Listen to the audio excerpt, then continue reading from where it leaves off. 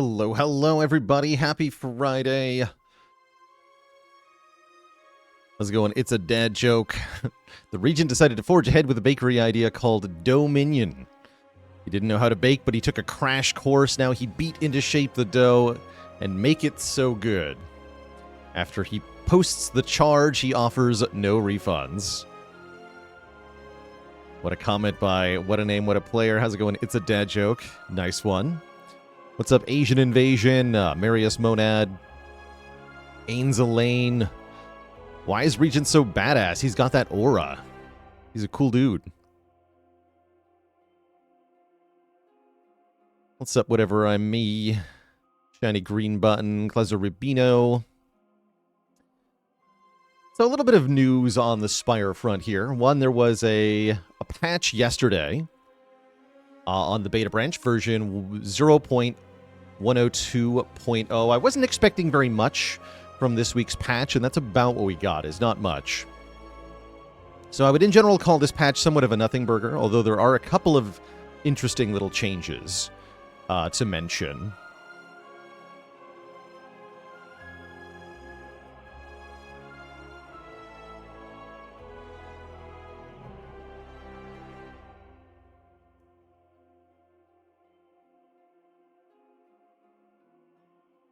And a dad joke for the crowd, courtesy of Super Muppet.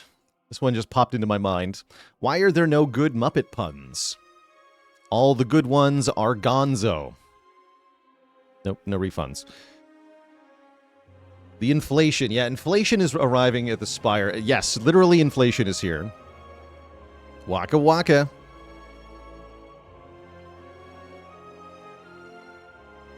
Yeah. They finally fixed the problem of less by entirely removing the effect. So, they say, hey Slayers, we got another beta patch for you all this week. Notably, this patch brings in some structural work for a system called badges, which may appear at the end of a run, noting various things that happened during a run, like defeating a boss without losing health, beating the game quickly, specific Easter eggs, or pointing out that you forgot to spend your gold. They're meant as little reminders to let you know what was unique about each adventure. And already I can foresee some kind of run where we try to get as many of these as possible. That sounds kind of fun. For now, we'll just kind of discover them dynamically and just kind of see what they are. I don't know the full list of them at the moment. In terms of visual changes, there are some new art additions for various cards and a few enemies, as well as some cool new VFX for afflictions. Doctor with a Prime sub. Thank you, thank you. We've got some more commentary from Anthony on this patch's content rework, so let's dive right into it. So, reworked Ascension 6 from Gloom, less Resites. Now it's inflation. Removing cards of the deck is more expensive. Anthony says, as mentioned last week, affecting map generation through Ascension has increasingly seemed to be a miss. It's often hard to tell what change, if any, is a result of Ascension, or if it was just an unlucky map generation. Yeah, that's definitely how I felt. Instead, A6 will now make card removal at the merchant start at 100 gold, and will go up by 50 per remove instead of 25. And we are definitely going to feel that. That is a real spike in difficulty, increasing the base price of removes, which were one of the best things you could spend your money on. At shops.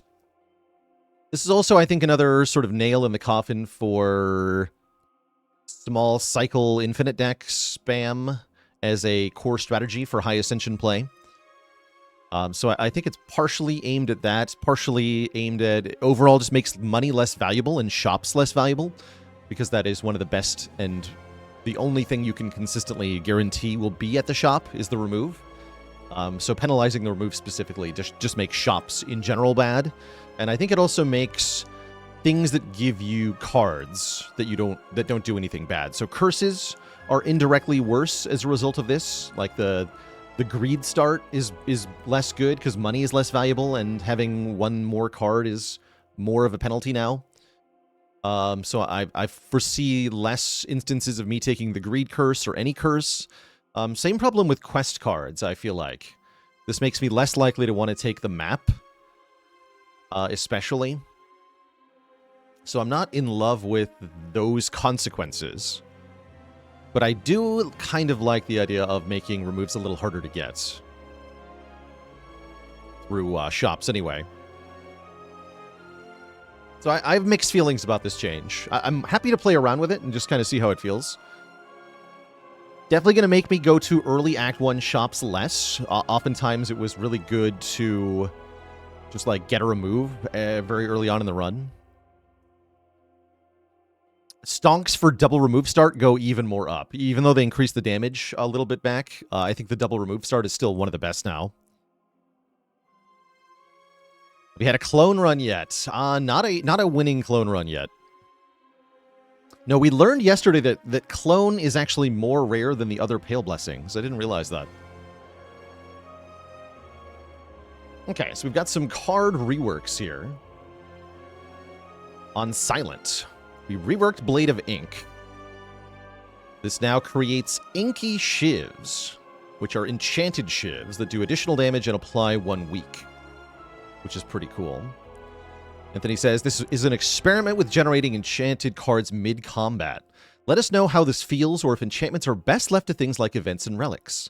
I suspect this card will be high impact and give Silent another strong weak applier. And Borrowed Time rework finally arrives too. Instead of applying Doom to yourself and gaining energy, it now gives you a ton of energy. 4 upgraded 6 energy, but all of your cards cost 1 more energy this turn. Anthony says, this new Borrowed Time should go particularly well with high-cost cards like Reap and Bury, and help to flesh out other ways to play Necrobinder. Let's take a look at those cards in the thingy here. So Blade of Ink now. Add 2 Inky Shivs to your hand. The preview doesn't show the enchantment, which I feel like it should. But it does bring up the keyword, though. So the Inky Shivs are 6 damage, 1 week, and exhaust. And my assumption is that they retain the Inky enchantment in the exhaust pile so that you can replay them with Knife Trap, which is kind of a cool synergy. And just on its face, this is a pretty good card. Like, this is 12 damage, 2 week for 1 mana.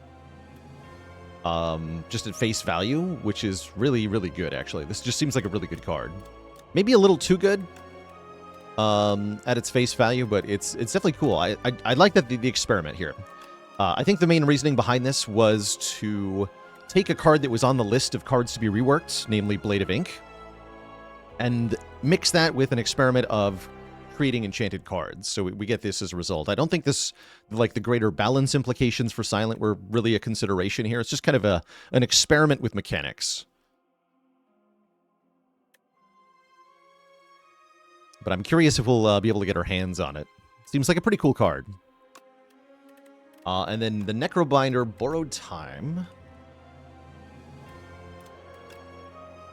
So gains 4 energy or upgraded 6 energy, and cards cost 1 more energy this turn. Designed so that you can no longer use this to go infinite like you could with old Borrowed Time. Especially with Capture Spirit. So the Capture Spirit doesn't need to be nerfed down to 2 souls as long as this card doesn't go infinite with it. I think is kind of the core logic. So hence the rework to Borrowed Time. Part of this is to break the infinite combo that it created, and maybe to give it more of a disadvantage. Now it seems kind of bad with soul spam in general, like unless you play it after all of the souls. But it does seem really good with all of these big expensive cards that this character has, like Reap and Bury, they call out specifically. Squeeze, getting your big expensive powers in play definitely has some good utility. It's also really good with Dirge, of course, because you can generate a whole bunch of energy. I just like...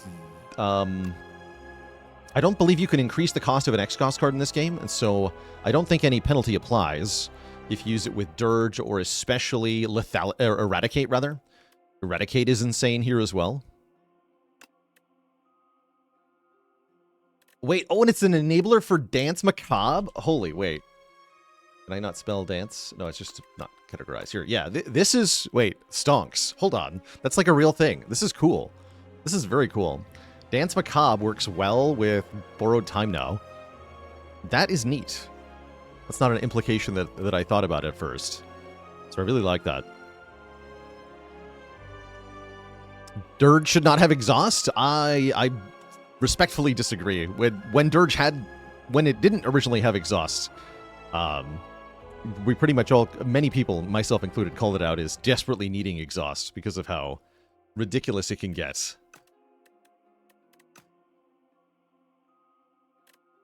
So I think it very much needs the exhaust. It was too strong. Rudy Mental, thanks for the Prime sub in 5 months. You can still get the event in Act 3 and remove the exhaust from it as well. Alright, more tweaks for the patch. Enemies changes. Reworked the Doormaker again, just one turn though. Now attacks on the 3rd turn instead of just buffing, although not for very much damage. And the power is reworked to anytime you play a card on this turn, lose 1 energy. This is cool. I like this. I think we're finally honing in on a Doormaker fight that is the appropriate level of challenge as well as being interactive and difficult. Definitely a skill check boss, just like Time Eater was in the first game. Yeah, Grasp was your first card costs 1 more turn. That's when he just buffed. He didn't attack you, he buffed Strength, and your first card costs 1 more. And now it's anytime you play a card, lose 1 energy, which is interesting because it doesn't penalize spending all of your energy on 1 card, and it doesn't penalize 0-cost cards. So you can still go infinite with this, as long as your infinite is 0-cost cards only, or if your infinite can handle losing an energy after each card, which is interesting. There's still some infinites you can do with that. Yeah, he still steals 1 strength and 1 dex. I think this is about right for Doormaker, personally.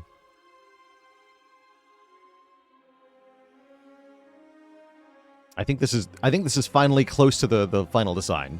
Do I feel like it thematically fits with the visual and concept of a door-making enemy? I'm not sure, but they can still tweak that as well.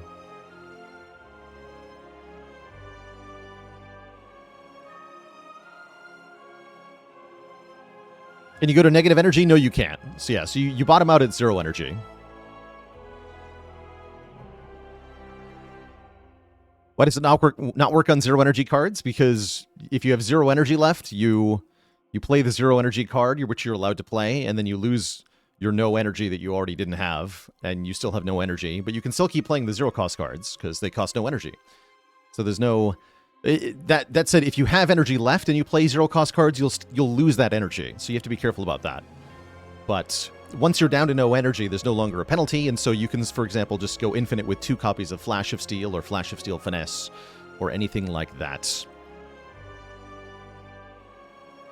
So it's another... I like this change, actually. I was chatting with people yesterday saying that Doormaker's ability on this turn should make all your cards cost more. And this is very much close to that, but also with like the 0-cost exclusion. So all told, I like the change, broadly speaking. And I think Doormaker will feel pretty good in terms of difficulty now. Some card tweaks here. Silent changes mostly. Yeah, pretty much just silent. So we got Leading Strike, Speedster, and Untouchable have changed. Let's have a look at those. Leading Strike is now 1 more Shiv. They just took 4 off of the base damage of Leading Strike and gave it another Shiv instead, which is a big upgrade. This is cool. This is like close enough, right? Welcome back, Blade Dance. This is now 3 attacks for 1 energy, which means it's a 1-card activator for Kusarigama and Shuriken and Kunai and Ornamental Fan and all that stuff, which is really good. Doesn't exhaust like Blade Dance does. All in all, seems like a very big improvement to this card. And in general, we see a slight push towards the Shiv cards for the player in this patch. You stop giving them ideas to make the game harder? No. I will also give them ideas to make the game easier. I do think the game should be easier in some ways. Let's see. Untouchable also changed. Looks like we lost another point of block. Now it's 6, upgraded 8. This is starting to get pretty reasonable. We're only about 1 block away from being Deflect now. Even if it was just the same numbers as Deflect, I think it would still be a good card. Very deserved tweaking. They are still looking at ways to bring Sly in line. I think Sly is numerically performing very, very well on Silent, so I would expect further nerfs to discard cards in various shapes and forms.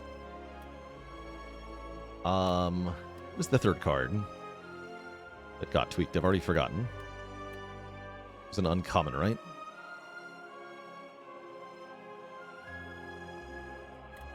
Got it. Was it... Oh, yeah, Speedster. That's right, Speedster.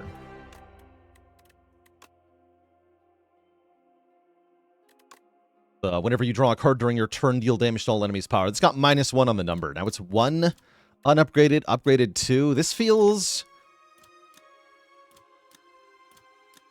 pretty bad now, right? This is like 1,000 cuts, but worse. Z Snake Shake, thanks for the Prime sub in 20 months.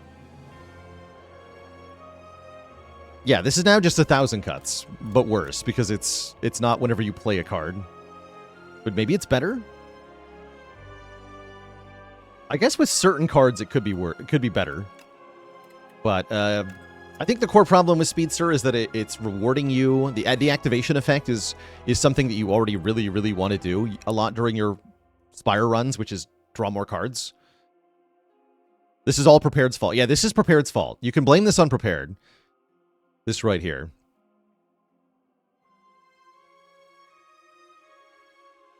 Yeah, this is entirely Prepared's fault. This does not do damage at the start of your turn for your regular draws, which would make it a lot better. I think probably a bit too good if it just activated off the regular draws and it was like 10 area damage at worst. I think it's still probably pretty decent, even at 2 cost. If you're, running Prepared. So we'll see how much we have to give up to keep Prepared around. It seems like Prepared is maybe a little bit too good in the environment of Spire 2. Just being able to...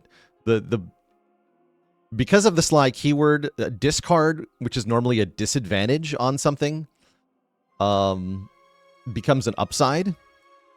And so the basic evaluations of cards that we made in Spire 1, right? This is a card from Spire 1. That's why we're trying to keep it.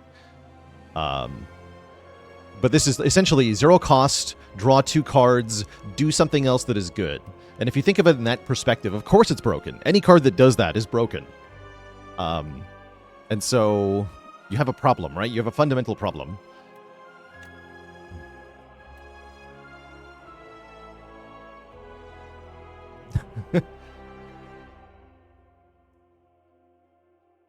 I don't know how you fix it, genuinely.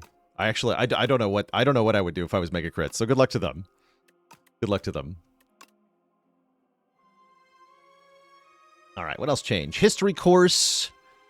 They say when it plays a copy of an X cost card, now uses your current energy instead of the energy spent the last time the card was played.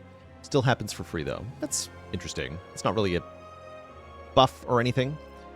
Another enemy change, Skulking Colony now attacks on all turns, deals slightly more damage, because screw you, everybody who wanted an easy Act 1. Too bad. This guy's mean now. No, that's totally reasonable. They cut out the dazed in this fight, and he definitely felt a lot easier. We weren't having too much trouble with him. So a little bit more passive damage output from him is reasonable. I still think he takes 1 turn too long to kill on High Ascension only, but otherwise it's completely reasonable in my opinion. Speak to No News for Coat. Axe Bots now works on them. That's completely reasonable. It's more like a bug fix than a buff. The Hungry for Mushrooms event, where you can get the giant mushroom or upgrade cards at random and lose health. Now you upgrade 1 fewer card, 2 instead of 3. That makes sense, because it was a really good spam upgrade event. Although I often find myself taking that huge mushroom for the max health. They changed the Waterlog Scriptorium event. That's an Act 1 event where you can add Retain to 1 or 2 cards. They made it cheaper now to get the Retain 2 cards enchantment. And I don't remember which one the Whispering Hollow is. Looks like they slightly reduced the gold cost of another event. Very minor change. So slight... Yeah, just the slight tweaks to events. Nothing new here. New portrait art for some cards. Hotfix modded, Synthesis, and Sweeping Gaze. Let's take a look at those. Happy to see Defect cards getting representation here. Hotfix, love it. The code is being uploaded to the Defect.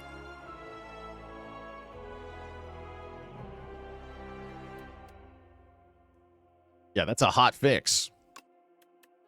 Modded. Oh, that looks even better. He's going all like Sam Fisher. Very cool look to it. I already liked the look of the visual theming of this card, and this is a very strong card, so I love this glow up for it. Very cool card. Synthesis. Oh, that's a cool one. Like a double helix of red and blue. I love this. I'll be taking this card more now, for sure. This was all like an old Chem Beaker thing. This is way better. Very cool. Don't cross the beams. And a Necrobinder, it was Sweeping Gaze, right? Oh, specifically the created card from Sentry Mode. So that's what here, right? Yeah, Sweeping Gaze. I like that. So Osti has an eyeball? Spooky. Is Ironclad hardest to win with? How's it going, RHIW? Yes, I would think that...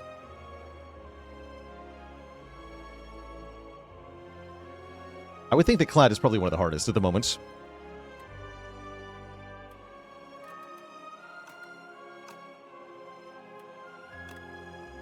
Hand-eye coordination. Dang it. Dang it. New art for the Ruby Raiders. Background art and visual effects for Vantum. Oh, interesting. Okay, we'll have to keep an eye out for Vantum's fight. New visuals for the following afflictions. Bound, entangled, galvanized, hexed, ringing, smog. Okay, cool. So no VFX for the afflicted cards. Phantom background slaps, huh? Cool. Can't wait to shrink him again. UI changes. Added placeholder assets for score lines and run summary. Just some adjusted cultist caca dialogue timings. Uh-oh, look out, chat. Look out. The cultist is coming for you. All monsters now have distinct speech bubble colors.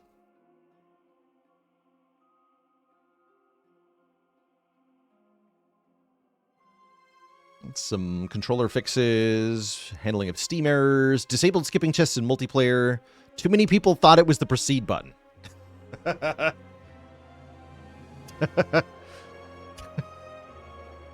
Fair. Yeah. Raise your hand if you've done this, apparently. I could easily see myself doing that. I could totally see it happening. Updated the wording on Foul Potion. Better translations. Some bug fixes. Soft lock fixes. Bullet time getting played by Mayhem. There's apparently a bug with Unsettling Lamp and Dominate.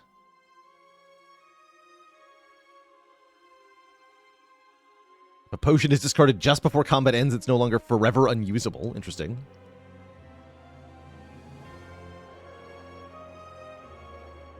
Oh, Soul Nexus's animation was not playing correctly. I was wondering about that.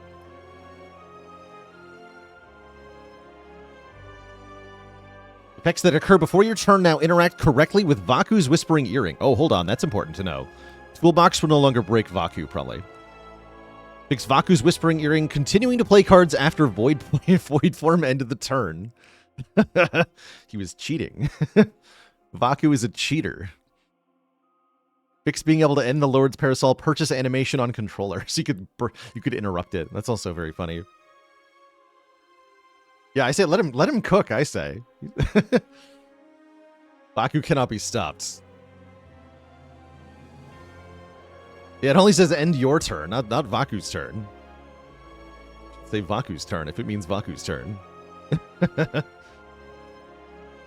Fix soft lock and thieving hopper fight if one person is dead when it tries to steal cards. Rip. Okay. So nothing too major. I think the biggest things here are The tweaks to enemies, and mostly the Ascension change with money. I think that's the biggest impact change in this patch. Overall, not a huge patch. And like I said, I wasn't expecting very much this month, this week rather, so I'm not surprised that this is just kind of a nothing patch. What else to talk about? So there was an interview, I think it was a PC Gamer interview with the Spire devs that came out. It's like 20 minutes of them chit-chatting. I did skim through, and there was a couple of interesting revelations in there, to be sure.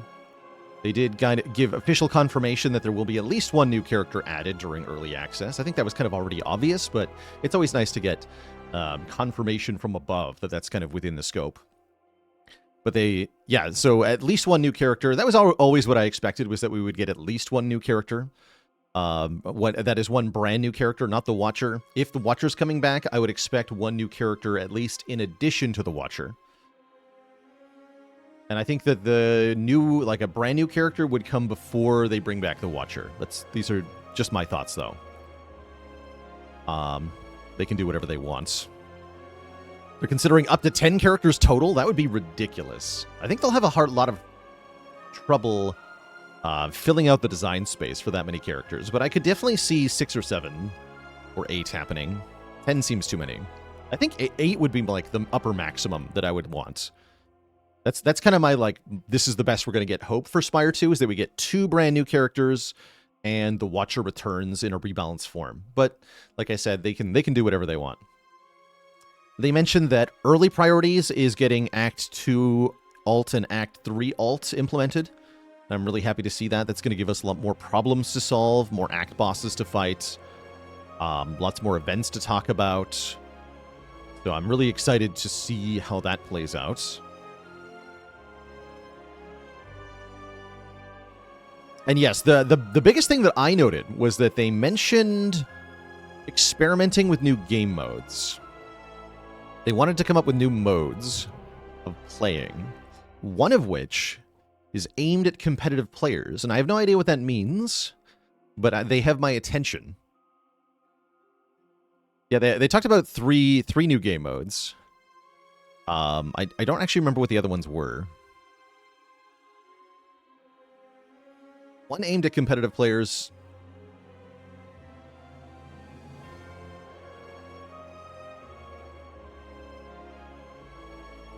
And that's apparently all I know. Oh yeah, yes. One. They said one for players who are shorter on time. And I'm really curious what that means. Like a mini run.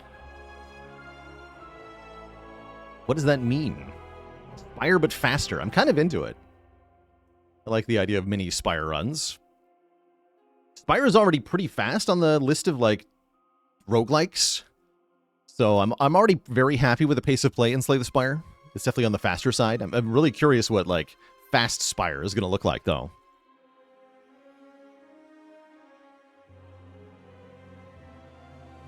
Could be like a boss rush mode. There's a lot of ways you could do it. I like the idea of, like, a boss rush mode where you just draft a bunch of cards and then fight a boss. Negative Ascensions that'd be cool.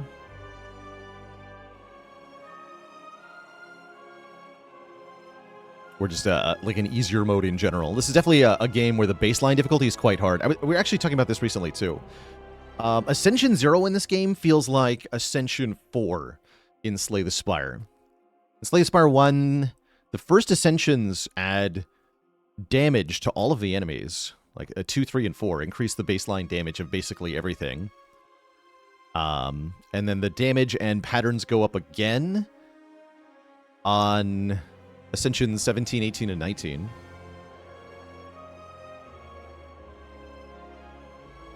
In Spire 2, it feels like everything has that kind of elevated baseline damage. Like there is no Ascension 0 where everything does slightly less damage. Instead, you start right on the equivalent of Ascension 4 with the full regular damage, and it's definitely a little bit more punishing.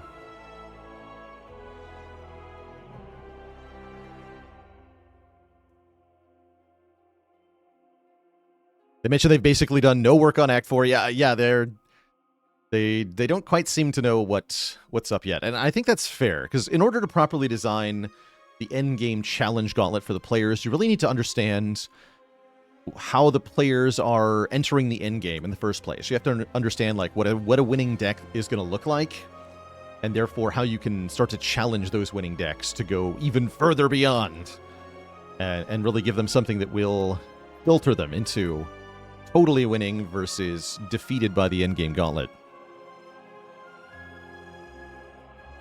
Yeah, Act 4 was one of the last things they added to Spire 1. And so I expect the same thing will be happening here. Some decks are unbeatable, yeah, and those will win Act 4, probably. You don't want it to kill all of the decks, that's for sure. You want some of them to beat Act 4 and win. That's kind of the idea. Thought I was wearing a bathrobe. No, it's a hoodie. He's a hoodie.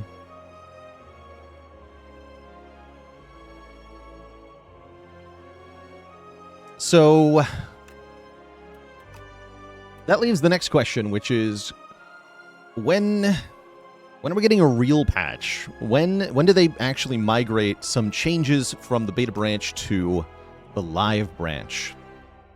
I don't think we have any official word on this, but I'm going to make a just a wild hypothesis here and say that probably next week is when we see our first real patch.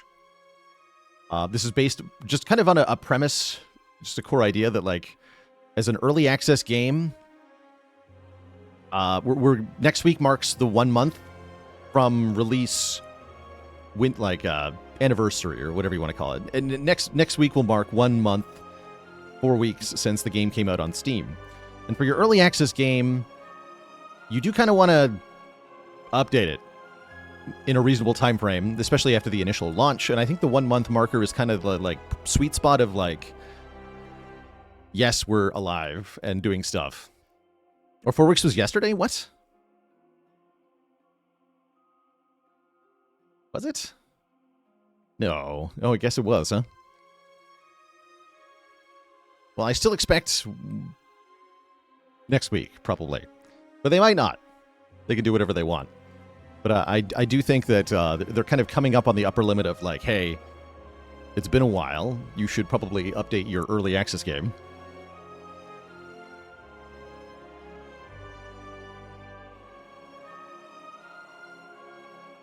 But like I said, they can do what they want. And this is not like a hard prediction or anything. I'm just kind of wildly hypothesizing.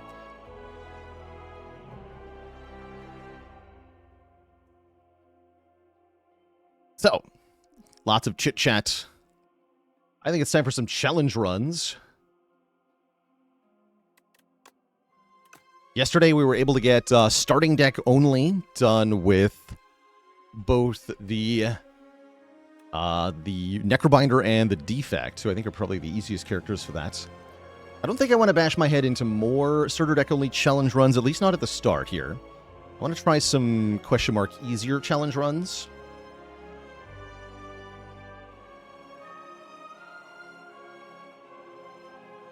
Beat a whole run without making a dad joke? Impossible. Literally, yeah, I've been trying the Win with Clad challenge. Also impossible.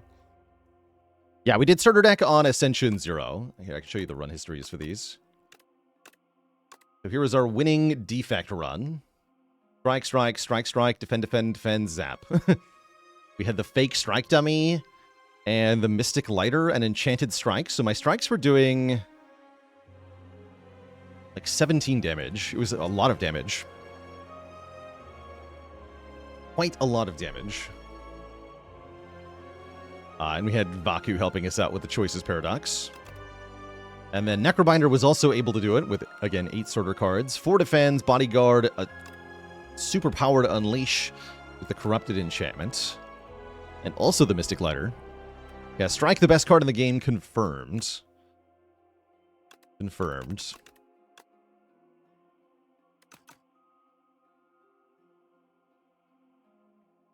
How much damage can a Strike do with only Relic Boosts? Quite a lot. So an upgraded Strike has a base damage of 9. Strike Dummy adds 3 to get 12. Vajra adds 1 more for 13. If you add Clad Strength Relics, it gets kind of weird. Because there's like Gurya, right? Akabako can add another 8.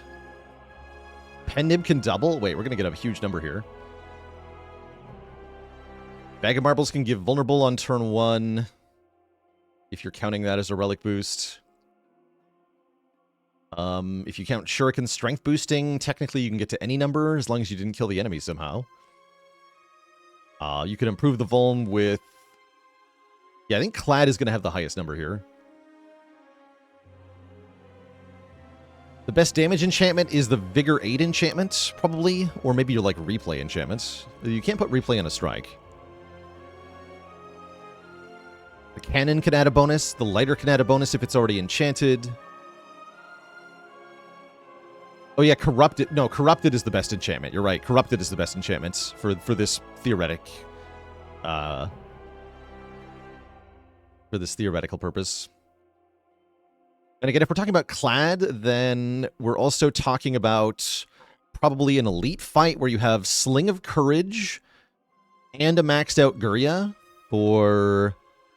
That's 5 strength, 3 from the Gurya, 6 from Vajra. You can have the Sword in the Stone for 9.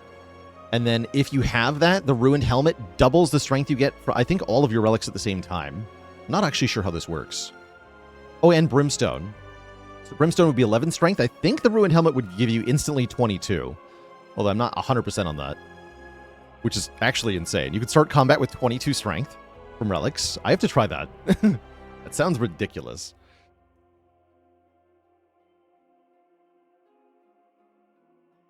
Oh yeah, and 3 more with Red Skull. So 14 double 2, 28. Bruh. That seems kind of ludicrous, actually. So it sounds like you can get strike to well over 100 from base value. Who needs Heavy Blade when you've got Heavy Strike? Challenge run. Make a big strike. All right, let's take a look at the challenges list here.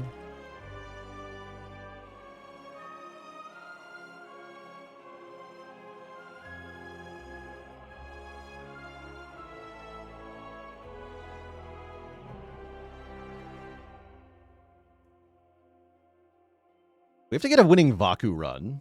We haven't done a Vaku run yet. There's a lot of Ascension 1 challenges. I came up with a few new ones, by the way, since the last time we did challenge runs.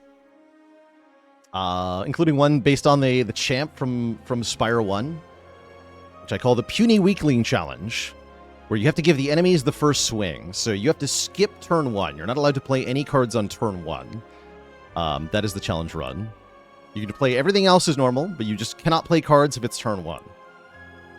I think Pale's Eye is probably the strongest strongest ancient reward in that context. Because Pale's Eye immediately puts you on turn 2. You just lose your first hand. Bread. Oh, bread becomes awesome. Means you're not allowed to use Vaku. You can take the Diadem. Diadem's fine. Pocket Watch is good. You don't think the Vaku challenge is possible? Okay, we gotta do some Vaku play. Vaku games. Vaku plays Spire. Vaku plays the Spire. Let's do it. And I gotta update the challenge commands.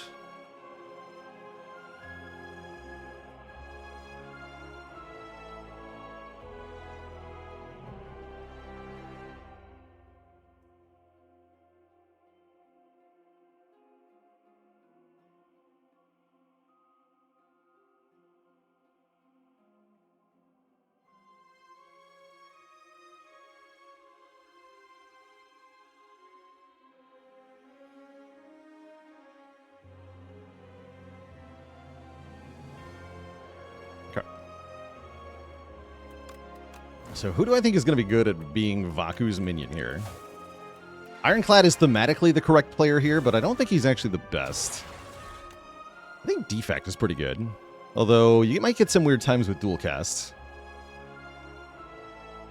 Try Defect. Tom with 89 months of support.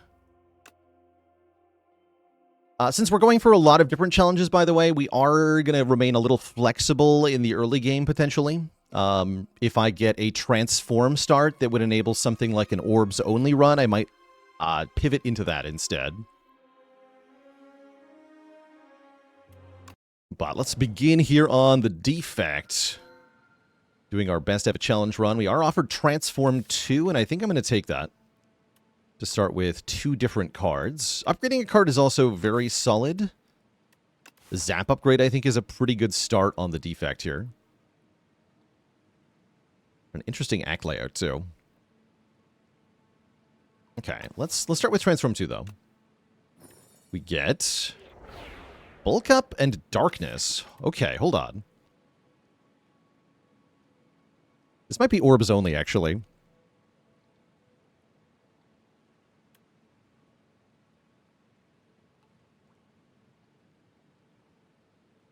Yeah, I'm going to try making this Orbs only.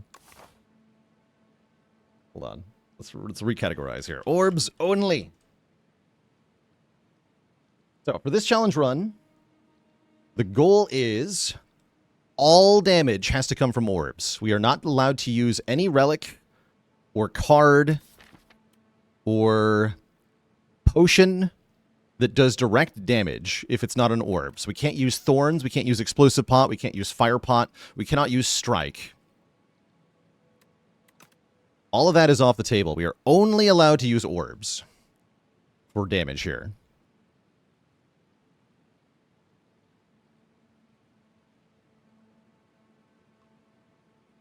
And thanks for updating that command, Tom. Appreciate it. Okay, so how do we want to progress? I really like going this way. It'll careen us into an elite. So we have good starting cards for this. The Darkness is obviously an orb that does damage. Bulk Up is not, like, directly useful. It mostly allows us to scale our defense, which is crucial when we're relying on our orbs for damage. It also lets us get the Dark Orb to the front faster, which can be a thing. We are allowed to... We're allowed to block. We are allowed to block. With block cards. We don't have to use orbs for purely defense, thankfully. I think that'd be a little bit too crazy. And yes, we're trying this on Ascension 1. We are going to hope to take out some elites in this challenge. Is there any other path that I want? I don't think so. Okay, let's go this way. Probably take one event.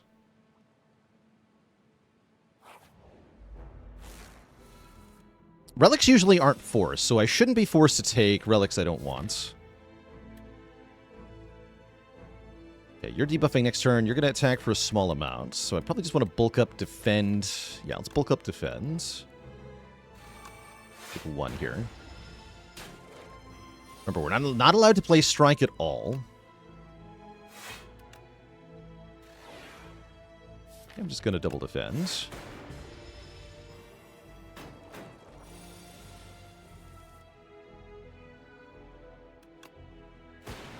Okay, playing Zap will evoke this Dark Orb, which will kill the one with the less health, and then we are fine. We're playing on the V102 beta patch. This is the newest beta patch that has more expensive card removes on High Ascension. We're not playing High Ascension, though, so no worries. We are extremely happy to see Hologram. Hologram is a card that can get our orb cards back, and is therefore very good. We don't want to be seeing attack cards because we're really not allowed to click on attacks as they do direct damage, and that's not an orb. So we can't even take attacks that generate orbs like Ball Lightning and Cold Snap because that is no longer orbs only, unfortunately.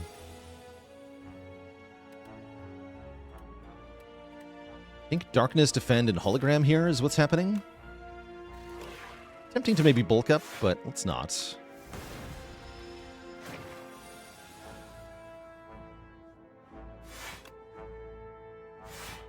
And let's just dual cast so that the Dark Orb is in front. Then when we draw a dual cast, we just win instantly.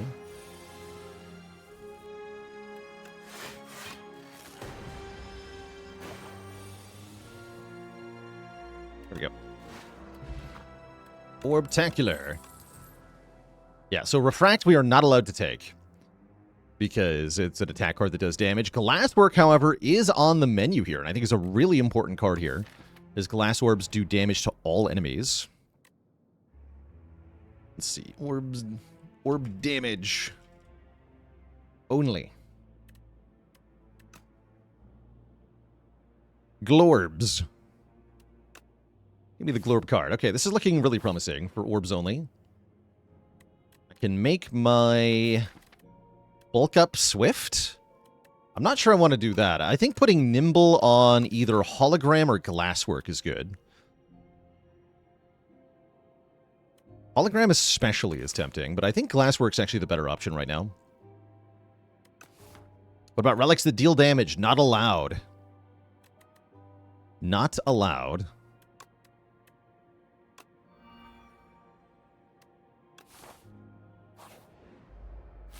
Okay, instantly a good fight for our glasswork. And look at that, the extra block is valuable too, although I'm bulking up anyway. Go bulk up glasswork. Glass orbs deal damage to all enemies, but they decrease their power at the end of the turn. So they're meant to be rotated out and evoked quickly.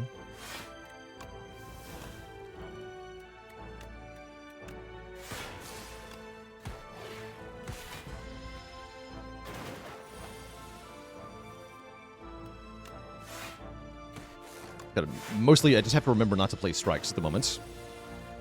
Can other characters summon Osti? Yes. If you have the summon keyword on a card, you can summon Osti. These cards are not allowed. We're off to a really good start here, though. My only regret is that... Actually, I guess I could go a different way. I was thinking a shop is tempting to remove a strike, because the strikes are completely useless.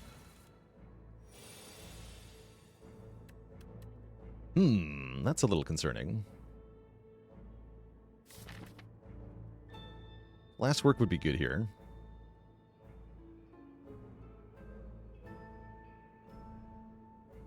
Ever considered centering the poster in the background? You know, it's cropped like this for an important reason, actually. I could peel back the curtain and break your brain for a second. You see how the corner next to me is, like, lined up correctly? It's, like, straight, or at least close to it. Show you. See what the rest of the poster looks like. It's not... I'd have to, like, move the whole room, right? Because it's actually a flat 2D object that's not completely lined up with the camera. Yeah, see? It's bad, right? There's a reason it's like that. I could tilt the whole Earth. Just move the whole room. Yeah, it's like that for a reason, unfortunately.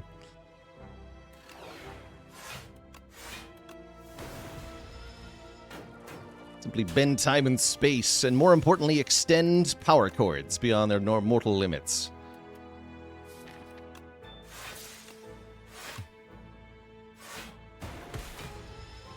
We take another 3 here, but we should be good after this.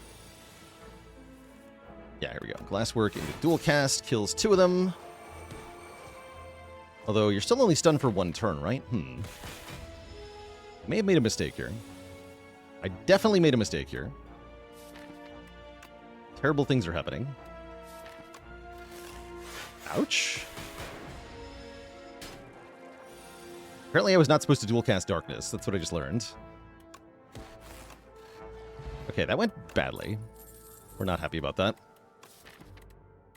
I don't think I want a double energy. It would take a turbo, but probably not a double energy. I'm starting to think more and more that this path is correct. Let's see what our first upgrade is. I like upgrading Glasswork for 3 more block quite a lot. Bulk Up does not get cheaper. Zap gets cheaper, which is pretty good. Let's upgrade Zap. Dual Cast is a good upgrade too, actually. Punchbot.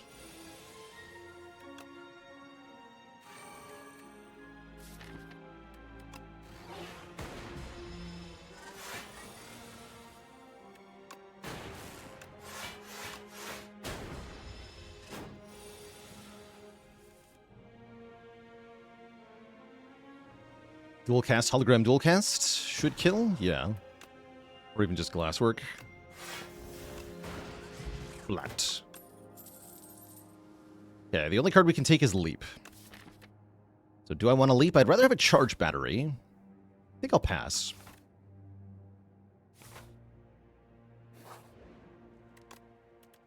And here we can again upgrade Glasswork or Hologram. We could also upgrade Darkness for anti-boss mechanic. Don't feel like fighting 3 elites is going to go well. I think just 1 into a shop is probably the smarter play here. Give me Glasswork Plus. We skip Stone Calendar and similar damage relics? Unfortunately, yes. Thankfully, this is not a damage relic, so we get to pick it up, and that really cements my choice to go this way and get a free heal. Get a lot of upgrades. We can enchant a strike or defend with Spiral, or I can get a big heal. I would love a Spiral defend, especially with bulk up. So let us observe. Observe the defend. Peepaws with 35 months. Loving the Spire 2 insights. Glad to hear it. Let's upgrade our Giga defend. Don't think you can skip relics and chests. You can in the beta branch that we're playing on. Yeah, you can. Is allowed. I think I'm just going to get the bulk up down. I think it's too important in this fight. Like bulk up, Glasswork blocks for 12. We'll take 4. Just out some passive damage. I could have used fish oil here, but I think we're good.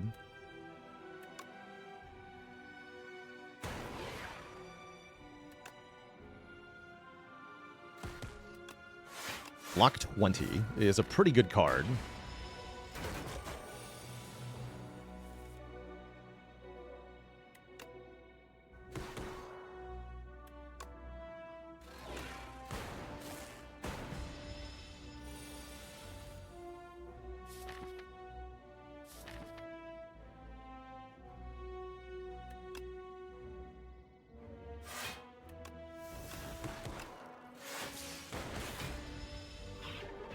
Aw. Nice. I can just block it. I can just block it. Imagine blocking.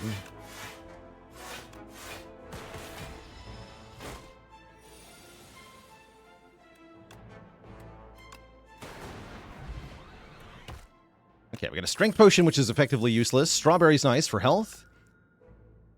Hotfix is here with a beautiful new art. Gain focus this turn in an orb-only build. Surely that's not that bad.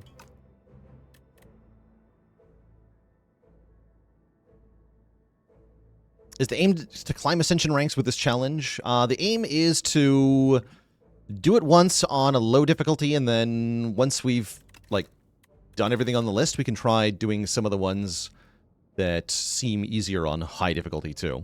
So we can try this on A10 next if we win it on A1. Ever grown out a beard? Don't think I have. Is Hailstorm allowed? Wait, I guess not. Yeah, it's not orb damage. Neither is thunder, huh? That's distressing. Yeah, so it's not allowed. Not allowed.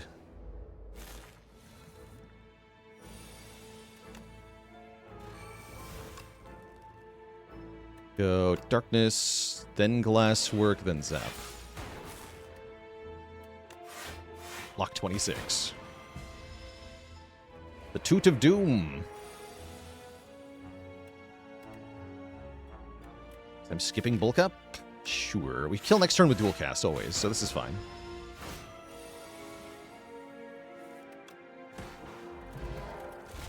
So far, this is going quite well. Turbo and Chaos are both here, and both pretty good. Actually, Turbo's not even that good right now. Mostly it helps me play bulk up. Chaos is more predictable.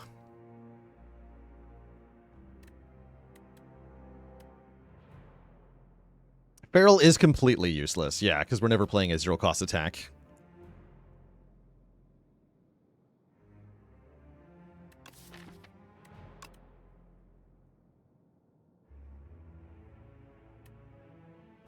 Chaos is more predictable is a funny statement. It really is. I do want Chaos. I'll take a Chaos here. Healing. Ooh, what if we gave the strikes Ethereal? But what if I took Glacier?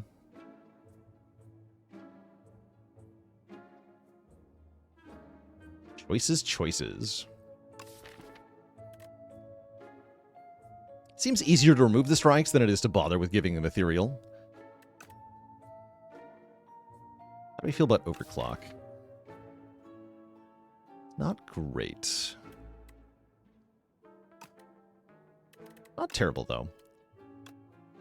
Why is the remove still 75? Because the penalty from the patch only applies on Ascension 6 or higher, which we're not on.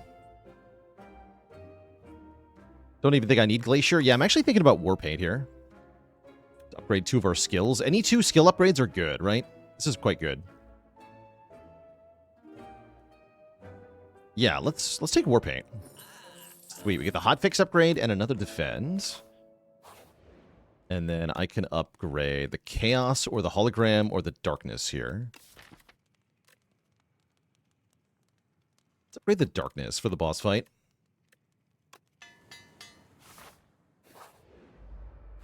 Ish.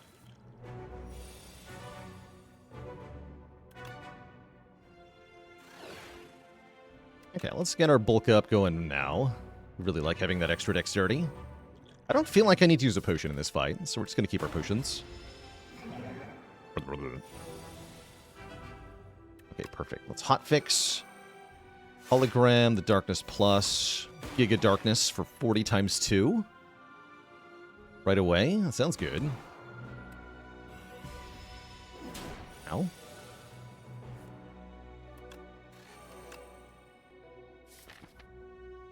I don't even think I want to zap. Because I want to be able to play Darkness again without losing the orb. So that I can Darkness and then dual cast. Yeah, like this. Seems good.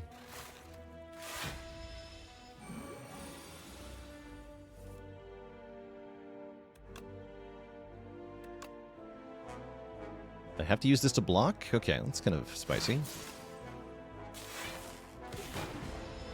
You could say this is going swimmingly. Sure is. GG. Dark Iridian with 20 months of support. Reboot doesn't seem that bad. Signal Boost is bad with bulk up. Black Cannon we're not allowed to use. These are not great. Is the damage from Beacon blockable? No. No, you lose health directly. Like his death animation, but the card reward comes too soon. Yeah, that's because of fast mode. If you play without fast mode, the full death animation plays for enemies before the card reward pops up. 1 orb slot is the perfect amount of orb slots. Take a reboot. What's up, Pale? You got card draw for me? No, you have relaxes, which are allowed. Pale's Wing lets us sacrifice card rewards to Pale.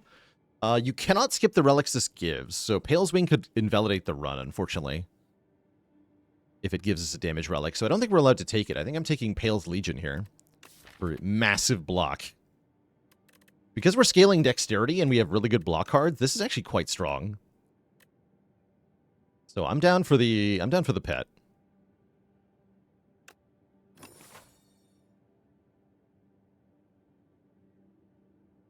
And how do we feel about this act in general? I would like to remove another strike. How many more upgrades do I want? A couple. Upgrades are still quite good.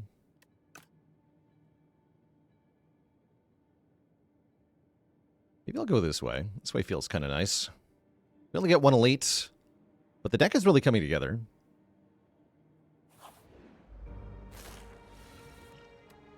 20 block. 16 block with replay 1. Ridiculous.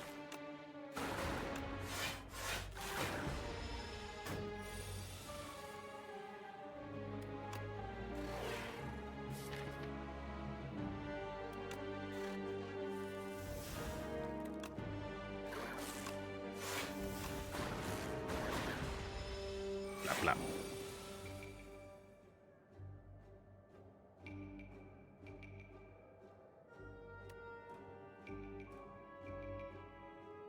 Can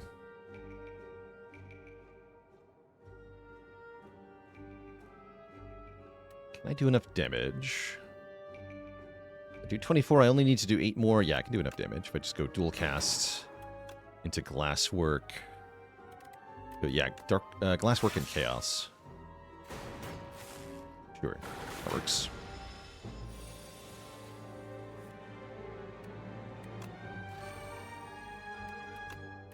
Bulking time.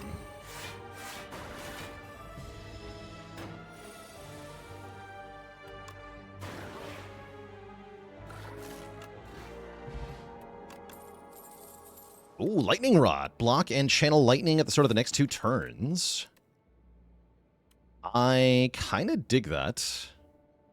Although it does make using the Dark Orb more difficult. I still think I want it, since it has a plus on it.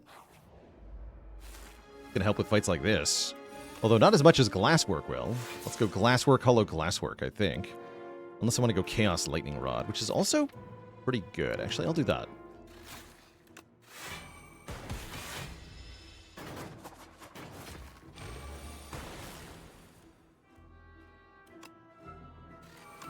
Giga Block.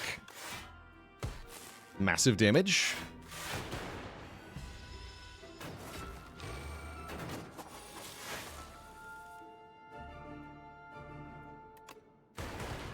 Sick.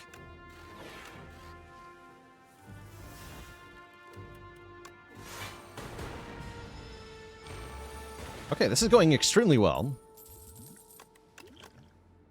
Hyper Beam. I wish.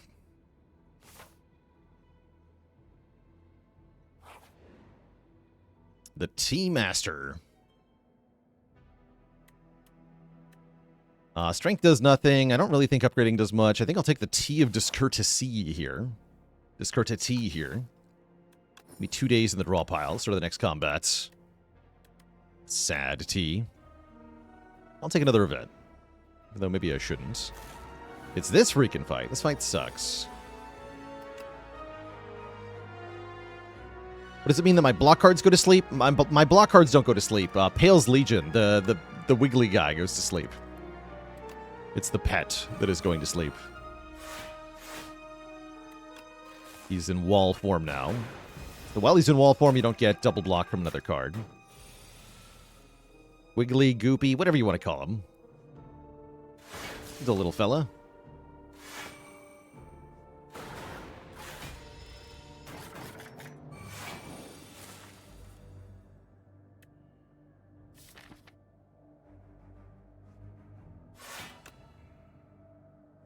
Am I allowed to take Thunder in this run? No, Thunder is off limits.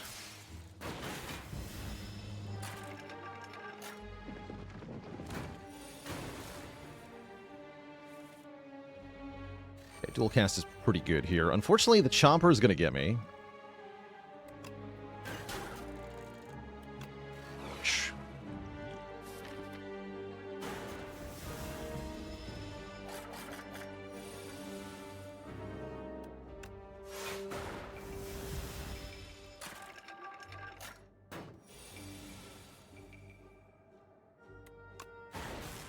Invoking this will kill the front guy. Pretty good. I'm going to keep these cards for next turn. They sound helpful. We have our Legion Boy. Pops back into his regular form. Kind of cute, actually. Block 50. Your turn.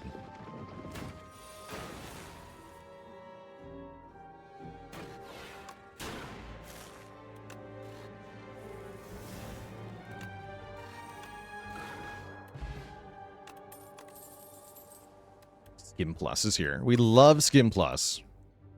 We love Skim Plus. Cool-Headed Plus is good too, but not as good as Skim Plus. And I'll take an energy potion over the fish oil. Wish Darkness made a louder sound when it evoked. I don't think this is the final sound effect for Darkness.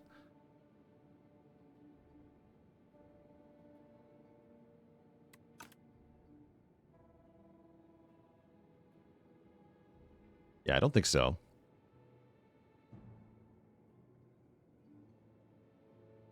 Never noticed the little flesh guy? That makes sense. He's just hanging out. He's a blob. Piece of pale.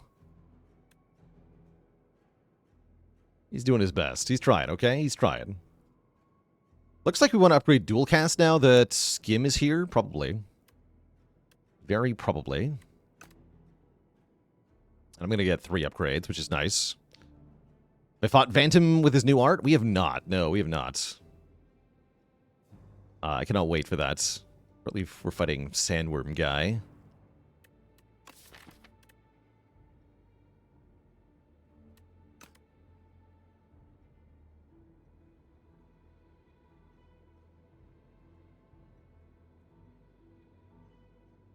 And I owe the crowd a dad joke as well. How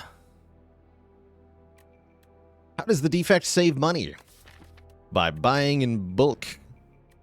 No refunds.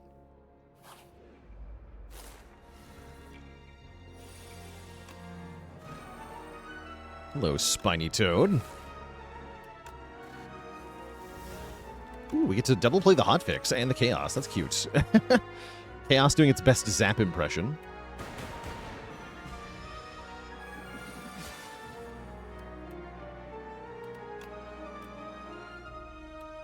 Scheme here. Go Glasswork. Zap Lightning Rod.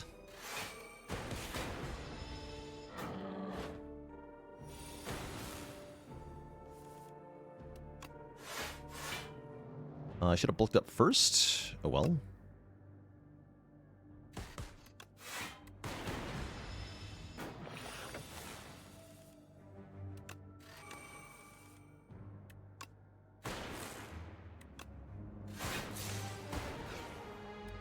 Plasma.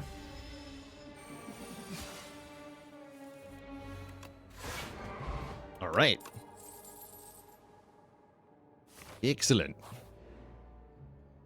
Room full of cheese. I'll take the chosen cheese. 1 max health per fight. Sounds good. We're getting a heal anyway, momentarily. Give me the cheese. Cheese. Yeah, we upgrade dual cast. We upgrade probably hologram. Get a boat thingy. Boat thingy's excellent. 10 block on turn 1 is very nice. I want to upgrade chaos too. Get a heal at the shop. Oh, a spinner is here. Start of your turn, channel a glass orb. This one's quite good. Turbo is also back, and I'm now willing to pay for Turbo. I would like to remove a strike, because they are curses. They are forbidden. So yeah, no spinner. Not paying 150 for spinner, but it could be worth it. Wing Charm could have been pretty good too, giving a random card in each card reward Swift 1 enchantment. Better than it sounds, although with restrictions on what cards I'm allowed to take, it's not that good, I don't think. But I will definitely click on Turbo here.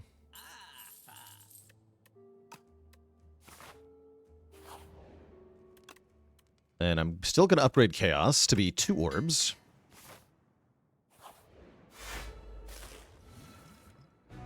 Now we must fight the Decimillipede. It's a little concerning. Okay, we've got a Plasma and a Frost. That's good. And I'm going to reboot rather than playing Defend. I'm trusting we're going to get a better block. Cool. I don't want to dual cast the Plasma, so I guess I dual cast as Lightning, then play Chaos, then play the Super Defend. Holy. Oh, double Glass Orbs. Okay, that was awesome. These guys are hoes now. Sick. Massive area damage.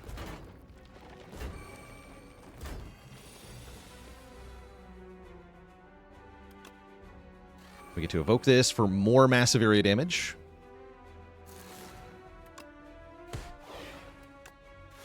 Unfortunately, I take a bunch of damage here. Yeah. Then I win next turn. That's fine.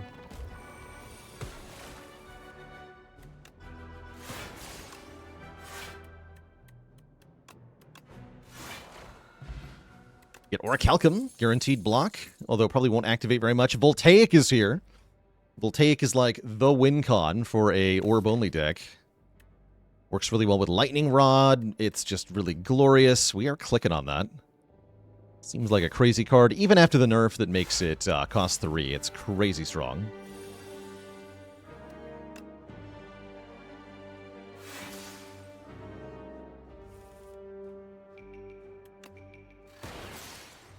Nice.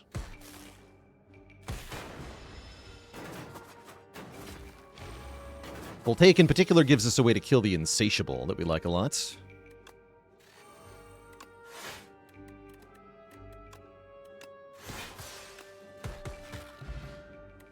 Lap. Could take a Glacier. I think just channeling a lot of orbs is a good idea.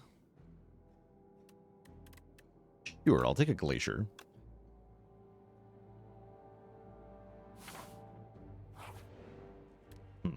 I handle this boss with this amount of health. I'm pretty sure I can. I would really like to upgrade Voltaic. I'm just going to upgrade Voltaic. I might commit a Power Pot in this fight, though.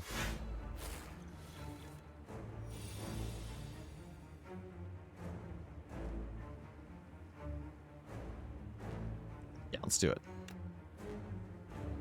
Ooh. I can't place some of the powers creative AI would make. I think I just want Defrag. Just take a Defrag.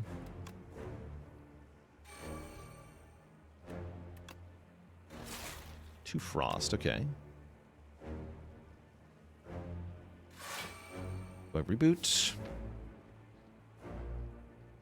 I'm gonna do it.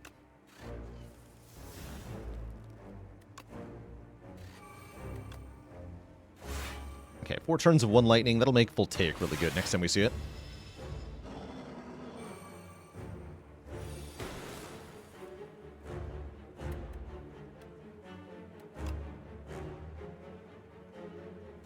I think I'm going to bulk up here.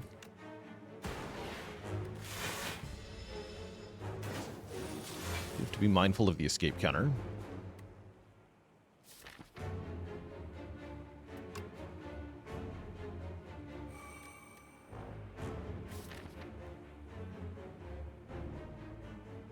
My only 0 cost in the discard pile is Hotfix. I might as well fetch Hotfix. There's no reason not to.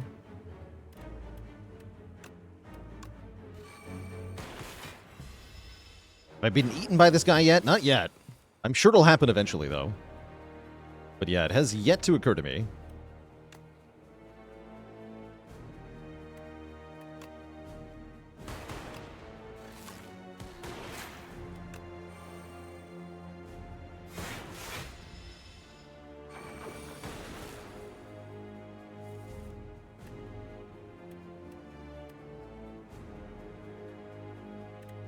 If I don't play these Frantic Escapes, we're in a bit of a weird spot here.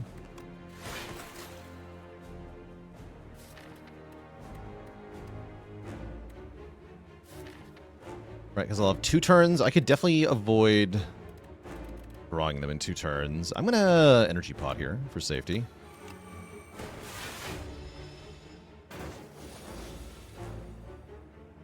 Looks like we're fine, though. Okay, yeah, now we have Voltaic for 8. Here we go.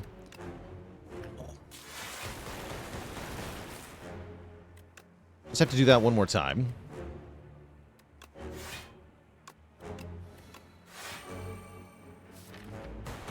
Easier said than done, though. Could be a while.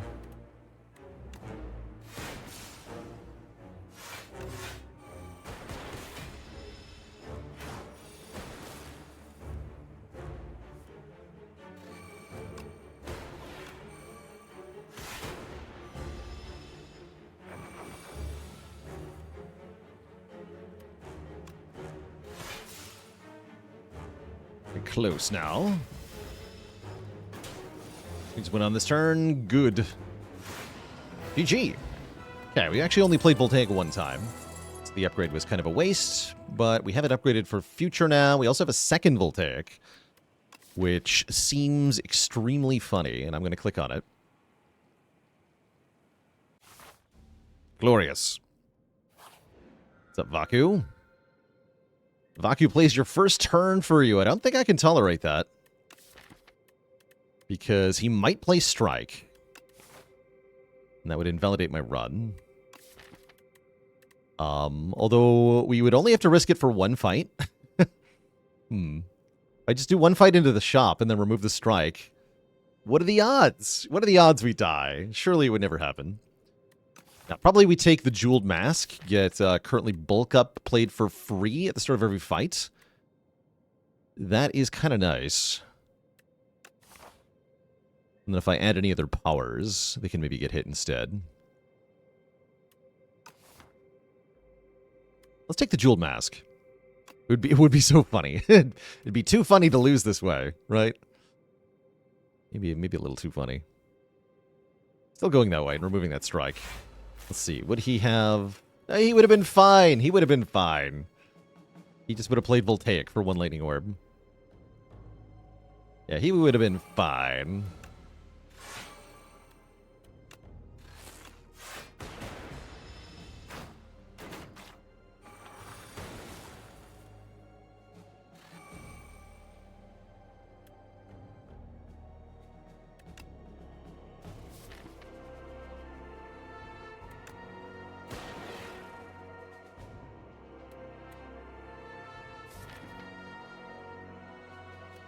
Line here.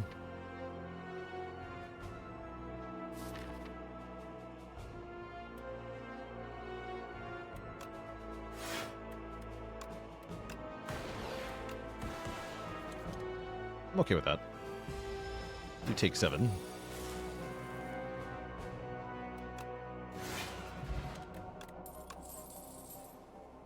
These are all not allowed.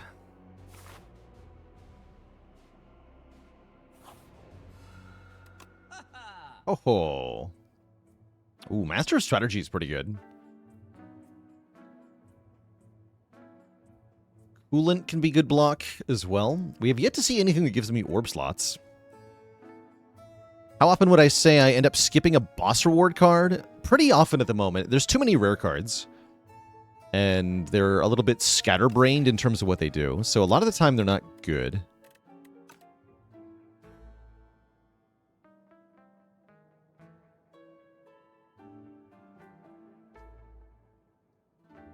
And a reminder that the altered remove costs only apply on Ascension 6 or higher, so we're not playing with them right now.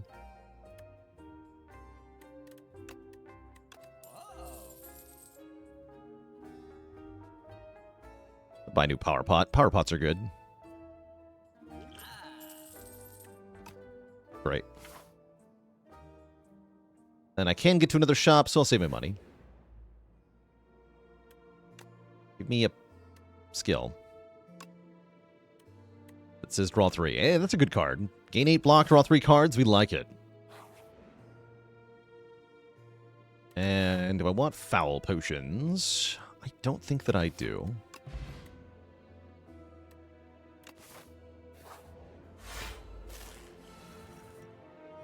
It's like Skim and Backflip had a child together. It's great.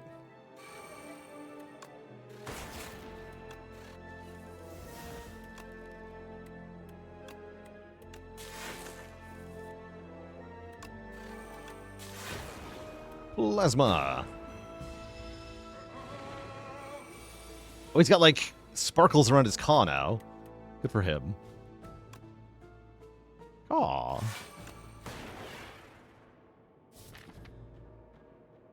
The upgrade on the Mad Science card makes it innate. No matter what version of the Mad Science you have.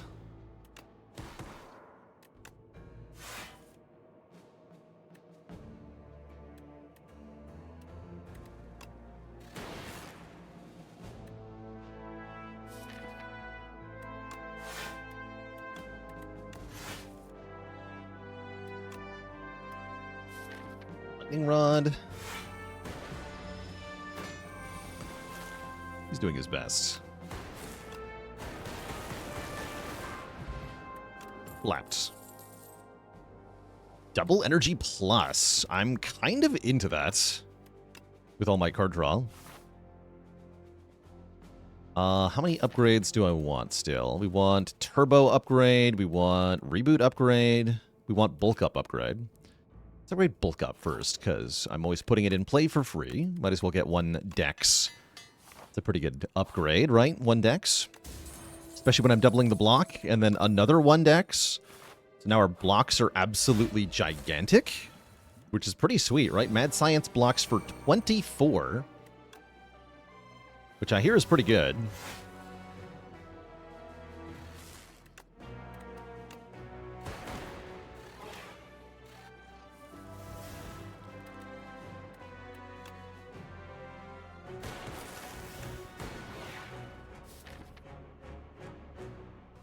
Yeah, that's fine. Insane for you with 13 months of support. Thank you, thank you.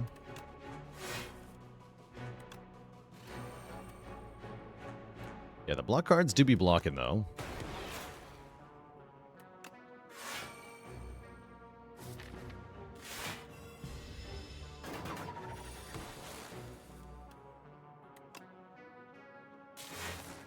So I'm not allowed to Voltaic here. Sad. Ice cream would be good here.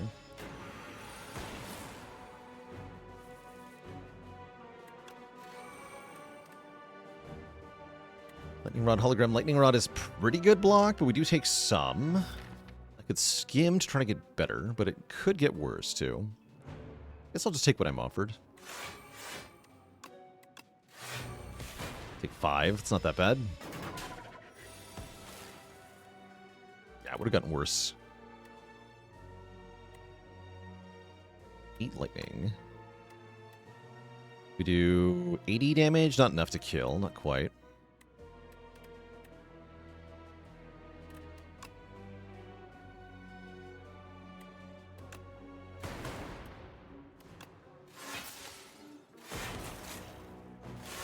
Oops, take 1.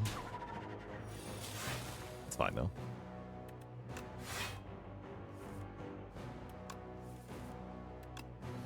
This turbo wants an upgrade pretty badly. Definitely.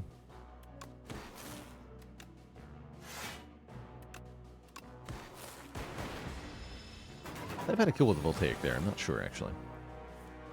We definitely win now, though. Good fight. Metronome! Wait, this is huge! The first time we channel... Wait, no, it's not. It would be cool. First time we channel 7 orbs each combat, deal 30 damage to all enemies, except that's dealing damage, and therefore bad. We're not allowed to do that. Sad. It's perfect with the theme of the deck. Would be really good, but it is actually off limits for an orb damage only challenge. Ooh. Consuming Shadow. At the end of your turn, evoke the leftmost orb. It actually does some cool stuff. Does compete with Bulk Up. For the thing that's getting fetched on turn 1.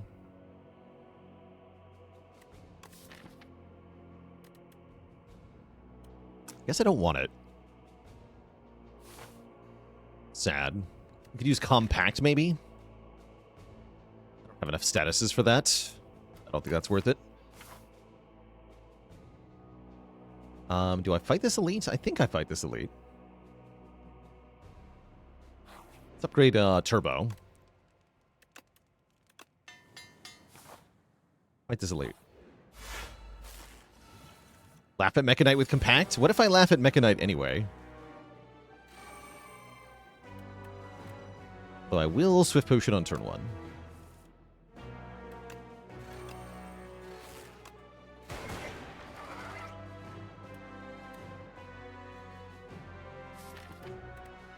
Make sure I win this. I'm gonna Voltaic here.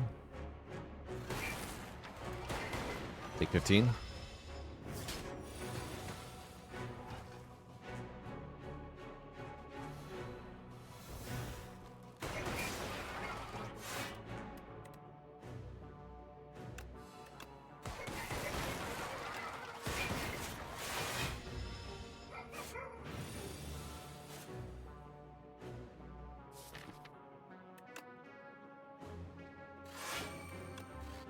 Back.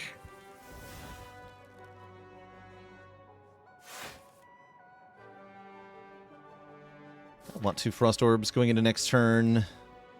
Next turn's a little scary. This is fine.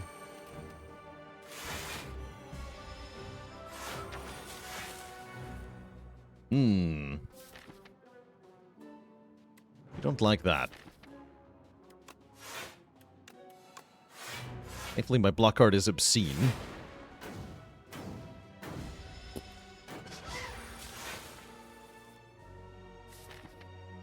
Okay, that turn looks good next turn.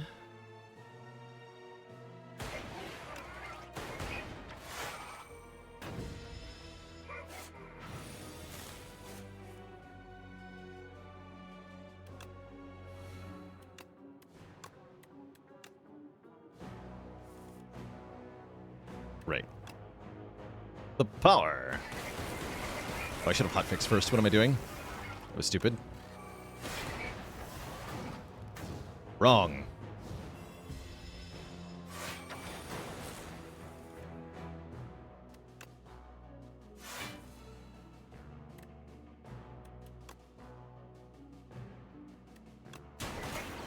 I was hoping you would do that. Okay, he's dead. Giga. GG. I can take a leap that's going to block for a frankly ridiculous amount. I'll take that.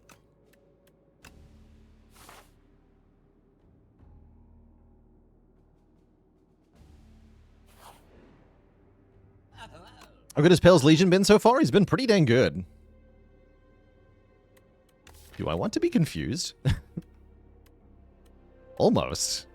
The Voltaics almost want fake Snecko Eye here. Almost. I think I'd rather be able to buy a real relic at the shop rather than getting Happy Flower. Could have taken the foul potions. Oh well. Let's go to the real shop.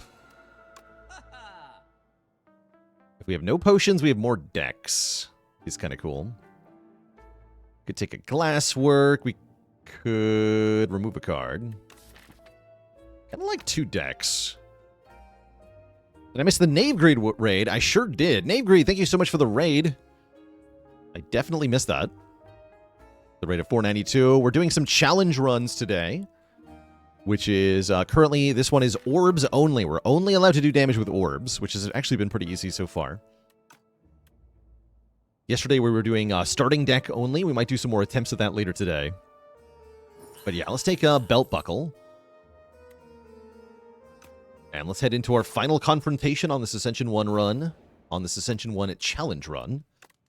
Where I'm going to go ahead and upgrade Voltaic number 2, so we can just spam Voltaic into Queen. This should be pretty easy. Can't imagine why this wouldn't be pretty easy. Storm is also pretty good. Let's take Echo Form, though. Echo Form Voltaic should just be winning. And I'll take Coolant for some block. Seems good. Seems really good. I'm not going to bother with Voltaic. We'll go Lightning Rod, Darkness. I'm going to Hologram Chaos, actually. Cool. Okay, then we go Lightning Rod.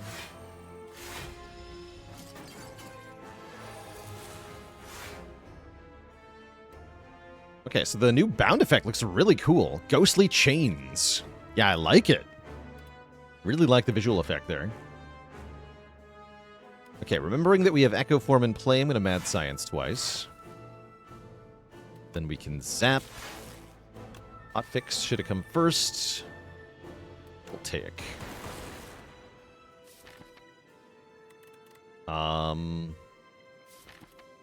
That draw actually looks bad, so I'm going to reboot.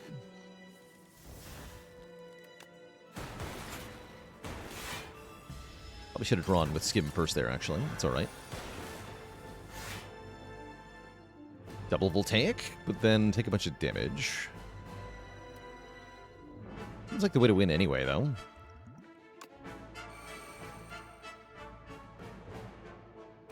Mad Science twice. Yeah, we got Turbo. Perfect. And I can Hologram Turbo so that I can play Voltaic.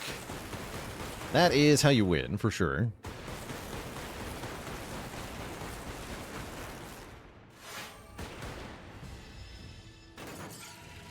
We have so much decks.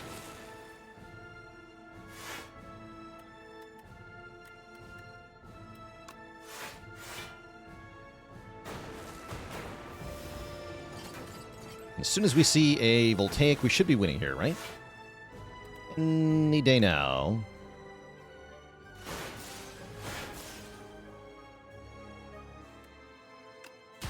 Would this deck have won on Ascension 10? I think it has the possibility to. We're generating so much block in this deck. I feel like this could win A10. I mean, this just wins, right? Giga.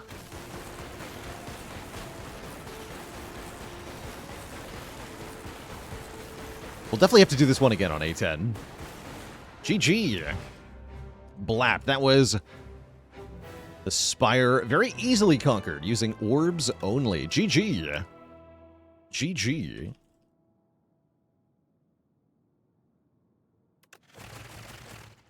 Yeah, I think the biggest problem would be starting in Act 1 with the only Orbs.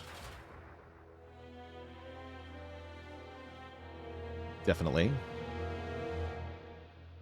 That would be the biggest problem. All right, mark that is complete. Orbs only is done.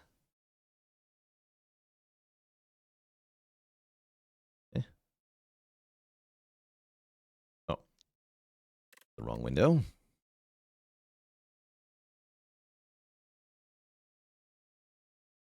There we go. Oh, they put the commas in. I didn't even see that. And we have badges. Killed 3 or more elites. Defeated a boss without losing health. Won a run without ever resting. Oh, cool. A lot restless, they call it. Neat. Wonder if there's a way to see your collected badges anywhere.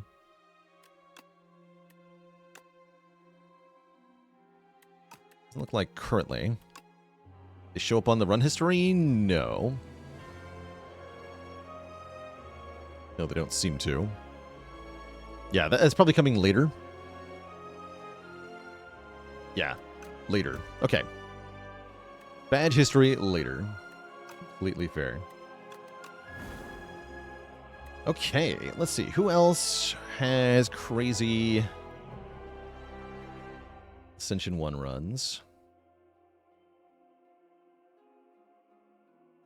Let's do Silent. Did we win Asti only? I feel like we got close, but then died. In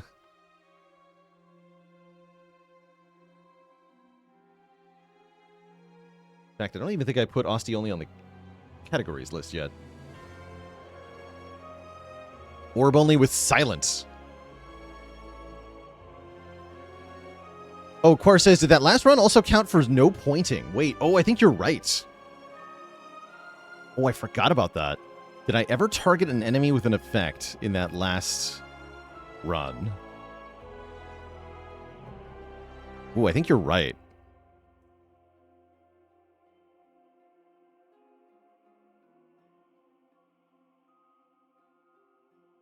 Yeah, I think you're right. Yeah, I never used a weak potion. Did I? I don't think so. Hold on. Let's go to the run history here.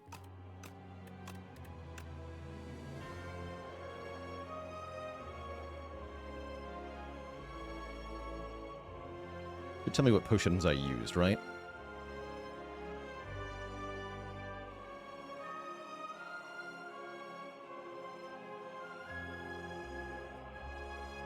Yeah, Power Pot was used, Energy Pot was used.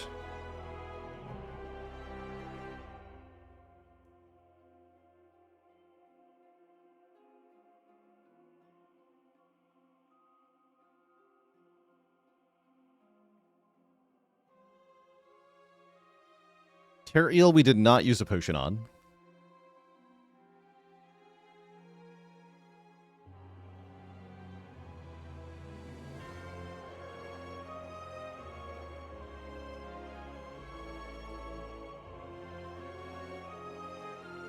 Yeah, I don't think we ever did. Let's just confirm here real quick before I mark that one as complete as well.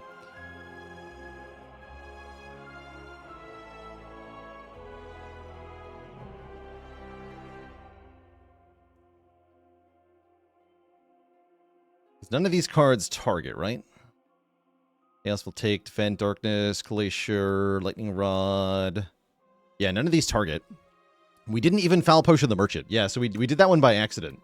That was a no-pointing run. No targeted cards were used at any point during that run. So I am going to mark that one complete as on Defect. Very cool to get the 2-for-1, the accidental 2-for-1. But yeah, let's do a silent run here on Ascension 1. Probably going to make this a Vaku run, assuming no other very cool things happen to us here.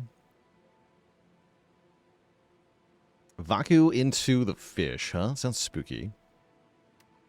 The challenge run within the game? No. The challenge runs are self-inflicted, self-imposed here. Does Vaku even play better with a smaller deck? I'm not sure he does. I would like money. Money sounds good. Alright, so let's see. Vaku plays Silence. Is the current challenge. We have to play our cards from left to right.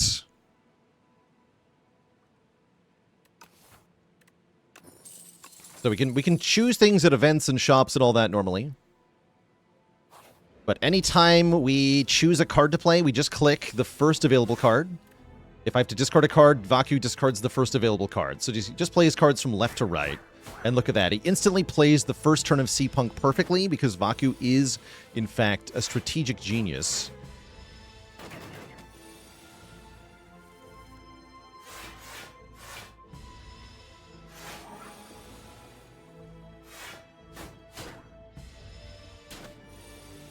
And yes, this run is very hard. This run is very hard. Oh, wait, no, I gotta target that one. Gotta be very careful not to accidentally play in the wrong way. Vaku has lethal, but wants to taunt the enemy. Excellent. I might say that potions have to be used after all the cards are played. Deflect always gets played. We like zero-cost cards. I think I'm going to try the Leading Strike. You target the left enemy or a random enemy? I'm pretty sure Vaku always targets the left enemy. Pretty sure. Necrothal TV with the Prime sub in 38 months. Your sub streak was an element, it would be strontium. Famously used to make red colors in fireworks. Shivs will never get played? Yes, they will. Yeah, he always plays the leftmost available card. So if a new card is created, it'll get like reprioritized. Wub with the Prime sub. Welcome to the Cozy Sub Club.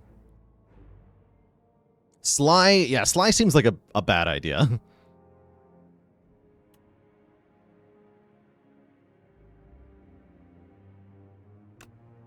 So it's not that Vaku always plays the leftmost card in your hand, but Vaku rather plays the leftmost playable card. So if he can't play the first card, he'll play the second card, so on and so forth. We're in Underdogs. I'm going to take an event into the shop here. Ooh, we can make cards retain. Interesting. Interesting. Retain is kind of useful. I don't like lowering my money into the shop, though. I'm just going to take the max health. Main thing that Retain does is ensure that Vaku doesn't miss a card. I'd love to put that on a power, for example.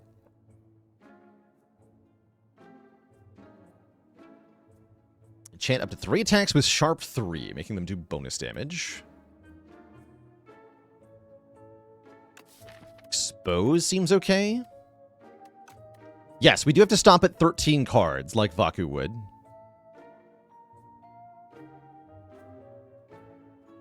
I think I'm taking... I can't do Expose and the Gnarled Hammer, it's called. I would do Neutralize, Leading Strike, and a Strike. Not even good.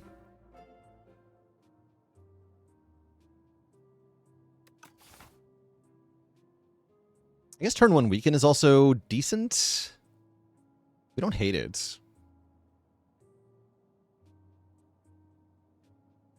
Bound zero cost cards are essential for Vaku. They seem good. I can do Red Mask Expose. Let's do that. Let's do that.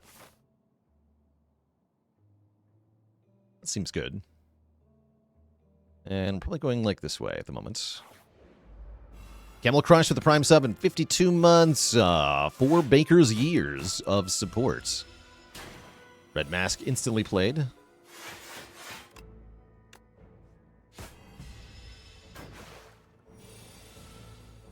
Get him, Vaku. So the Shivs, yeah, Shivs are added at the end, so then he plays Expose, then Defend, then Strike, then Neutralize, then Shiv. Good work, Vaku. Precise Cut seems pretty bad.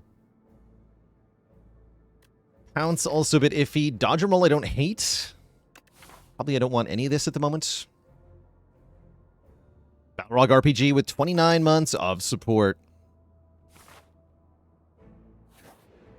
Am I possessed? Yeah, we're possessed by Vaku. Oh no, Vaku into the slugs. Could be pretty bad. Discard neutralize.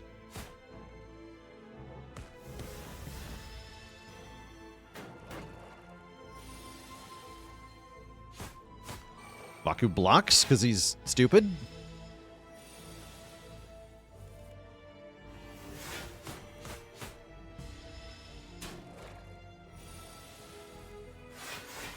Rip.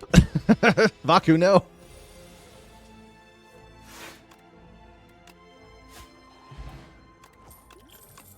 Okay, a potion that works.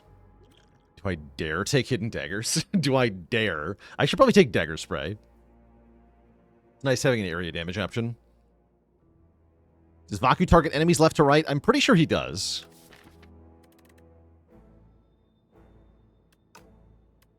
Am I going to play normally after I play?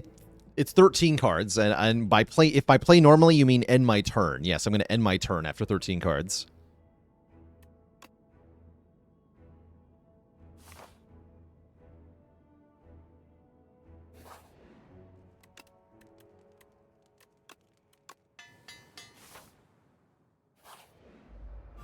Yeah, Vaku only plays 13 cards.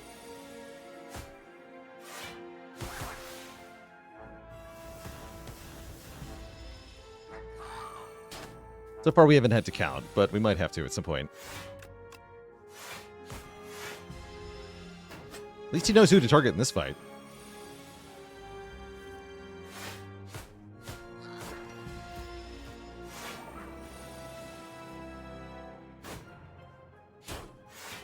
Oh. With my face, though. Wait, no, I have to discard that.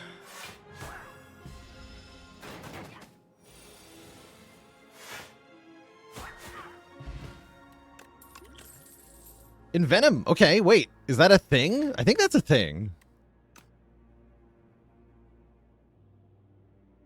I think that's a thing. Good luck, Vaku.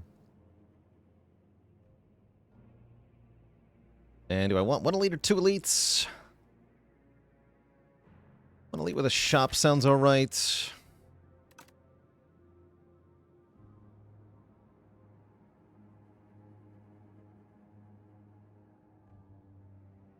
Use one key while discarding to select the first card. My brain doesn't like that, but I accept.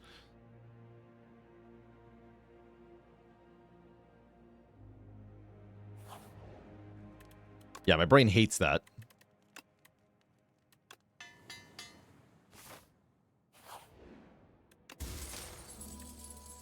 Aubergine for more money is appreciated. This just gets more damage. I like upgrading neutralized because it always gets played.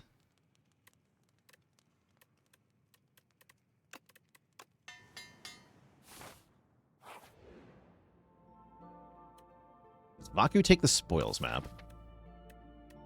Feels fine, right? Yeah. Yeah, I took the less damaging path, so let's take better payoff later. Money seems pretty good. In general. Okay, it's the newly buffed Skulking Colony. We gotta play Strike, Defend, Strike. I think I'm gonna Poison Pot here. Maybe not. Poison Pot the fish. This is fine.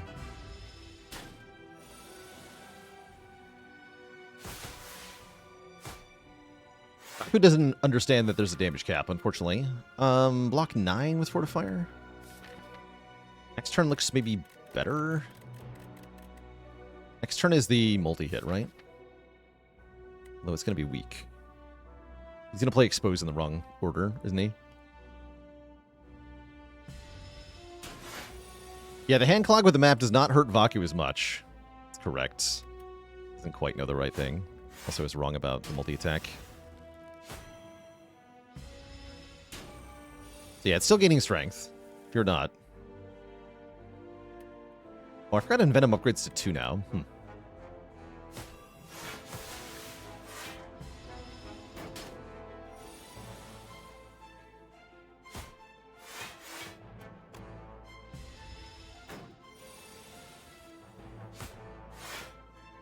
This turn kind of hurts.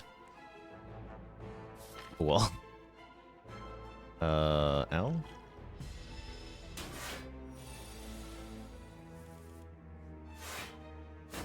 Baku's gonna have a bad day against the fish. Okay, we do get through the elite. Get a strength potion. We get Joss Paper every 5 times we exhaust a card. Draw a card. It's nice with shivs. Blade Dance is here. Tools the trade. Doesn't seem very good, does it? I guess not. It's better when you can choose the card you're discarding, but it's not that good otherwise. Blade Dance with Envenom seems a-okay. Let's take a Blade Dance.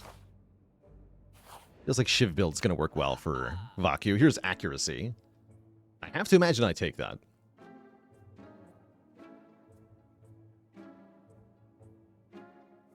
Yeah, one thing you can do for a challenge like this is make a deck where the play order doesn't really matter.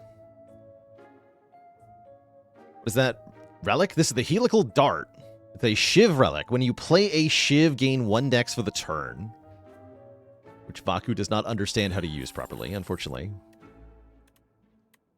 Wait, you can remove this? I didn't realize you could just remove this. That's funny.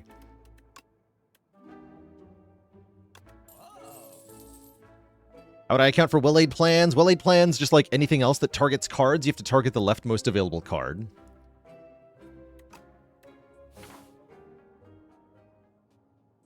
I didn't remove the leftmost strike. No!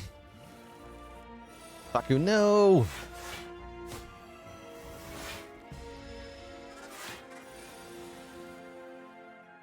Oh, hold on. Ow. I'm resting.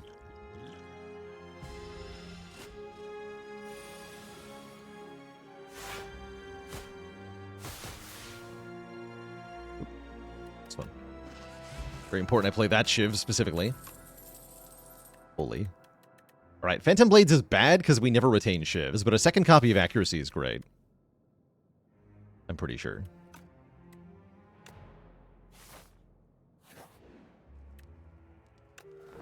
Let's rest. It's like the new Runic Dome.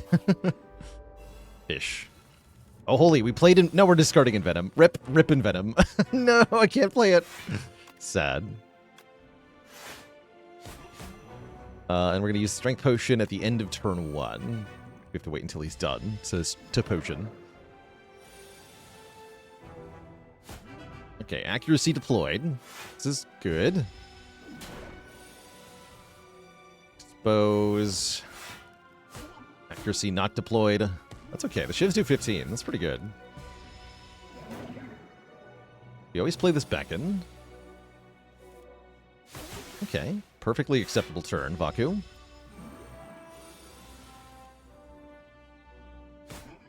Plays both Beckons like a smart person. Good job, Vaku. I don't think I need to weak potion yet, do I? Next turn it's not attacking. The turn after that it does the big hit. So if I care about the big hit, I could weak pot. But it'll always be weak with neutralized? Yeah, it's not worth it. This only saves 3 health. Okay, really good turn to draw the Blade Dance. Thank you, Vaku.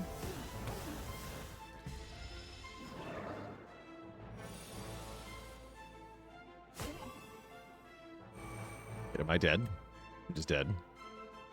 Yeah, I'm just dead. And actually, the weak pot would have lived us on 1, so maybe I was wrong. Yeah, I was wrong about that weak pot, apparently. Thought I would get some block on this turn. But I did, in fact, need that 3 health. Neozel, thanks for the Prime sub and 16 months. Vaku does not know how to win. That's what we learned today. Good try, good try. Okay, let's play a Regent.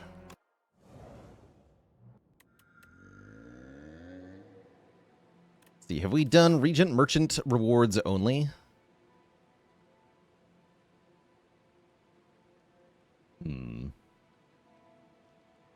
The map is not very good for that.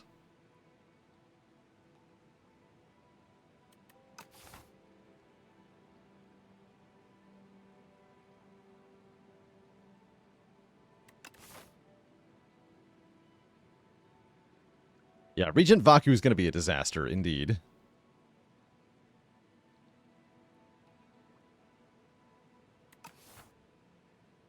I'm going to try the Pearl.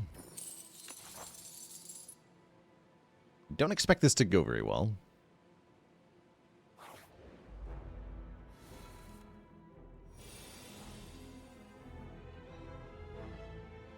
Frost and Vaku.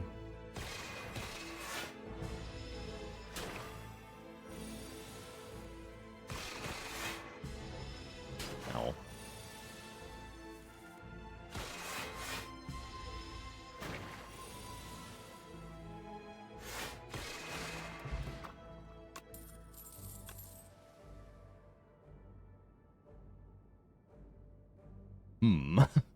Forging on Vaku seems hard. Because Vaku will always play the sword first.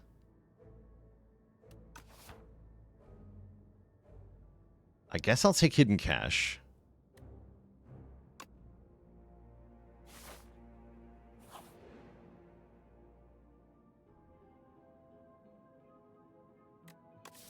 Give me a crappy card. Outmaneuver. Okay, that's probably decent.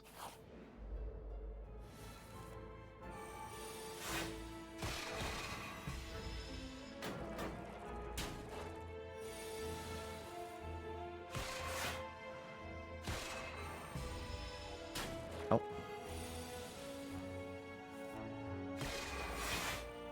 No, Vaku. Vaku, no. Oh, it's brutal. Corpse slugs are a tough fight. That's what I learned.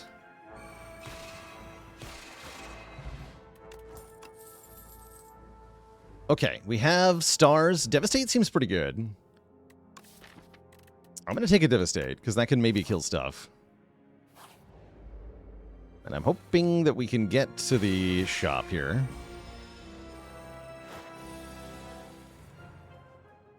Ow. But also, that was pretty good. Radiate, not so good, right? Well, I mean, yeah, no, it's terrible because of it requires you to play your cards in a certain order, and Vaku can't do that. So let's try Patter. Who's our act boss? Let's try Patter. Collision Course is also pretty okay.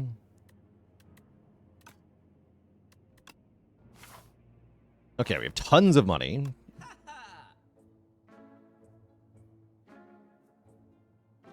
I like Gamma Blast.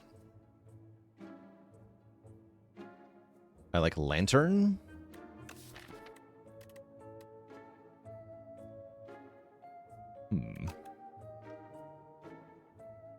Radiate Punch Dagger would have been amazing.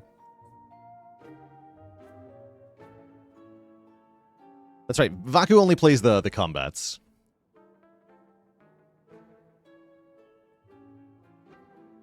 Nostalgia Vaku. That does seem kind of bad, right? You're just going to get stuck playing a defend over and over again, probably. I like Gamma Blast here. I like Lantern. Don't think I'm enchanting anything.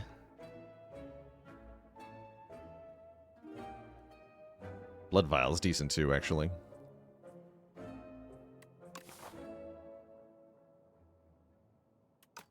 Baku's just going to wake up the Lagavulin right away? Yes. Baku also can't use the attack potion.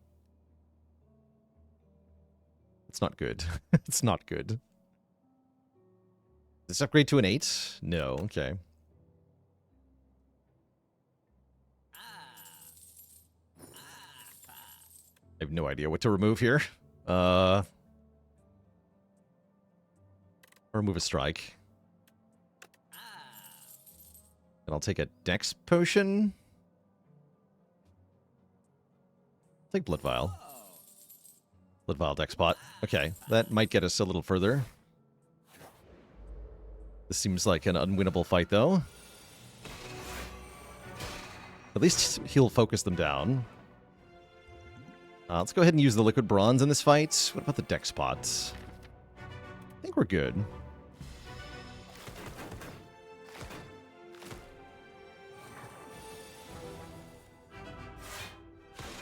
Nice. Actually, that went quite well.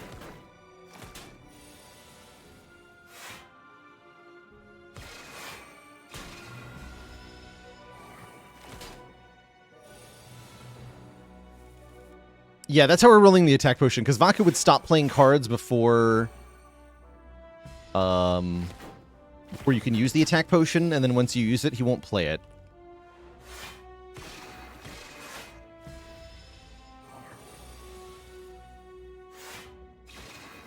Okay, we actually beat those. We get the Razor Tooth. Every time we play an attacker skill, it's upgraded for the rest of the fight. Cosmic Indifference seems bad, but Kingly Kick seems okay. It's cheaper each time we draw it. Take a Kingly Kick. And I'm going to have a nap.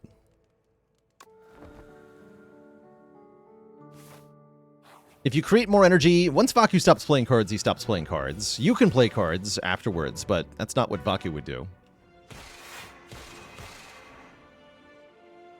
Use Dex Pot here if I want to. Let's go ahead and use one.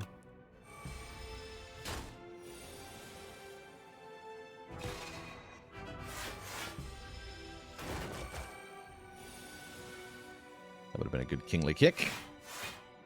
Ouch. Good Dex Spot.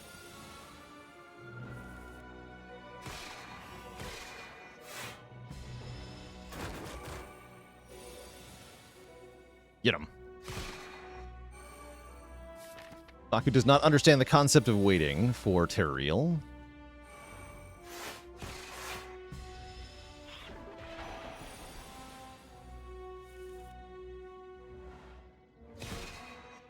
Nice. Okay, he got it. Good work, Vaku. Probably should have picked up the Bowler Hat first. That's all right. But want a Patter or a Manifest Authority? Not really. Not really. No, I would say not really.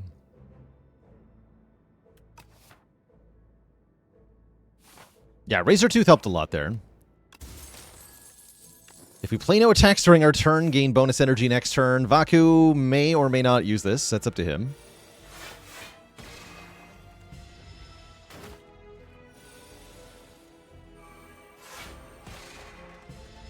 Good blocking so far, Vaku. Oh, the Speed Potion's useless, I just realized.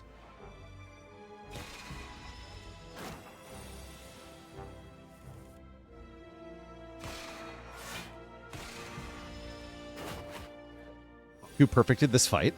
Kind of funny.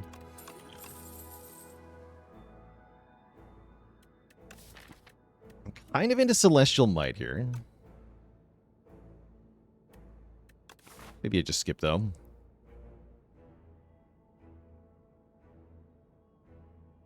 Aren't all potions useless on Vaku? No, I mean, like, ones that give you a one-time effect are often pretty good. As long as it works after you play your cards, then it's fine. Don't think I want Lunar Blast. Seems really inconsistent. Just gonna skip these.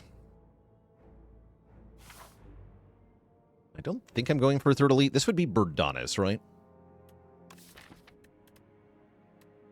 Would like to upgrade my Kingly Kick. Or my Devastate, but probably Kingly Kick. This is how we win the Leg of Ilin fight. Oh, not Birdonis. No, this would be... Coral Guy. Wait, that's even worse.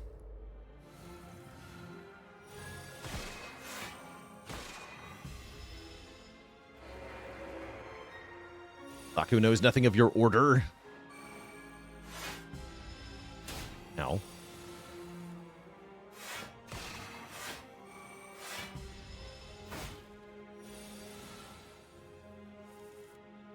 Oh no.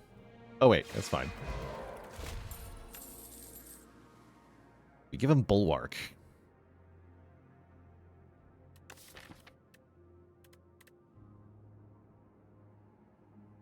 Seems passable. We'll try it.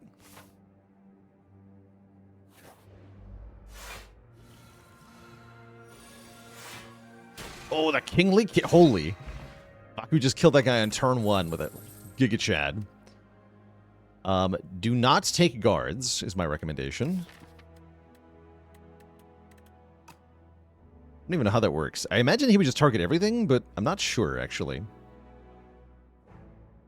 Peter Biscuit Eater, thanks for the Prime sub and 7 months of support.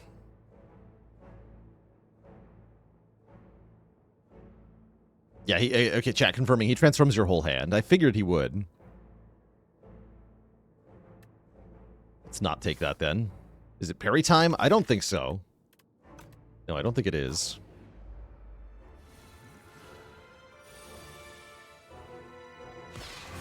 Kick.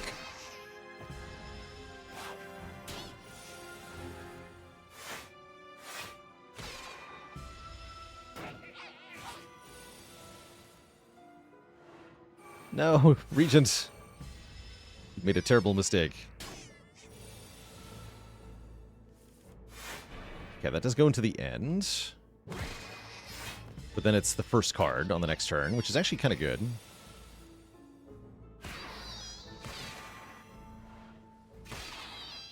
I accept.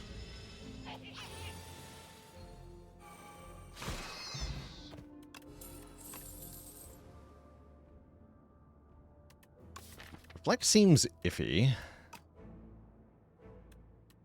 Don't think I want Reflect. Normally it's a very good card, but it's not very good here. Potion of Binding is really bad, but it's better than Speed Potion.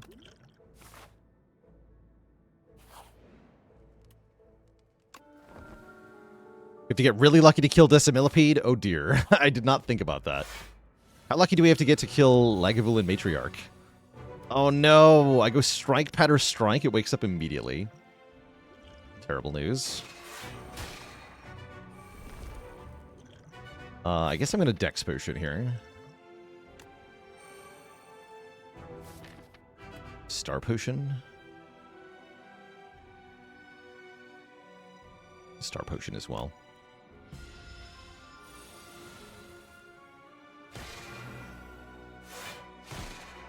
Still not enough for Devastate, huh? Oof. Oh, the Potion of Binding can be used to extend my Weaken Vuln. That makes it more useful, actually.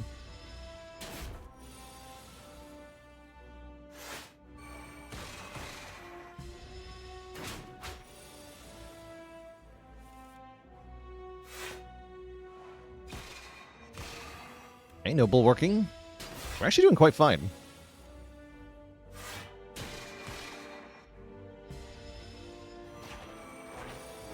Seems to be going well. The Devastate comes in thanks to the Star Potion. Boom. Can't play Kingly Kick, though.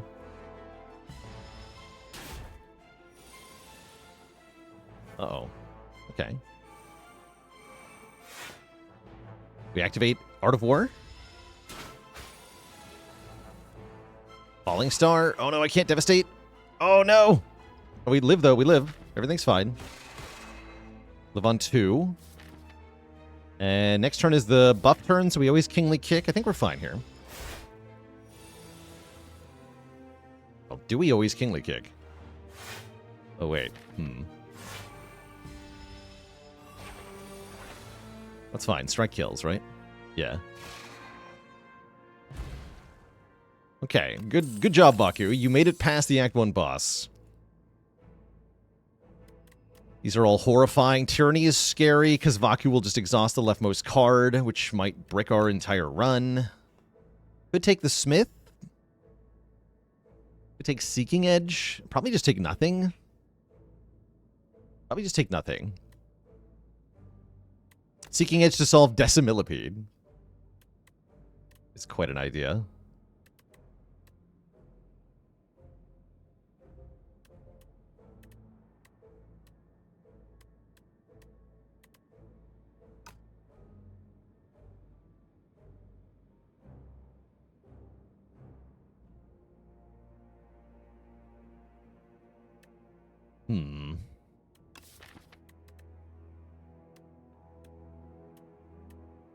It is nice to have a way to hit area. Let's...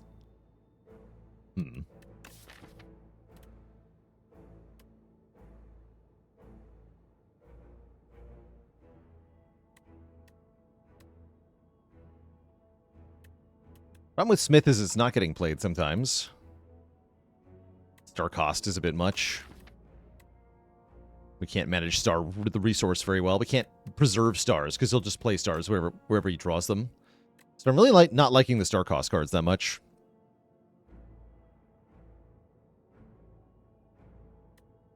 I'm skipping these.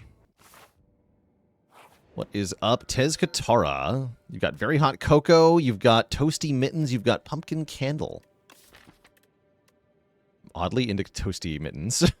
I might be willing to play with Toasty Mittens here. Start of your turn, exhaust the top card of your draw pile, get 1 strength. Is maybe a thing. I haven't tried these yet.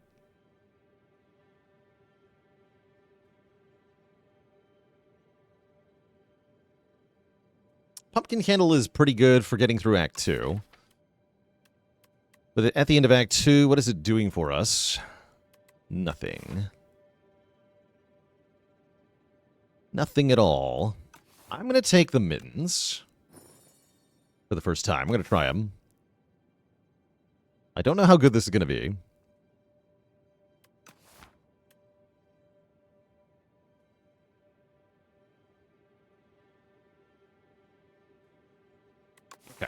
Let us face a beetle here. Okay, we destroyed greed instantly. That's a good sign. It's a good sign.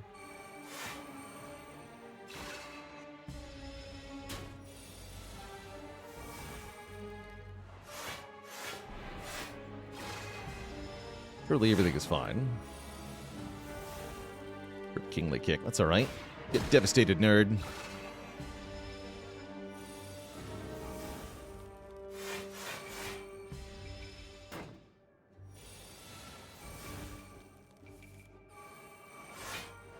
I mean, am I going to get soft lock in a fight? Maybe. It definitely could happen.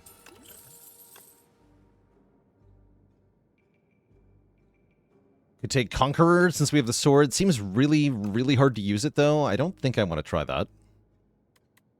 Glow is... I mean, card draw's not even that good. Card draw's not even that good. Ah. Probably skip then. Just keep skipping. Yeah, Conqueror basically never works.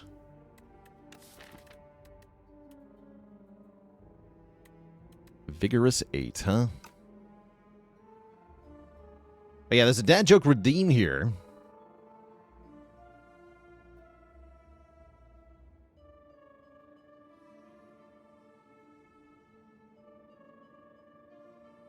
Why did the rock go to confidence training? Because it wanted to be bolder. No refunds.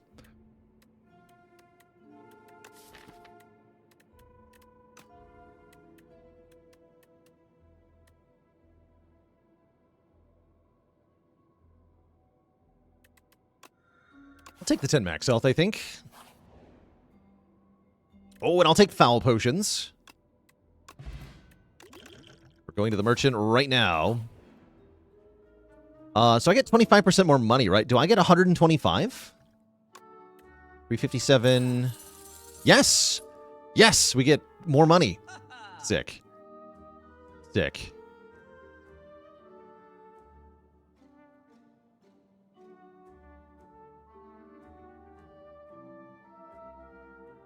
Toolbox is interesting. Yeah, they patched Toolbox. That did happen. I'm so rich. I'll take the Parrying Shield. If we end our turn with 10 block, do stuff. I might take 10 max health. I will take Shockwave. I think how I'm going to rule the Toolbox is that I have to pick the leftmost card, which is kind of scary. I don't think I want that.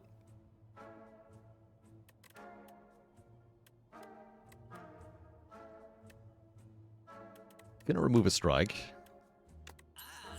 Yeah, I can make, like, the gambit and stuff. There's definitely ways to die. It's a cheaper way to gain max health than the pair. I guess I would buy the fruit juice.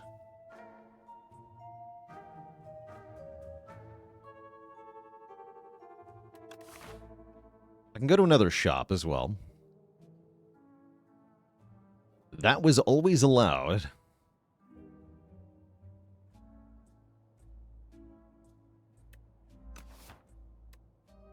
Okay, let's do that.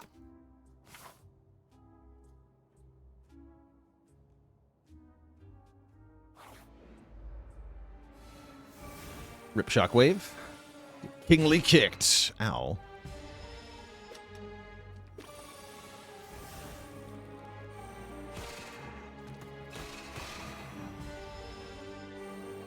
He's big now.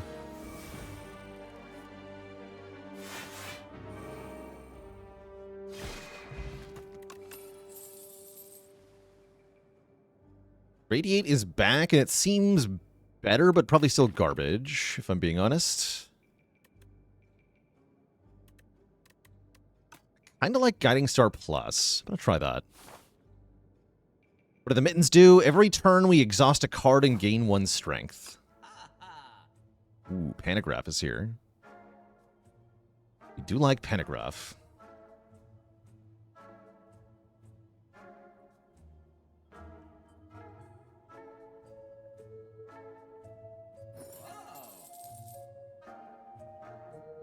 Equilibrium is weird.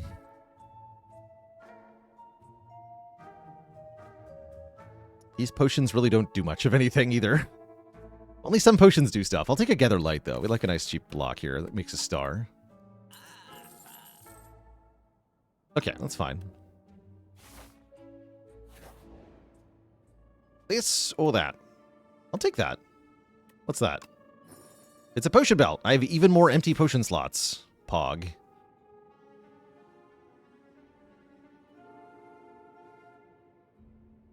Brilliant. A relic that makes my potions better. Bruh.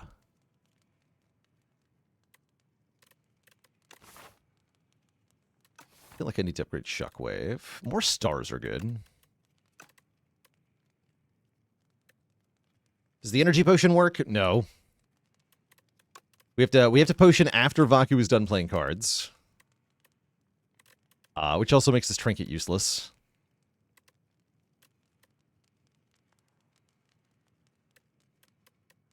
Vaku's tough, man.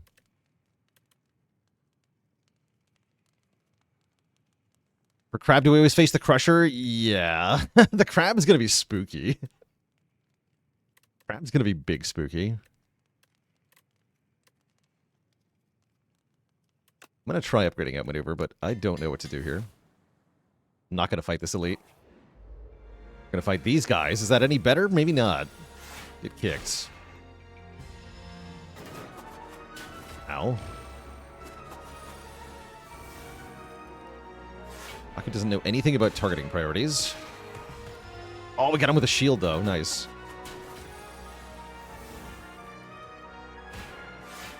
Oof. Help. I think there's Panagraph.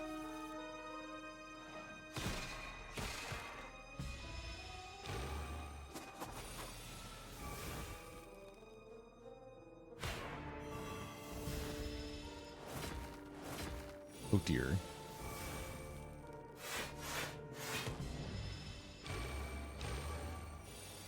Challenge does seem hard, doesn't it?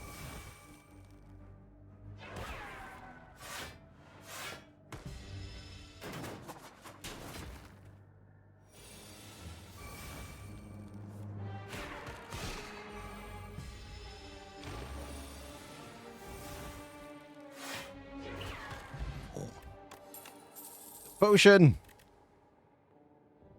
Ah! Help! I'm so dead. I'm so dead.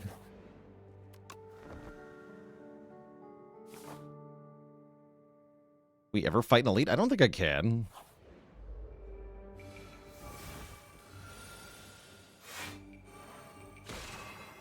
Dear. At least the Toxics get played first, right?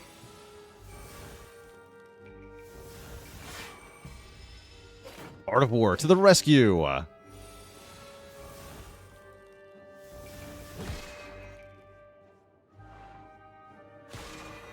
Oh, order Vaku. You could have killed that thing.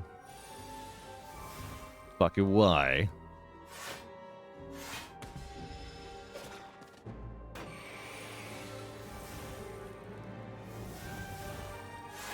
No, Vaku. Help. Oh, it's so over.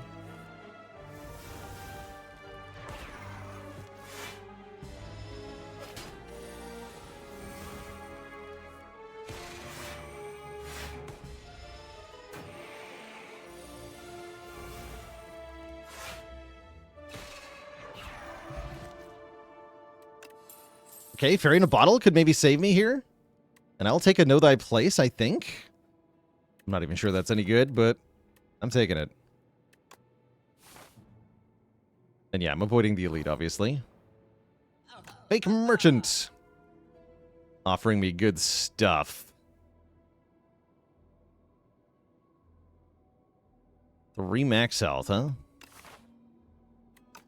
Give me turn 1 block. Give me 3 hit points. Give me energy every 5 turns. Good luck to me. But yeah, I'm pretty sure we die to the boss here. You're going to rest and take the Pentagraph heal. So we have 60 health into the boss fight. But is that going to be enough? I really doubt it.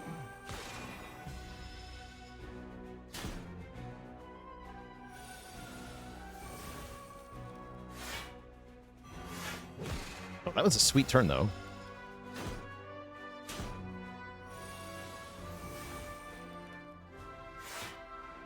Oh, Shockwave feels bad. Already rocket time? I just died of this, right? 49 damage. Oh, hold. We get to Shockwave. Hold. Still kills me, though. Am I allowed to pick target? Nope. Seems like Vaku probably gets eaten by the sandworm a bunch, too, right?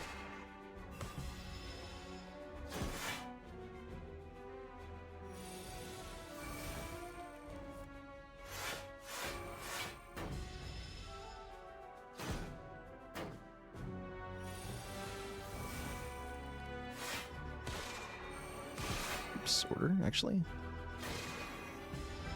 That is actually wrong.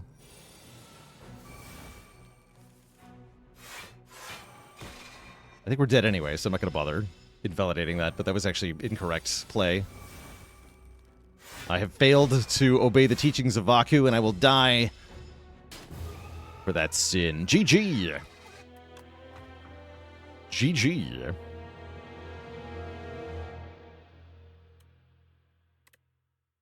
We spent money at the merchant, though. Ka-ching! Merchant approves of this run. It's a good try. That's a good try. All right, Vaku. Vaku is bad at the Spire. I think that's what we learned today. Vaku, not good at Spire. There will be more challenge runs in a moment, dear Twitch chat, but first, it is going to be break time. As we're about 2.5 hours into stream, I'm going to refill the legs, stretch the water. I'll be back in a bit. Some more stuff. Wait, the fairy triggering made the reptile trinket do something. Hold on. Wait. It didn't change the wording on the fairy, but now it is using it. That's interesting. Very interesting. Cool. Very cool. All right, chat. I'll be back in a few minutes for some more Spire. BRB.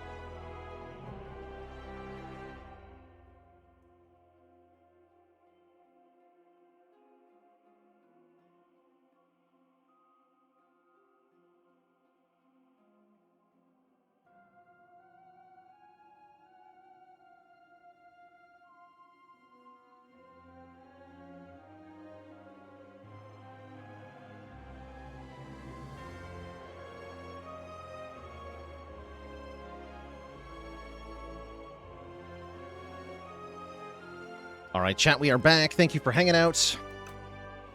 Gonna keep trying some Ascension 1 custom challenges here. Let's try Necrobinder for the subject of our next run here. This might be a Vaku run. Yeah, it's probably a Vaku run. Vaku Necrobinder sounds also pretty impossible, but maybe there's a way. I think starting with upgraded cards might just be perfect here.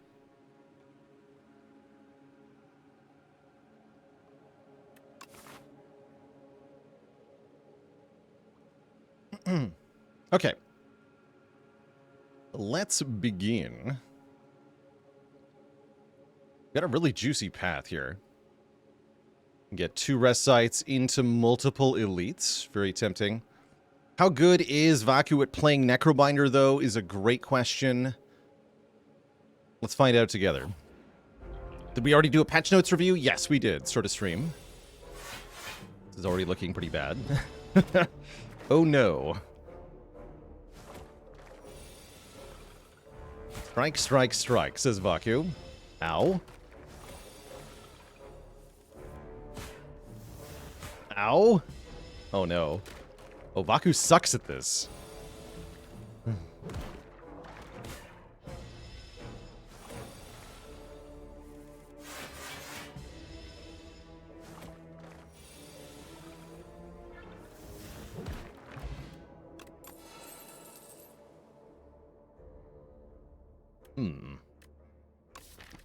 I guess I'll take high 5, but will he play it very often? I'm not sure about that.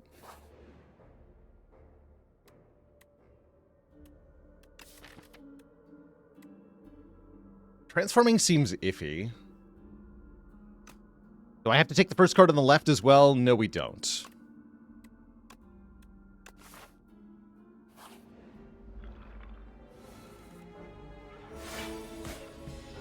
Okay, pretty good turn 1, actually. Yeah, get him with the Unleash. Good work, Vaku. Holy.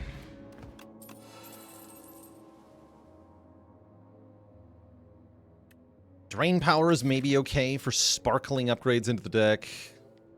Veil Piercer could work with an ethereal card. Scourge seems kind of bad. I'll take, I guess I'll take Drain Power. We'll just see how that goes. I'm not thrilled with it, though.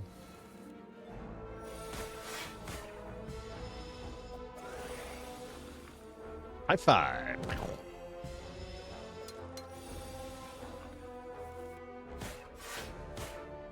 Ouch.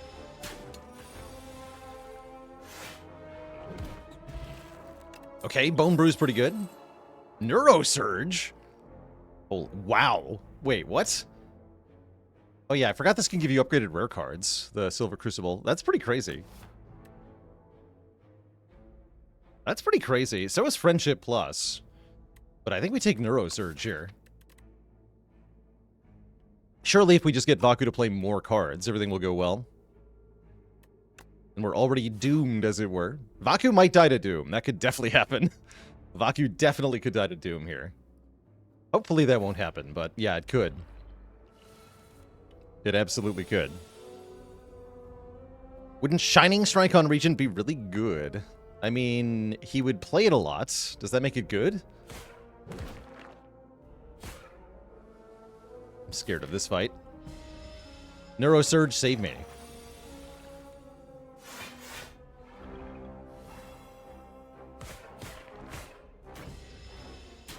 That actually went pretty well.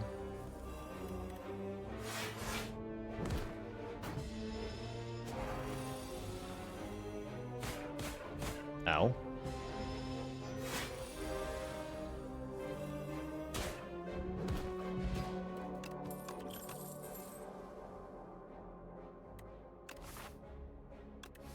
Can upgrade Reap. Interesting. Debilitate's kind of good with high 5. Let's try Debilitate.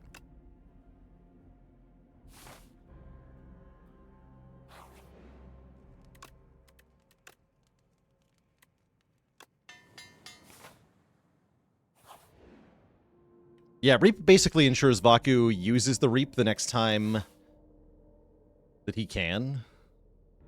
Like, the sort of the next turn. Since retain cards go to the left. I think I'm taking the Relic here.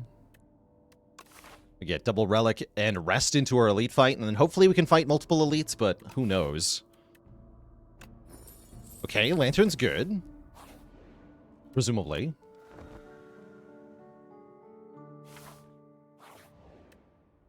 Oh yeah, there's no Relic in the chest, that's right. So just one Relic.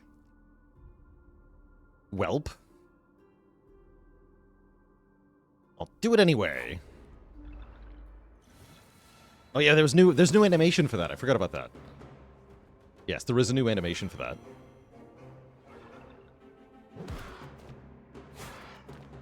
And debilitate, high five. That's a pretty good turn.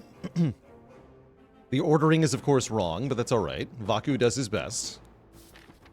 I don't think I need the Bone Brew here.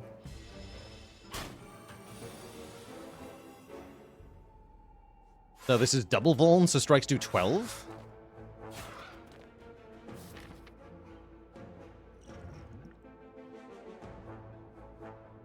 This is fine.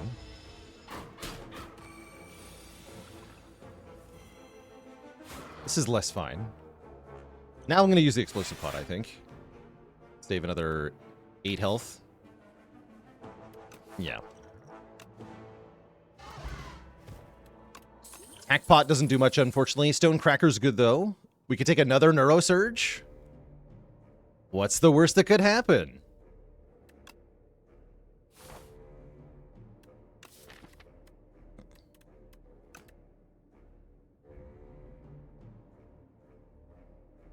Baku dies to Doom is the worst that can happen. Maybe I go this way. I think 2 more Elites is maybe out of scope here. Oh yeah, we do have to be mindful of the 13 card limit. That's a real thing. I'm going to upgrade a block card.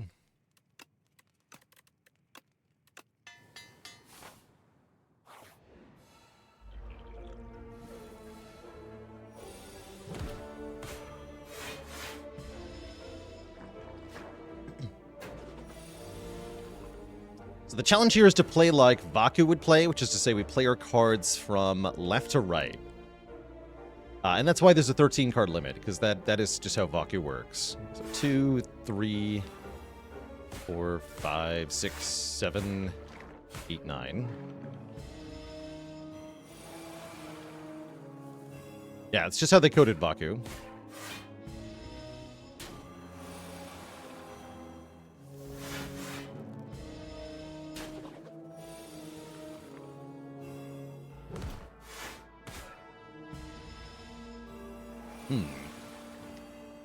That sure is a big Doom number. Oh, Putrefy with Debilitate, really good. You take that.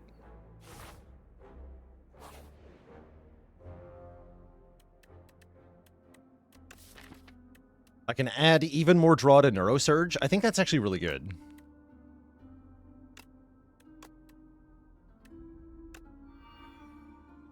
So that's now draw 4 cards, gain 4 energy. That's ridiculous. That's quite ridiculous.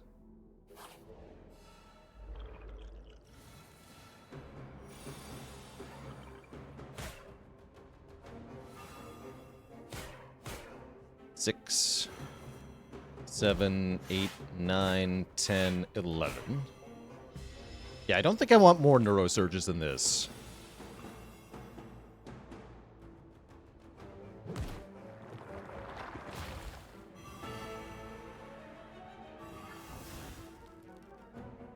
Strength Potion. I think I'm okay. Yeah, it would have been nice if we could have played High Five afterwards, but that's alright.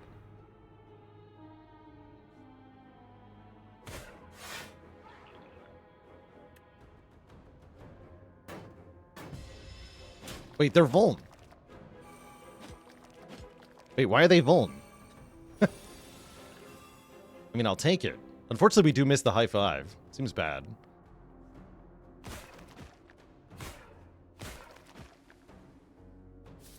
Hmm.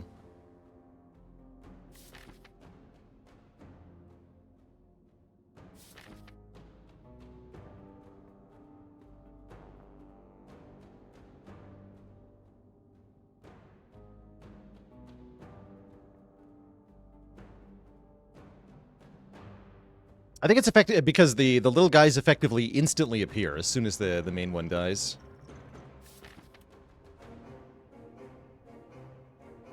I'm gonna bone brew here. I'm scared.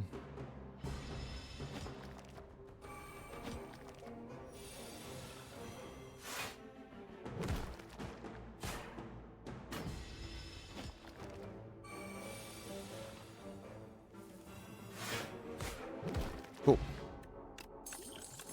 We get a Vajra for +1 strength. Domain looks really good. Start of your turn, gain an energy, draw a card. We don't get to play this very often, though. Because of its ethereal nature. Hmm.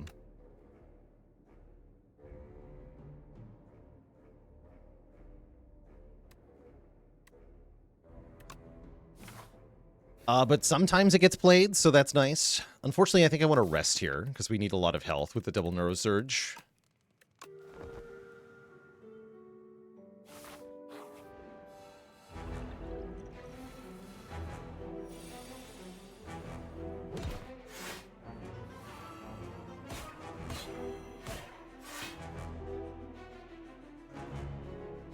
Okay, this is a good fight for the Strength Potion. Maybe also the Heart of Iron. Yeah, let's do it. Gotta give some respect here, I think. And yeah, so Domain not getting played as expected.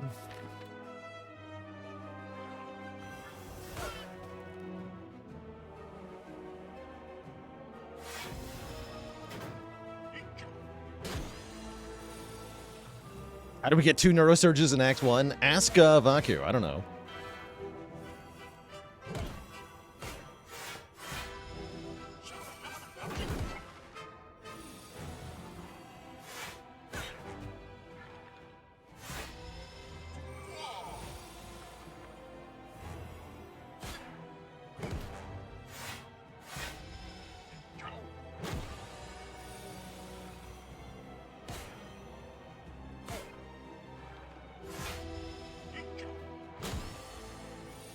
Question is, can we win before we get doomed, though? I don't know.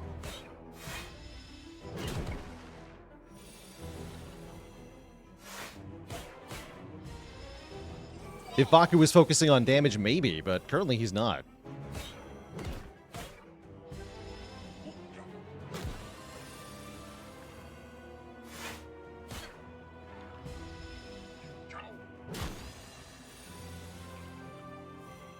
$54 Doom. We get there, though. We had 1 hit point to spare. GG. Spooky. Very spooky. Do I have ethereal cards? No. Seems impossible to play Banshee's Cry then. Transfigure's pretty bad. Eradicate's interesting.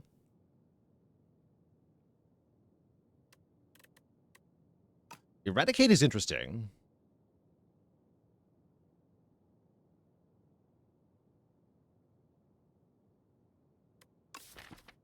Yeah, if we draw our cards in the right order, this does huge damage.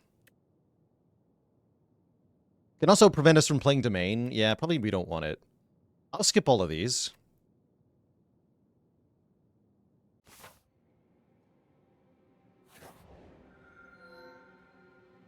Fun Dog with the Prime sub and 4 months of support. Yuppie defends.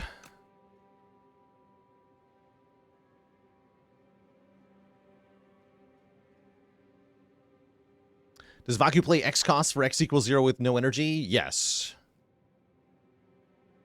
Yeah, he will.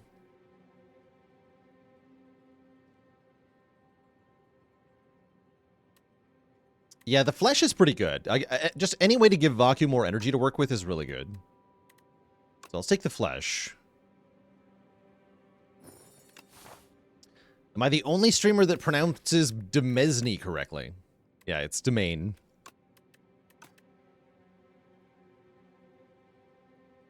Like a web domain, but for skeletons.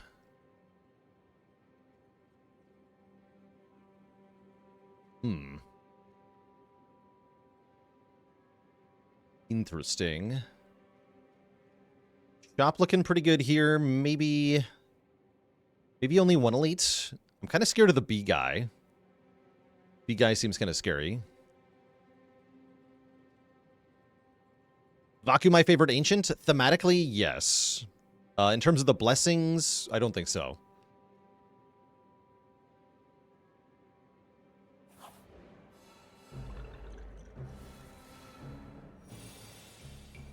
So we go Strike, Defend, Bodyguard, Neurosurge. Then we can play Domain. Okay, that worked out. The Domain gets in play. Good.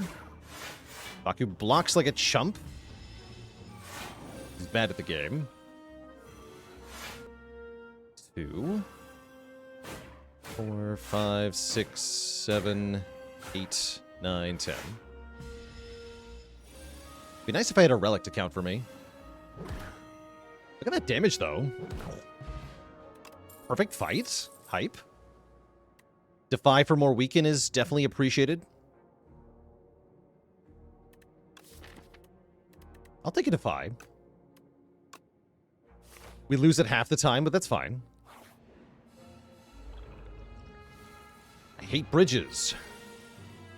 1, 2, 3, 4, 5, 6. Ow.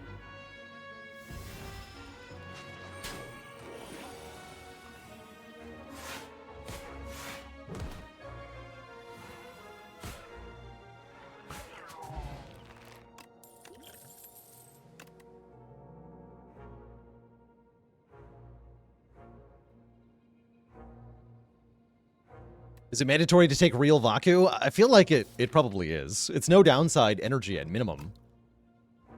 I'm taking Defile here. Do I want Debilitate back? Definitely. It'd be nice to get a Fear. A way to get Vuln. Another way. Yeah, we have another way. Sure wish I could play high five there. This guy seems pretty tough.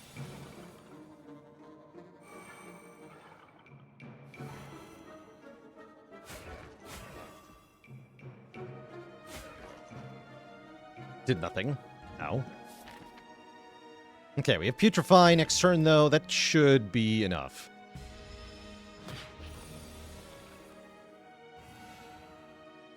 One, 2, 3, 4, 5, 6, 7, 8. Yeah, not too bad. Yeah, and here's what I was hoping for. Defile does giga damage with the super vuln. Wisp upgraded doesn't actually change anything. It's basically the same thing, because he'll always play it.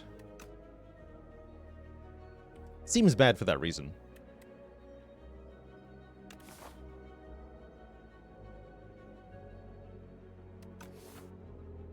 Summon is a good way to block, but I don't think I want a 2 energy unupgraded block.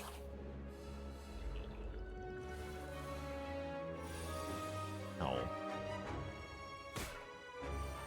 Oof. Ouch.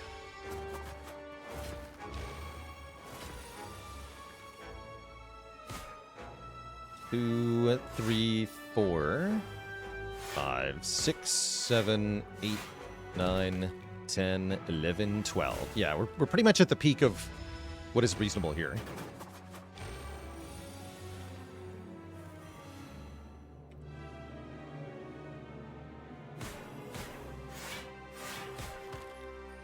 Multiplayer can create insane interactions. Do I think they'll balance cards around multiplayer? Generally speaking, I don't think they will.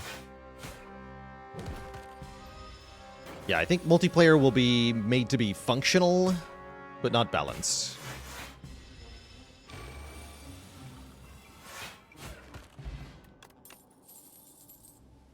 Arse seems pretty bad. Adding Retain to a card is not helpful. Skip these.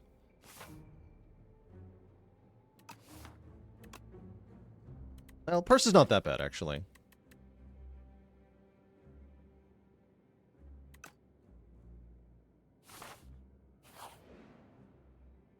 Ooh. Make an ultimate strike or an ultimate defend. Give me an ultimate strike. Need big attacks. I'm resting here.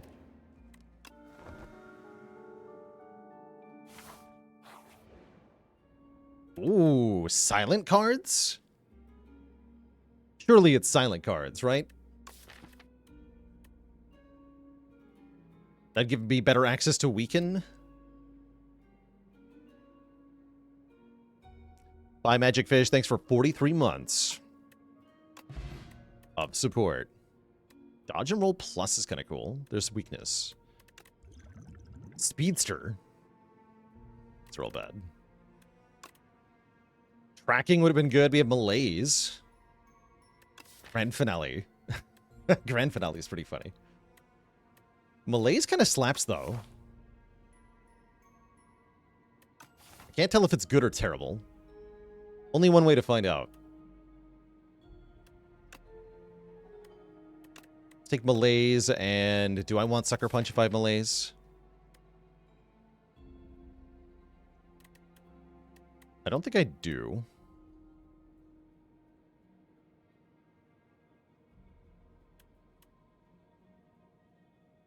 Although it's not exhausting. Nah, screw it. Give me Sucker Punch. Okay. That's not gonna work. Wait, that lets me count though, right? Wait, that's awesome. Counting! The quality of life is insane there. Oh, actually it is working too. I take back my statement of that will never go off, because it went off right away. Also, ow. Didn't draw any sucker punches. Or any neurosurges, rather. Which makes it go up again. Ow.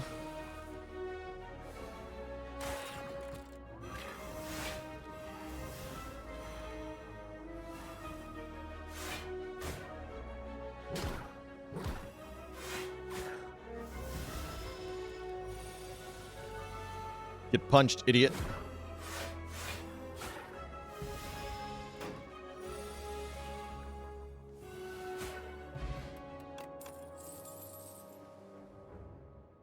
That one says plus. Sure. I don't even know if that's correct, but I'm doing it.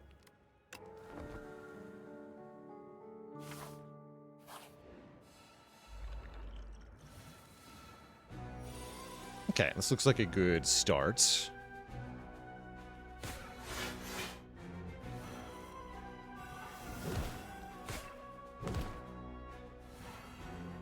Nice. Yeah, that's actually a really good first turn. Cool.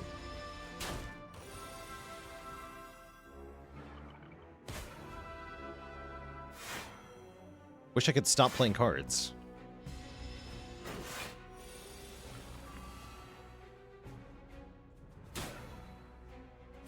Get Domain played. That's kind of sweet.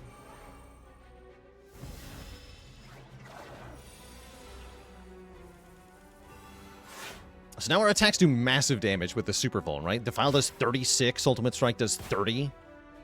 The power. So we just crush. We actually totally stomp that elite. We get a potion that does something. Liquid Bronze. T-set's pretty good as well for bonus energy on turn 1.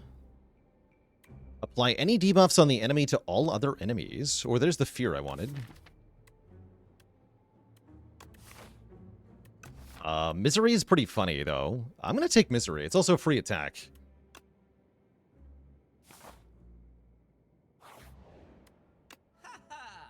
Holy. Chemical X Malaise? Wait. Stonks? Seems pretty good.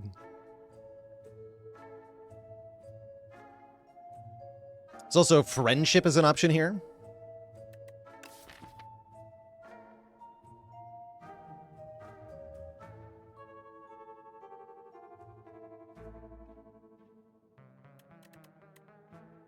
What does Vaku choose when a card says discard? Whatever the leftmost choice is. Anytime there's a choice, just leftmost choice. Can't buy friendship. Yes, I can. Do whatever I want. Yeah, I'll take friendship and maybe remove a strike or something. Although lowering my damage is undesirable.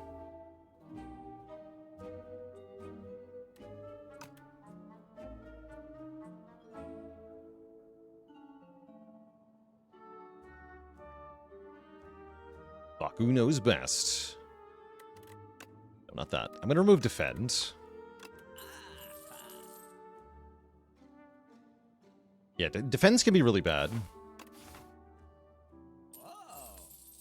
Shagath with the 10 generous gifted subs. Welcome to the Cozy Sub Club, everybody.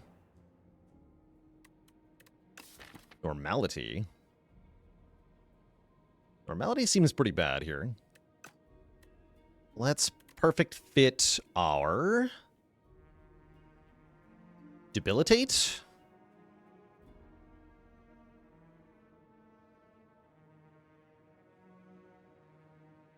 Makes the pocket watch work. True.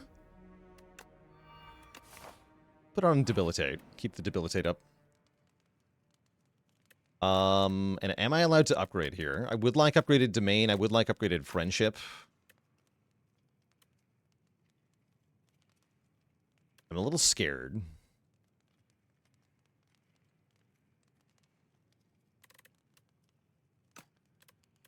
Upgraded Malaise is pretty slapping, too.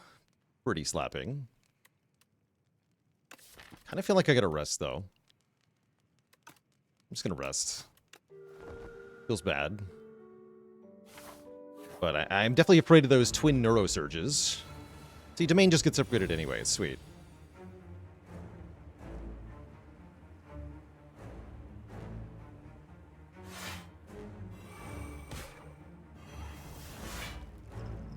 A Clarity Extract as well. Draw a card that I can't play. But we get a bonus card draw in the next 3 turns. Okay, we do Rip the Malaise immediately for -6. That's actually quite good. And then Neurosurge gets played. And we're back to Defy, Frantic Escape, Defend, Misery, Debilitate. Nice. Okay, so that thing is nerfed. Do I need Thorns? I don't feel like I do. I think we did a really good job here.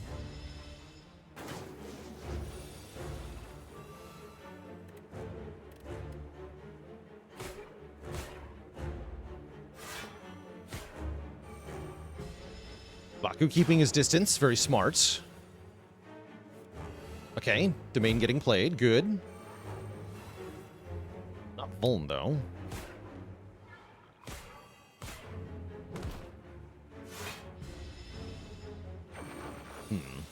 Yeah, I need better Vuln.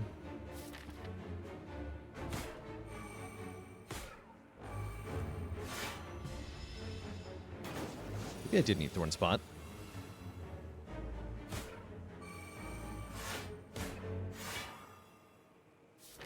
I'm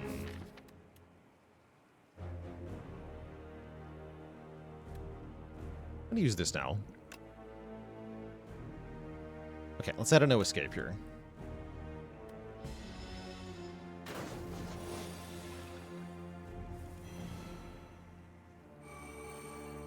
Okay, we do get Vuln for next turn at least. Okay, huge turn. Okay, really good.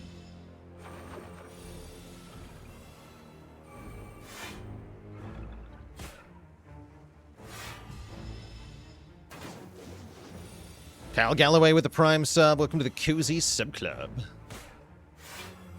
We've done it. We beat the Act 2 boss. And we are able to get...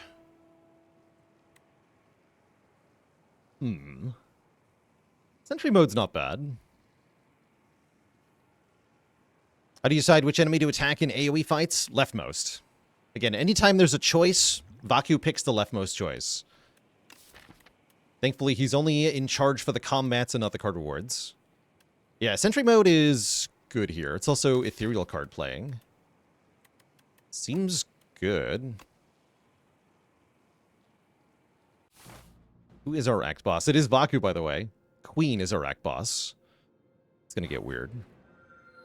Ah. Fiddle is bad with Neurosurge. Boo. Yeah, boo. Wish seems terrible. Choices Paradox doesn't seem that good either. These are all kind of bad. I guess maybe it's the Fiddle anyway.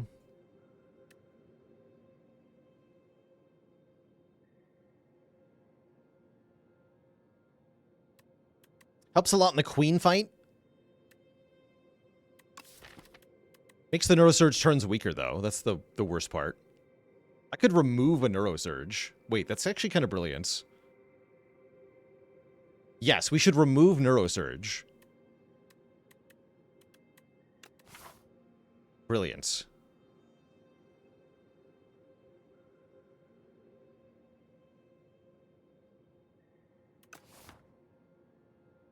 Let's do it. The Vaku's gonna malaise the minion in the Queen fight, huh? Queen might kill me. I guess we can worry about that when we get there.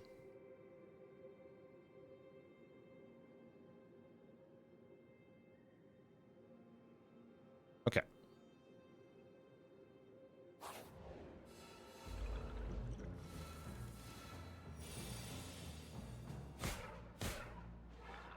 Ouch.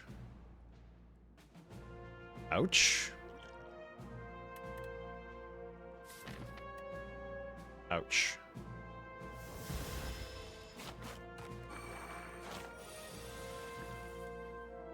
Oh, the malaise.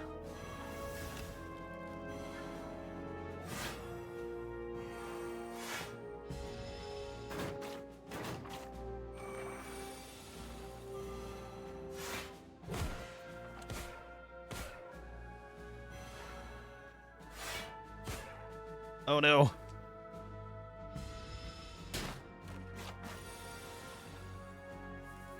Well, these guys got me good, huh? Oh no, I think we're just dead. Dead immediately, attack 3. That's pretty brutal. Yeah, Thorns was a good idea there, definitely. I thought it was going to be less bad than that.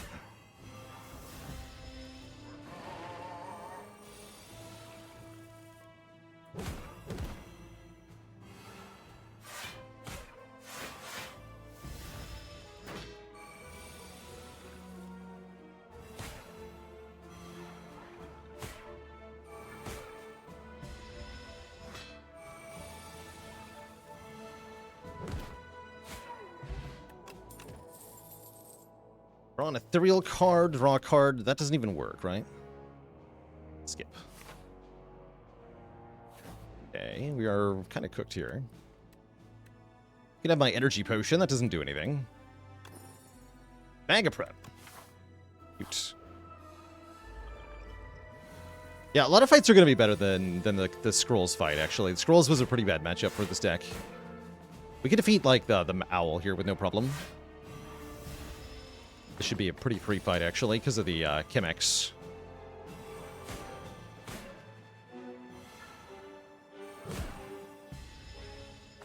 Unless we just die to Doom, which might happen.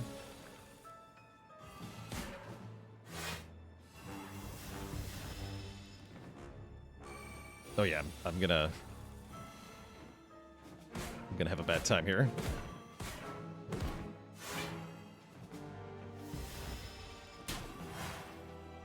Doom.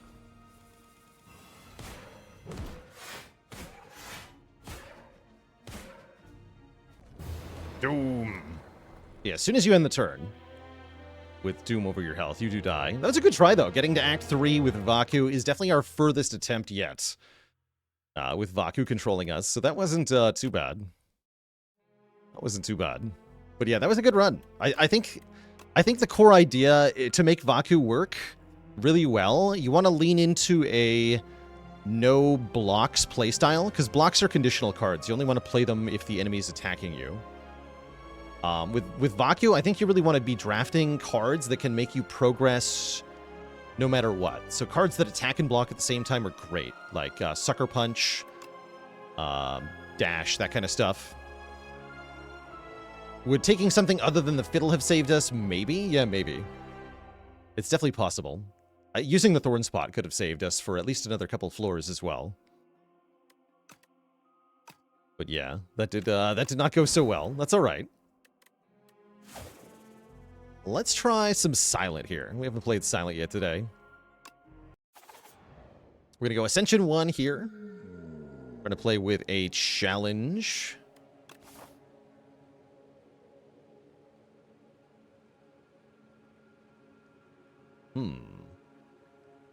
Have a look at the map here.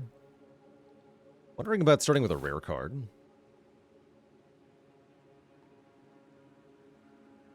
Oh yeah, we haven't tried something basic like Common Sense. Although all of these actually invalidate Common Sense immediately.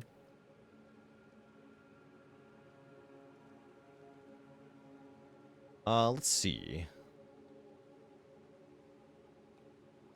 Pointing. Give enemies a free turn 1. None of these starts really lean towards poison only. You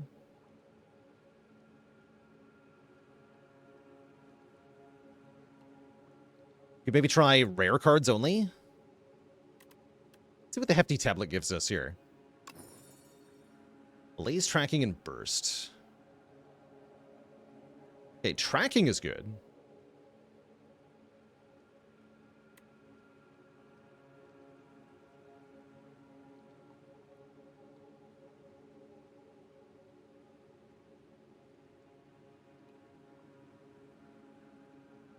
Yeah, let's take a Tracking. And an Injury here. So the rules for rare cards only are that we can only add cards that are rare to the deck. We are allowed to play the starting cards. It's not just rare cards played only. I don't think that's actually possible. Because the first few encounters. But we can only add cards if they're rare. Which means we're basically stuck with the starting deck and Tracking for the foreseeable future. Curses are also allowed, yeah. We also might be forced to add a non-rare card via an event. If that happens, then just like the starting deck only challenge, we're just not allowed to play it, and we must remove it quickly. Why are some challenges Ascension 0 and some Ascension 1? It's usually a matter of which one I think is easier to win with. Ascension 1 challenges are trying to get more relics, and so you can build up more strength for the final boss. Ascension 0 challenges are trying to avoid elites, because elites are too hard, or they're not rewarding because of the rules of the challenge. Davey Cricket with the Prime sub and 27 months. 3 cubed. Removing this injury early is also not a bad idea. Realistically, the only place we're going to get cards is from elites and the boss. Maybe a shop. I mean, shops always offer a rare colorless card. Those are allowed. But none of the shops are late enough for me to afford it. So yeah, let's go this way. One relic challenge is impossible, huh? Yeah, you have to allow for ancient relics. So you can do starting in ancient relics only, I think. I think that is allowed. So let me update the challenge command.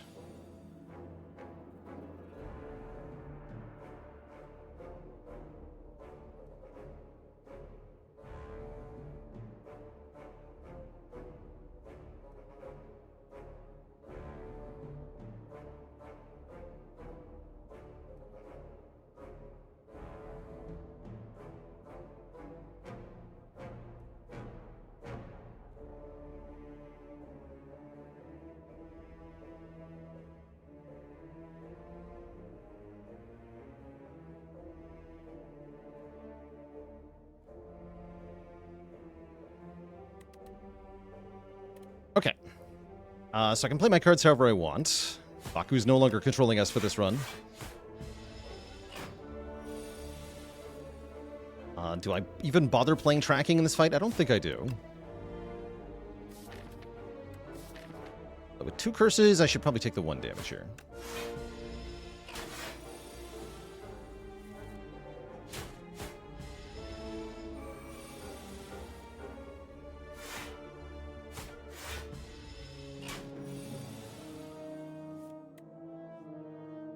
The tracking, then neutralize, then strike for 12. The power. These aren't rare cards. The only card I could buy here is Anointed, so we buy either a potion or some remove. We're removing injury here. Potion would have been okay as well. Anointed would be pretty funny for this challenge. How on earth would you get 1,000 cards in a deck? Clone, mostly. Yeah, I think clone is the only reasonable way to do it, actually.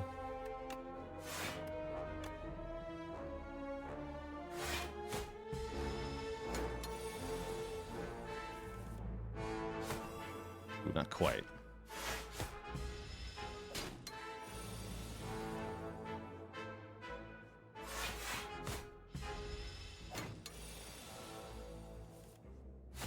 I think you could do 100. You could do 100 without clone. 100 is totally possible without clone.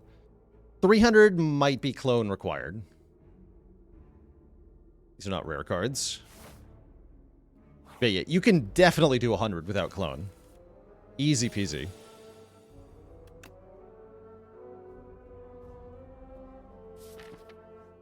For this fight, I'm going to play tracking.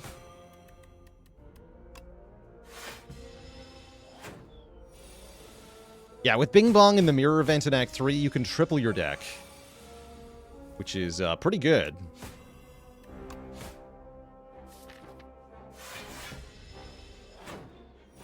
At least, you know, pretty good if you're trying to get to 1,000 cards or 100 cards or whatever.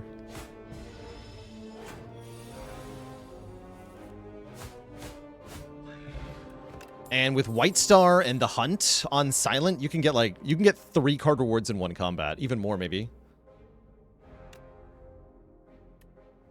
Not rare cards. Spoils map. That sounds kind of impossible. Take the potion.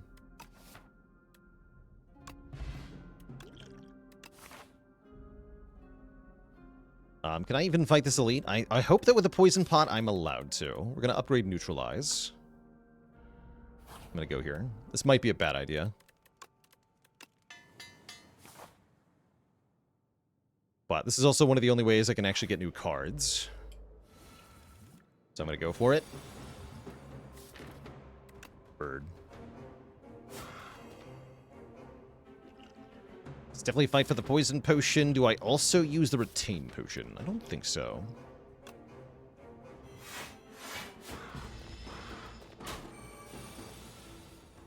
Didn't draw tracking. Very unfortunate. Really bad, actually. Yeah, I'm still going to play it, though. Kind of have to here. I think I just rushed the kill now. 3 strikes next turn does 36 plus 7 is 43 exactly. So if I get 3 strikes, we win. Maybe I should have retained for that. Yeah, I should have. Probably should have. I'm going to do this instead. Just block this turn or do this. Perfect. Okay, not horrible. We get a rare card, Abrasive. I am clicking on the rare card that I'm allowed to take. Hell yeah. Cards.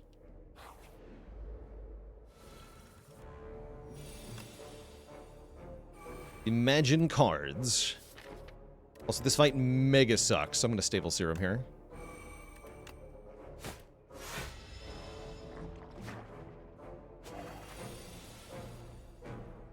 Nice.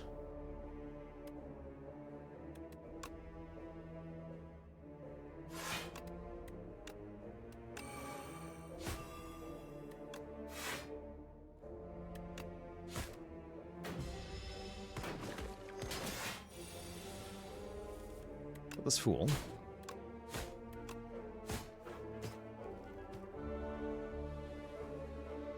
I don't think I'm retaining anymore.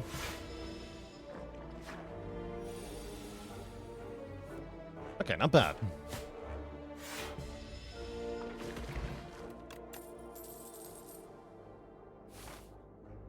I don't have a lot of ways to discard stuff, though. I am realizing. Guess that's all right.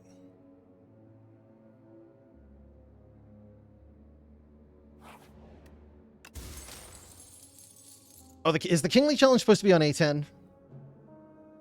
Crap, it is, isn't it? All right, well, we're trying Kingly A1 first. Yeah, actually, you're right. This should be on A10. I only remember that now.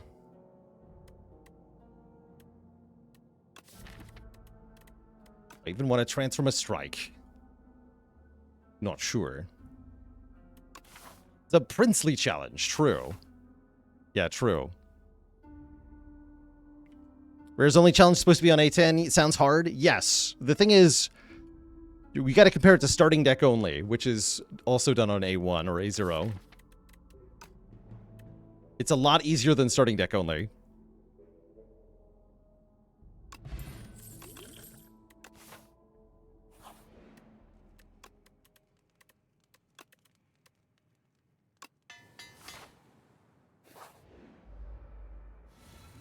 But yeah, I did actually forget that entirely. We'll keep trying with this run, just see how far we can get.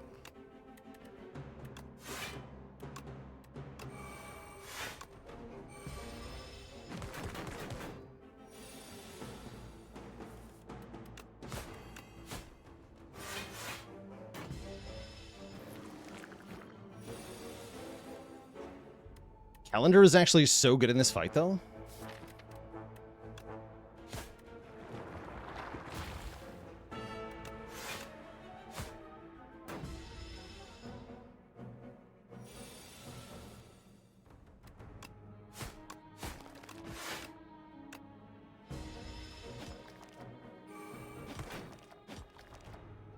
One more turn.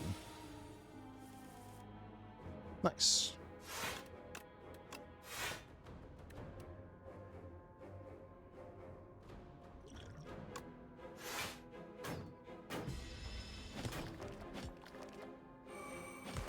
Chomp.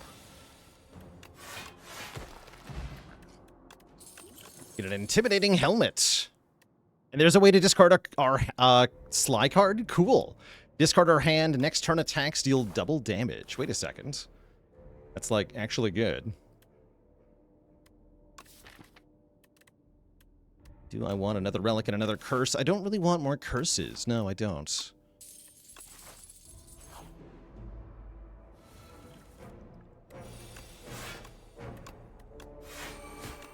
we get bonus block when playing Abrasive, for example. It's pretty sweet.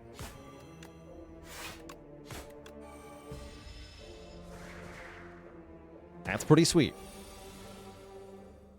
Don't have to take every rare card we see. It's just, yeah, we just have to. Wow. We're just only allowed to add rares. We gotta skip every card that isn't rare. Upgrades to 0, right? Very tempting.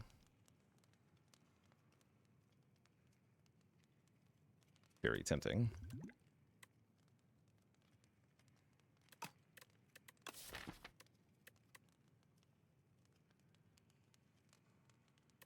Arrest.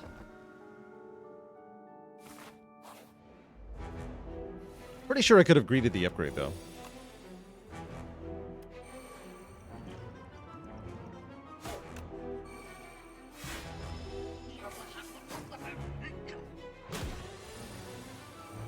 Is it Nightmare Scrub Daddy time?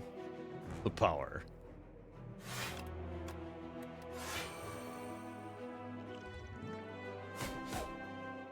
Okay, I'm glad I rested.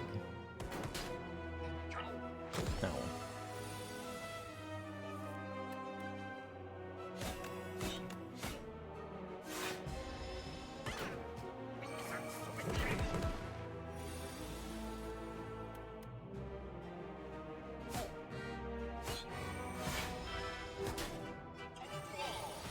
Ever played a Vigor deck on Regent? Yeah.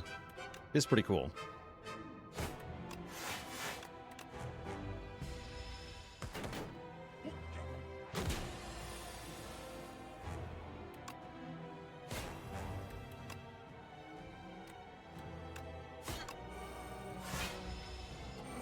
Oh, the calendar. I shouldn't have bothered with this guy. That's alright.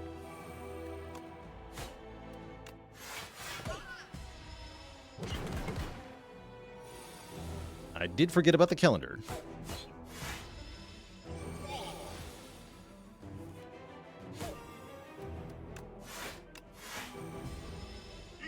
Okay, so now we have triple damage this turn. This turn's key. 24 damage strikes. Pow. Actually, no, quadruple damage. Sorry. There's the hunt. If Fate'll get an additional card reward, that can give us more rare cards. We should probably just take Fan of Knives, though. Although that only works one time. It's nice to have something that can hit multiple enemies.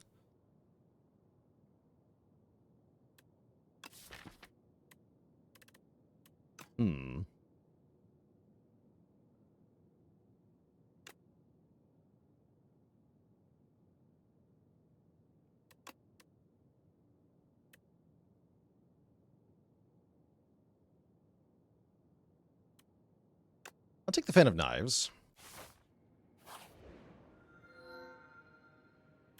Ember Strikes are a thing.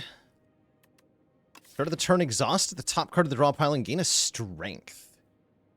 Spicy. That's spicy here. Free strikes are pretty good.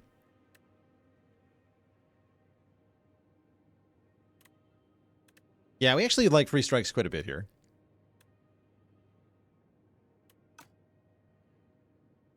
But I'm definitely thinking about the mittens as a way to scale our attack a lot. But if it exhausts our neutralize, we're just kind of hosed, right? Yeah, it could just randomly screw us. Seems bad. I'll take the soup. Soup is delicious.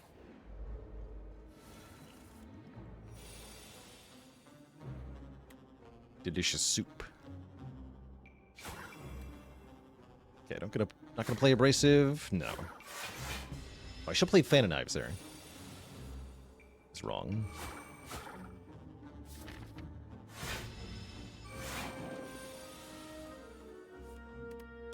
No.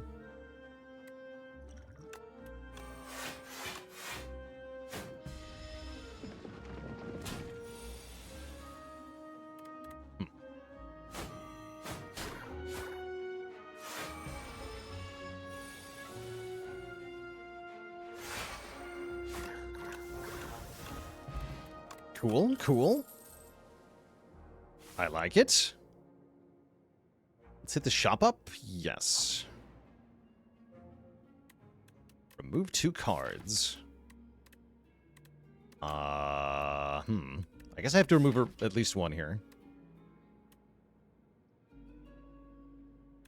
Which means removing a defend, realistically. I guess that's fine.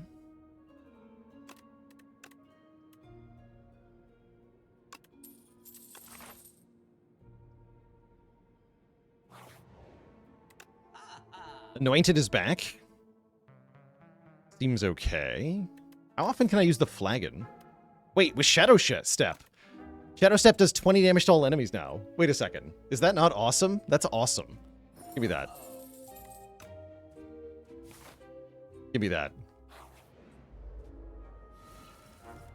Holy. Seems good.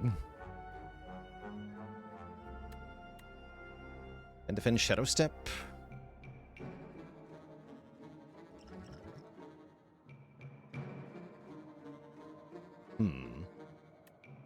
This one dies. Yeah, this is fine.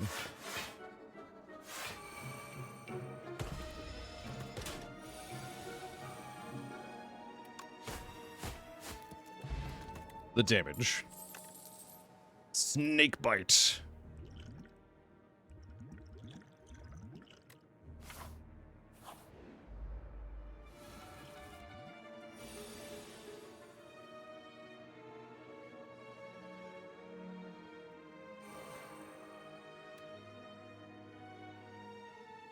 don't think I'm playing Abrasive here.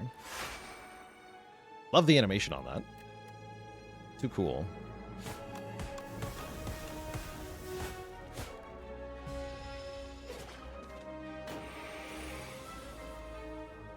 Hype.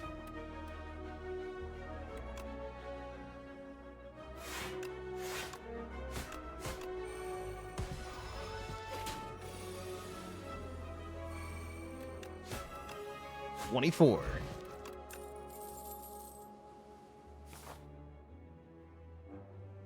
Shadow Step activates Abrasive. Yes. Yes, it does. Sure does. I think I'm fighting 2 elites here. We seem to be very good at the elites at the moment.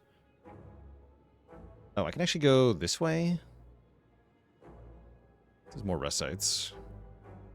Cool. Flag and go.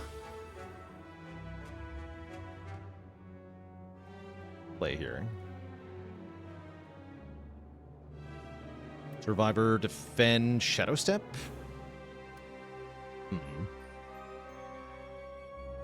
What happens if by accident we have to add a non-rare card? Then we're not allowed to play it.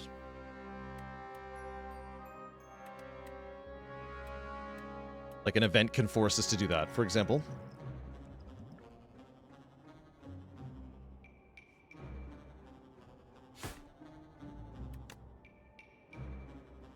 Thinking about using a potion here. Let's use the explosive pot.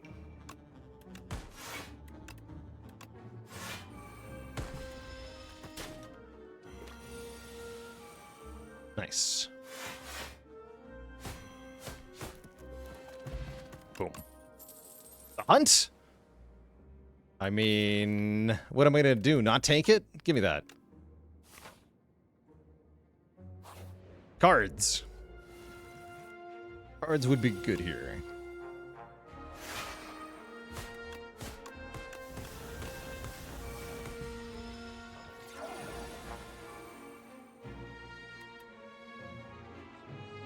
Non-minion, okay.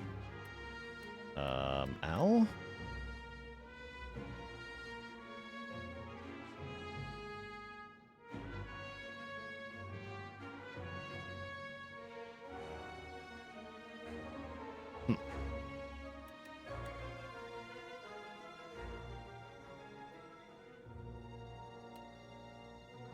Yeah, we can kill the little guy with Strike and then Hunt. That doesn't give me a card reward, though. But it does save me a lot of health, so I probably want to do that.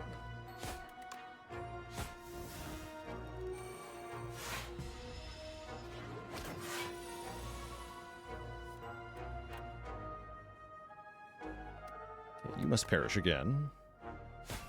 Oh, wait, no, I did that wrong. It's fine, though. Could weaken you. That wrong.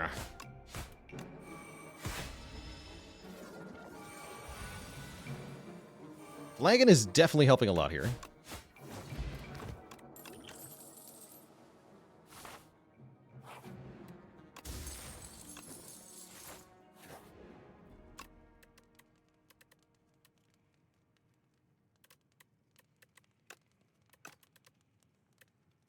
Okay, let's upgrade Shadow Step.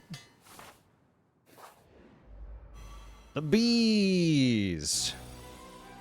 Perfect.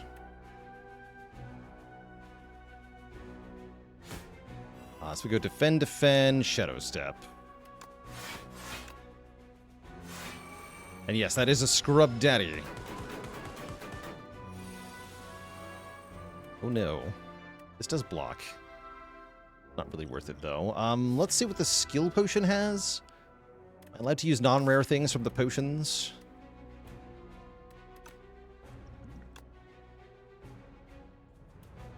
Let's say yes, because it doesn't matter.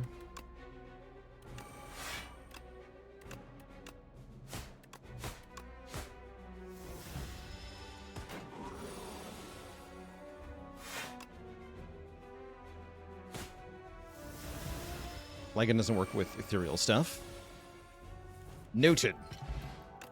Tingsha. When we discard a card, do 3 damage at random. Burst is here. Burst is not actually that good. I will not be taking Burst.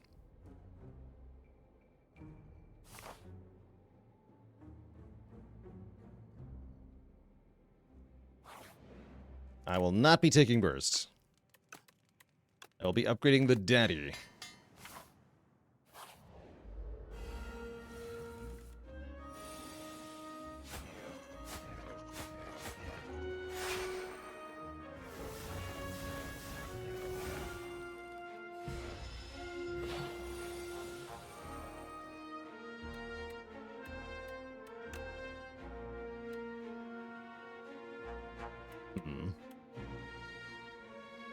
I guess we go defend, tracking, strike.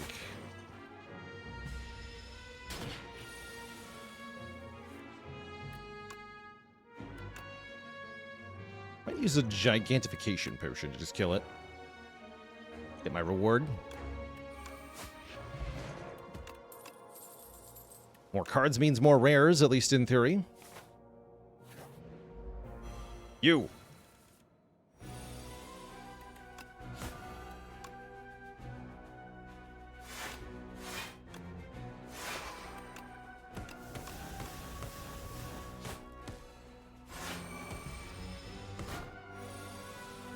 Power.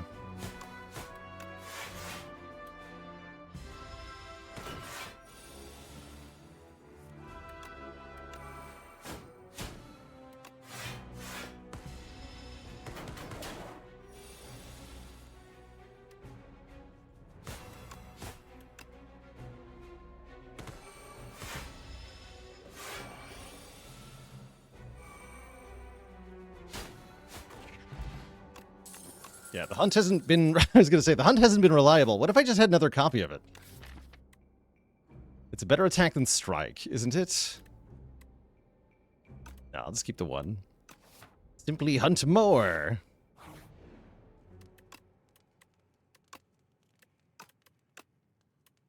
One more shiv. I guess I'll upgrade my block card. Or genuinely maybe a strike. Feels weird.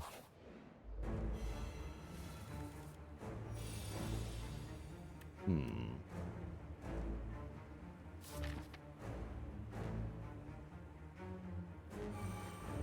gonna power pot here.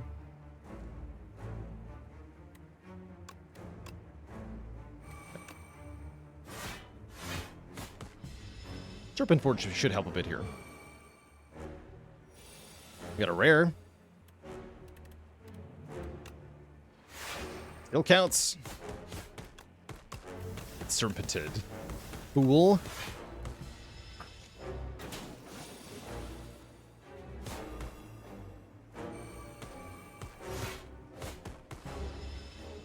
A lot of relic damage.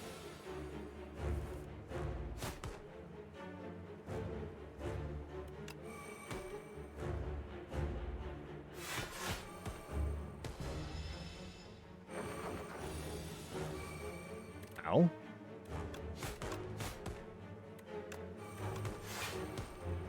Oh, playing the 2-cost one gave me 4 block, which was bad. Oops. Foolish, foolish. Likewise, playing Abrasive does the same thing here. But I still think I want to play it.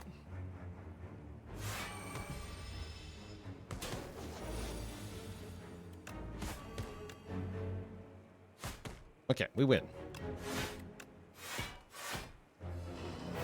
The calendar goes off, and so does the flagon. GG. Spicy. I like Envenom. I like Afterimage.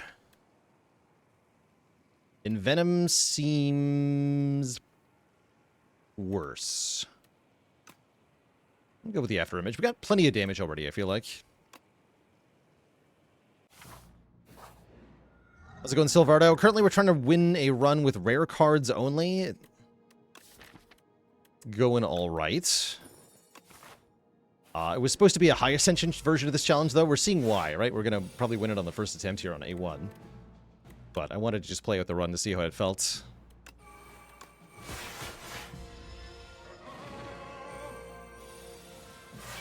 Does transforming a card keep the enchantment? I don't think so.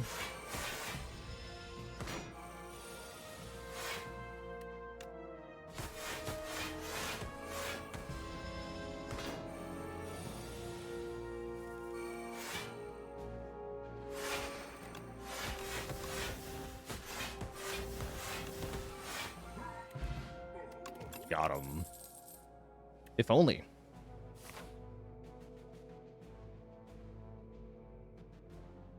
Will this be our first time seeing the third revision of the door? Yes. Yes, it will be. New relic. Rouge. Gives us strength and dex on turn 3. We are allowed to take eternal armor, although why would we? Let us take block on turn 2. Is Maul legal? No, ancient cards are not rare.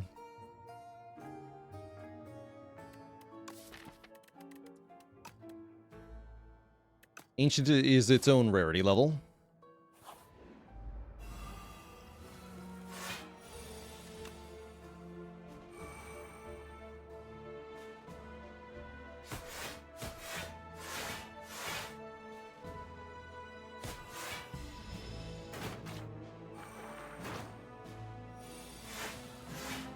Nice.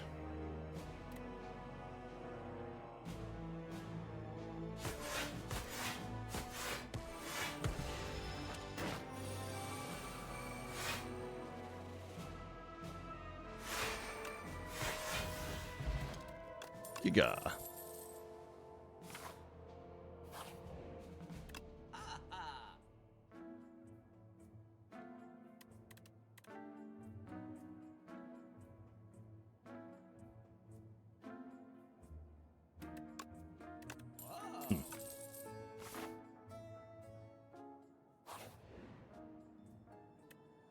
Intimidating helmet for Warpaint, Horncleat for Vajra, or Stone Calendar for Pendulum.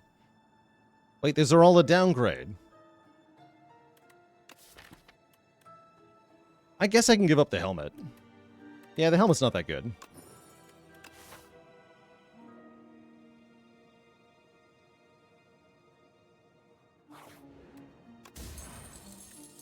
And if we play no attacks, we get even more block. Cool. If only Orichalcum was a thing I could have given up there. That would have been great. If only.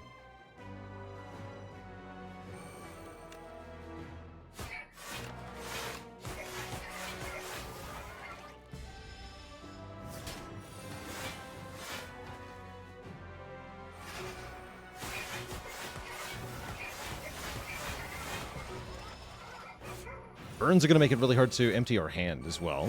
Unless I Shadow Step. Get him.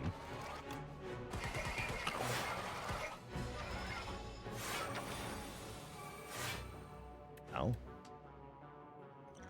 Fortifier, please.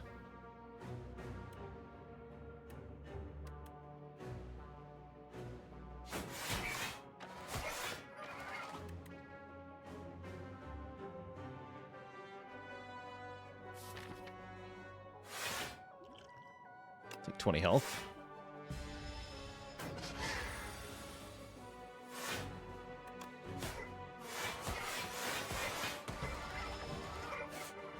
Shadow Step, please. No.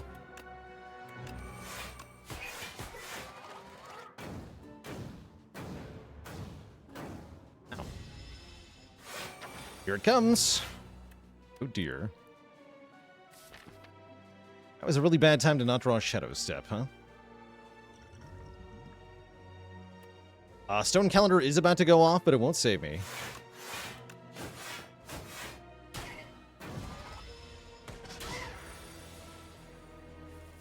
And that's the truth. Thanks for the Prime sub in 17 months.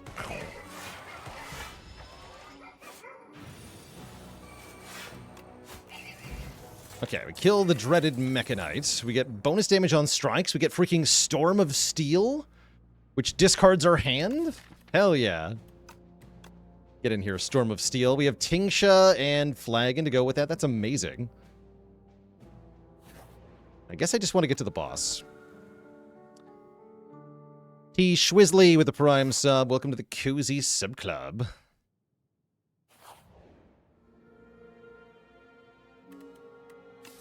Fight for upgrades. Upgrades good.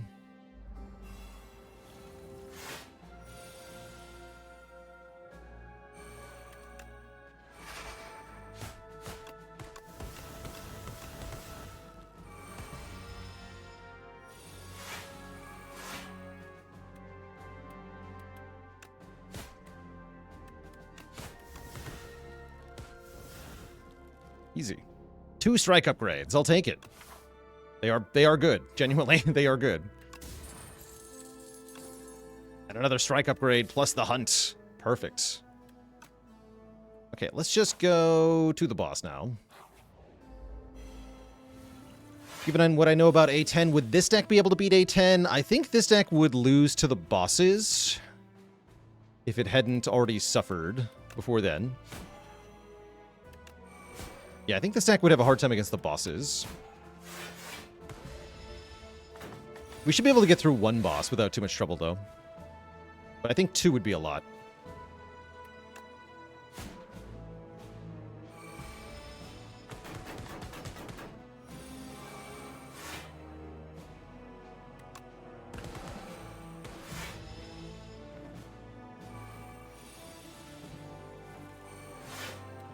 Screaming Flag, it is too fun. Look at these strikes, 26 damage. What? Those are Giga Strikes, holy moly.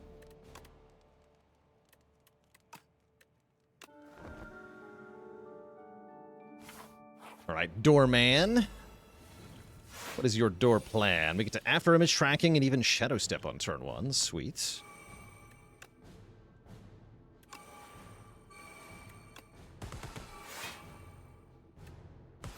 Alright, he emerges.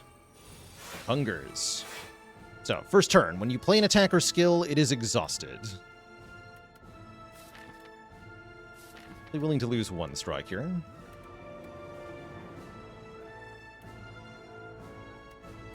Might as well play Fan of Knives. The bonus damage? I think so.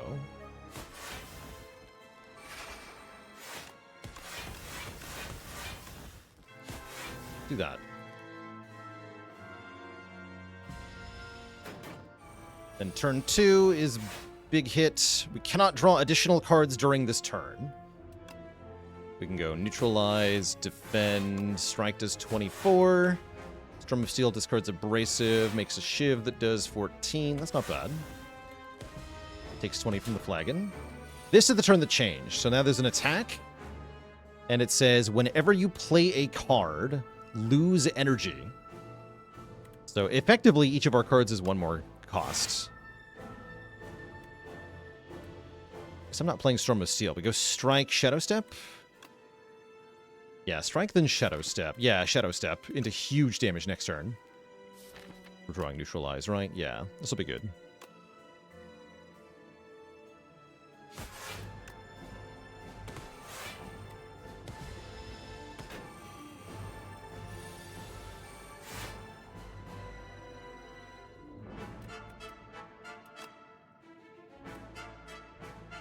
Seems good. Now my strikes are doing 56 damage. Hell yeah. Still have damage left? Yeah, we have damage left. Not just anything either. We have Stone freaking Calendar. Coming in from the top rope.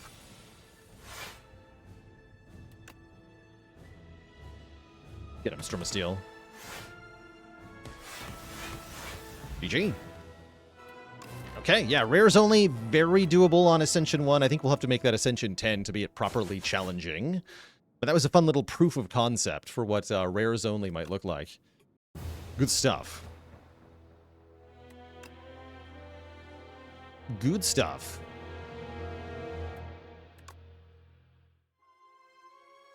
Rares are good, as it turns out. They sure are. They sure are. This would have been a good set of relics for starting deck only, actually. I kind of wish this was a starting deck only attempt. Might do some silent starting deck only attempts next, actually. I was really enjoying trying starter deck only. Before we do anything else, though, Twitch chat, I do have to take a break here. I'm going to refill the legs, stretch the water. I'll be back in a few minutes for some more Spire. BRB.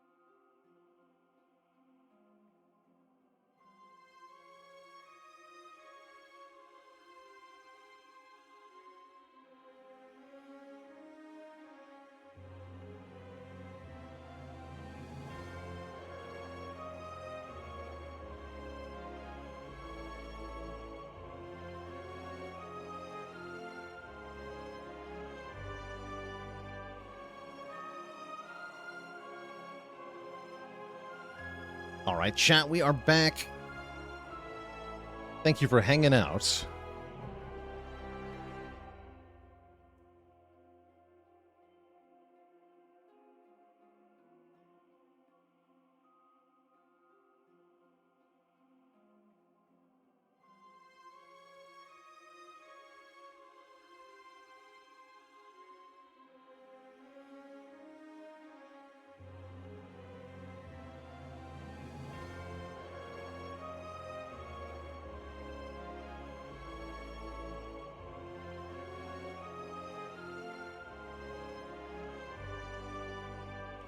So, we're going to make some more attempts at starter deck only runs.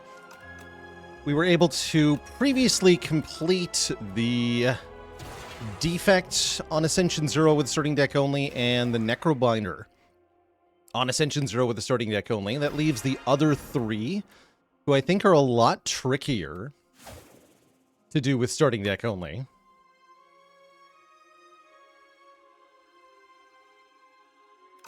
In the run history screen, where can you tell whether it's a win or a loss? So there's currently 2 indicators.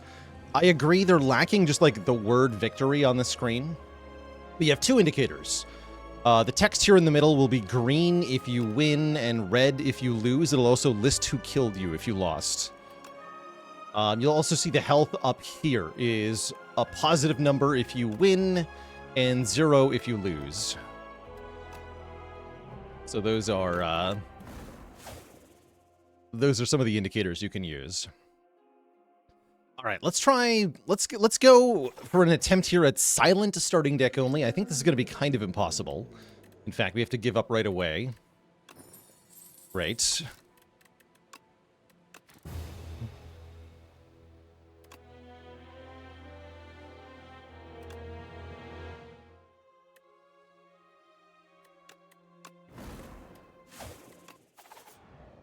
Literally impossible.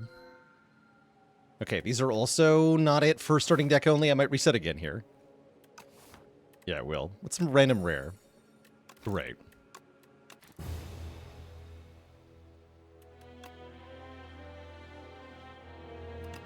The silent was tired. So we need, obviously, a starting option that doesn't add a card to the deck. Unfortunately, none of these are those either. This is crazy. Hello? Yeah, whatever.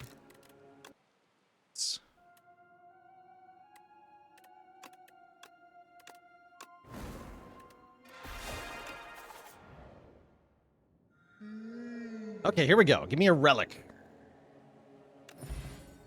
Kusarigama. For playing 3 attacks in 1 turn, will deal 6 damage to a random enemy. That's actually a really good start for starting deck only. I see we're fighting Vantum, which is horrifying. We do not like Vantum. No, we do not.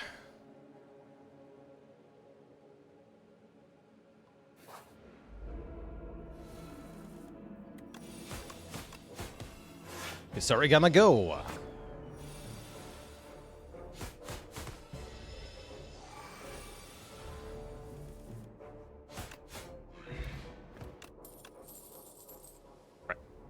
No cards. We take potions, we take money, we take relics. We definitely take relics, so I'll go for that.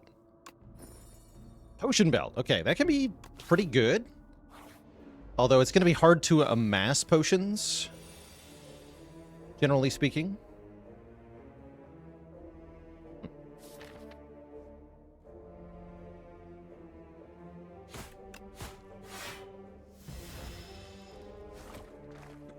Yeah, first upgrade is probably neutralize.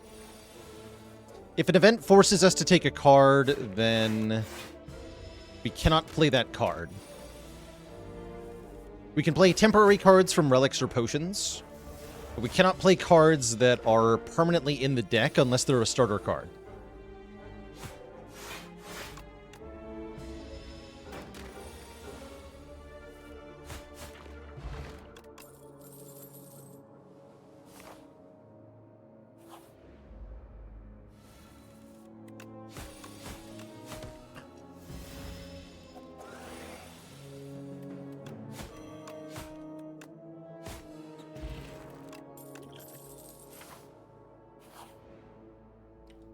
Yeah, this is one of the better starts, actually. We get a good event as well. We get an upgrade. That's nice.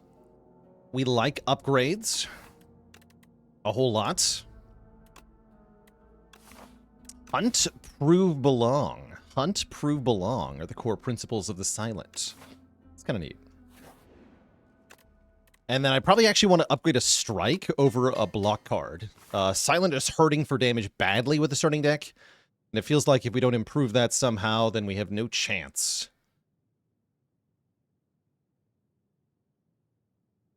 I'm wondering where I go from here. I could take more upgrades, take a peek into the shop, but is that going to be good enough? Maybe. I'd prefer to get 2 elites killed in Act 1 if possible. But maybe it's better to go this way. Upgrades are very good in the starting deck challenge. Okay, let's actually go this way. Oh, these guys. So these nerds have new visuals in this patch.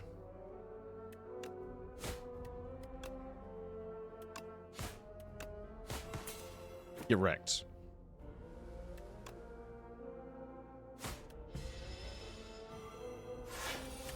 How do you make the numbers visible above cards during a fight? You go to settings, and then show hand card count is the option. Ow. Big ouch.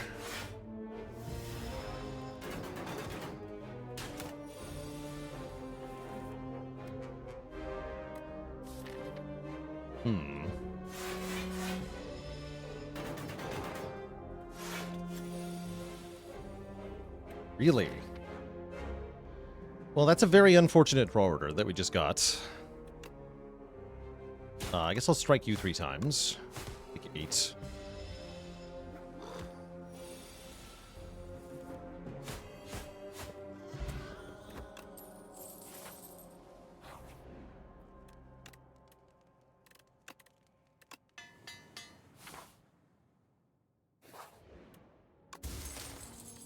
Okay, another good relic. Vambrace doubles the first block card that we play each combat in terms of its block effect.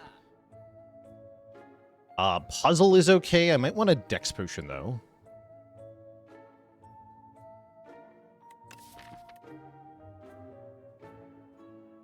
Maybe remove a Defend, so I'm more likely to be able to play 3 attacks. Although we should probably remove Clumsy. Move Clumsy.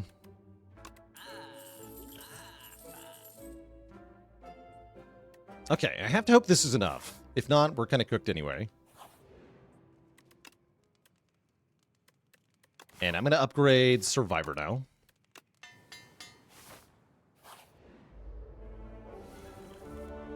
Do I theory craft how to do these off stream? Not... Yeah, kind of.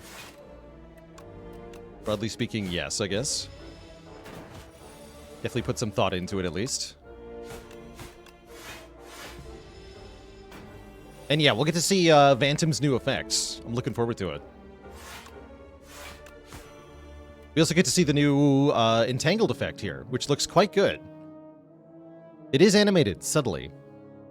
They move slowly. That's cool.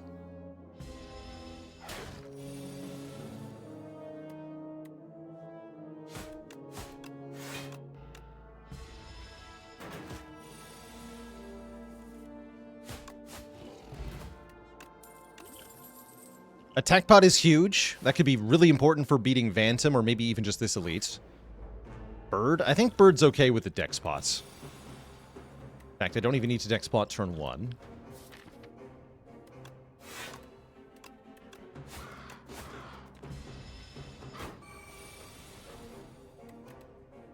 I'll Dex pot now, though.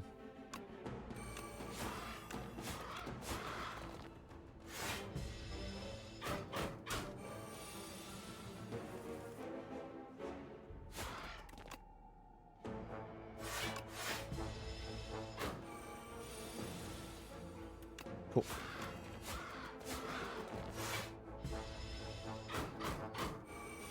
Okay, then 3 attacks? Not yet.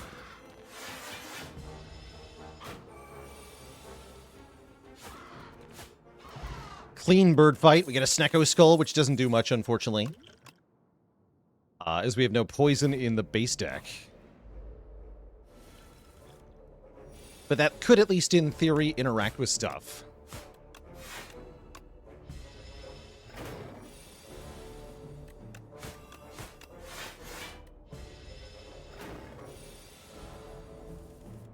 Nice.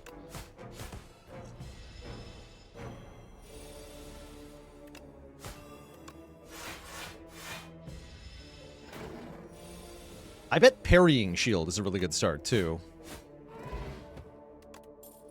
Similar reason. Okay, Phantom is going to be tough. I think I'm going to rest here. And we almost assuredly have to use the attack potion. Although I think I want to use it next turn to try to activate the Kusarigama. Yeah. But yeah, here's the new background for Phantom here. It's like a twisty cavern covered in Phantom goop.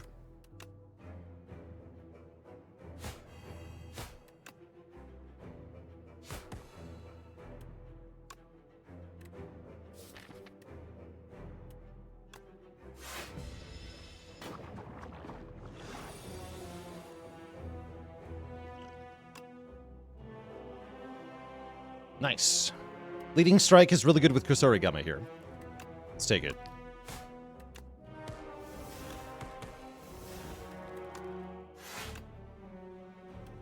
And I'm going to keep pushing damage. Cooped.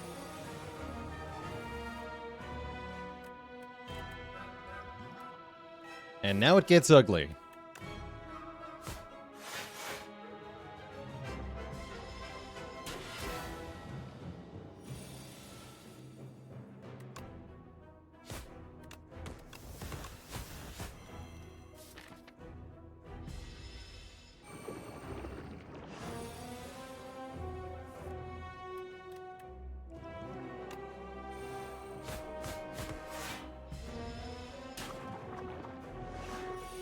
I'm going to be shocked if we get through this fight.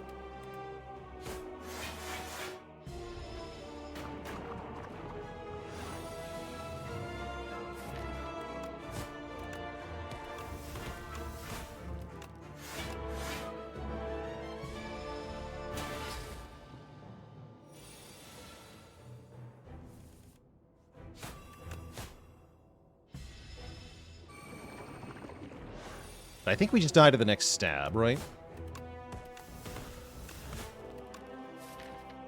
Because that's not 24 damage. Unless I draw all 3 strikes on the same turn. We're dead. We need the Kusarigama damage. Nah. Well, there's one redraw. Hold on. There's a faint hope.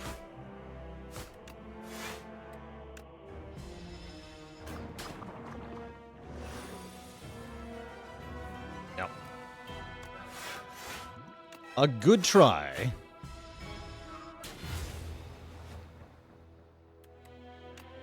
I'm going to need a new map. Actually, if I played one more defend on the previous turn, we could have lived that. So what I should have done was defend one more time, and then we'd have an extra turn. But I decided to go for it, and that was wrong. Okay, let's do a Clad starter deck only attempt.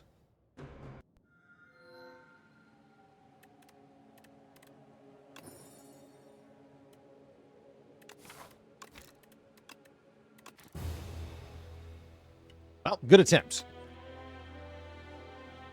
Good attempt. Let's try that again. There's plenty of starts we're allowed to take. We can take remove, we can take money, we can take relics. There's money. Probably large capsule, though. 2 relics and 2 starter cards. Sounds pretty good. What do you got? Lipstick and Vambrace. That's actually pretty good together. We're again fighting Phantom, which is horrifying. Phantom is so scary.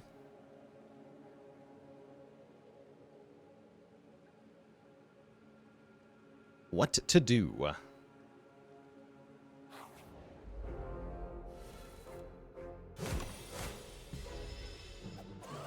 How's it going, Jet? I missed a cutie redemption. My bad. Hold on. Let me get that corrected.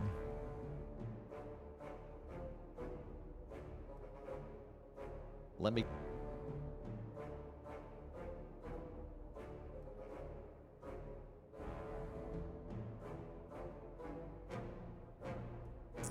let's see here.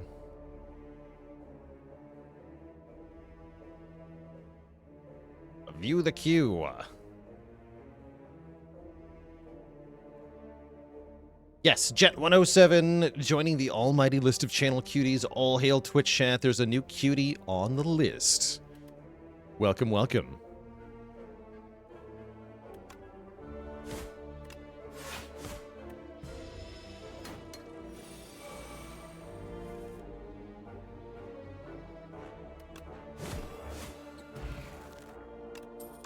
Attack pot's very good here. For starting deck only. And I can make a sharp strike. Or a nimble block.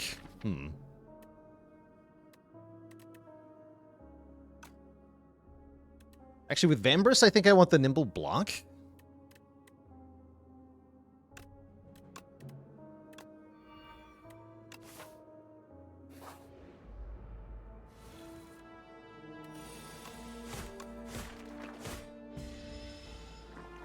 Because then we're often doubling that with the Vambrace, blocking for 14.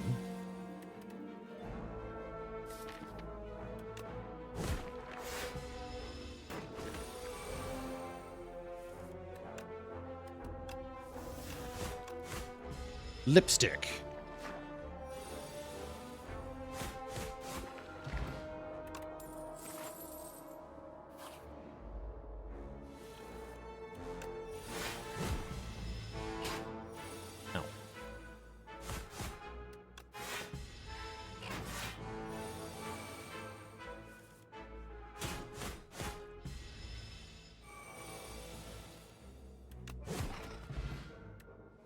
Okay, another potion that makes a card. These are very, very valuable things. Ignore the feed and the card reward. Why did I even look at that? Just to torture myself, I guess. Ah, and I gotta lose one of these potions? That's brutal. No. Rip. Okay, we do get the bash upgrade, though. That's crucial. And then I'm fighting this elite, because we need relics and we need them bad. And it's only going to get harder and harder to fight elites, so we gotta take our wins where we can get them. Looks like I have to attack pot in this fight, though. We'll trade the attack pot for a relic and hope it works out. Hell yeah. Let us begin, he says. Bonk.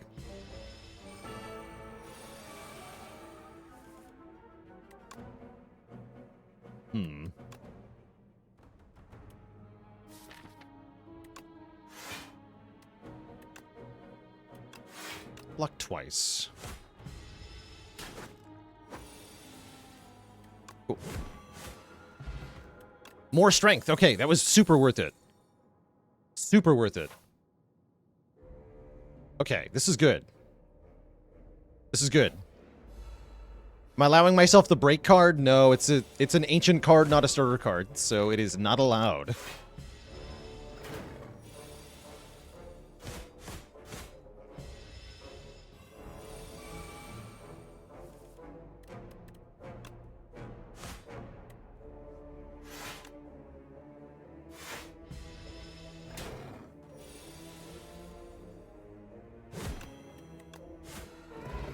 Nice.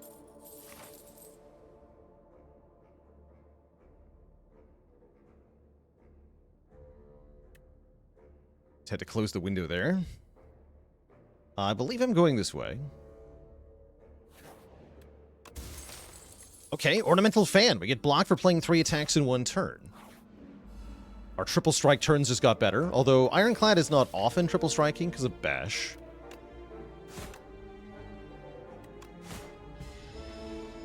Relics that deal damage are allowed and are extremely important for this challenge. Very, very important.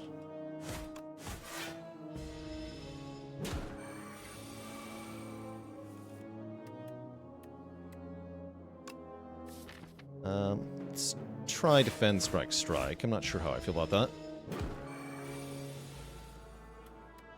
Yeah. Let's only take 2, that's fine.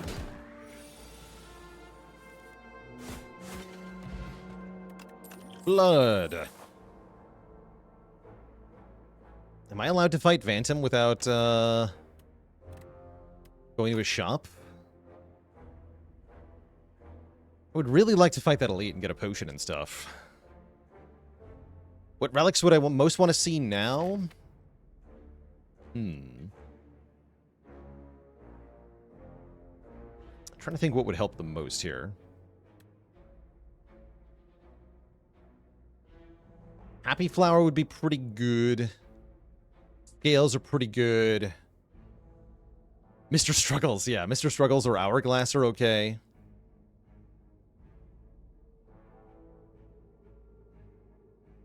If we're talking about things that get past Phantom especially, we want damage relics.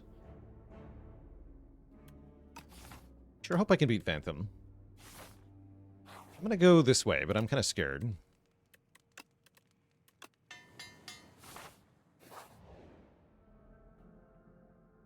Lose all of your gold, transform 2 cards. Interesting. We're definitely not allowed to do that, so I'll gain the 5 max health. Great. We'll fight this thing. This thing's pretty bad. For us. Thankfully, we have the added cards.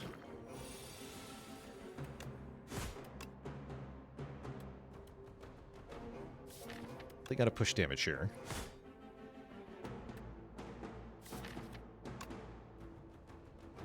Yeah, just full damage. Full send.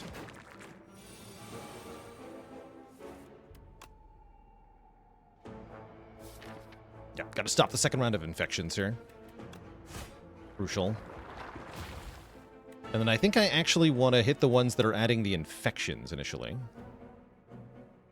I'm gonna take 3, not use the Vambrace.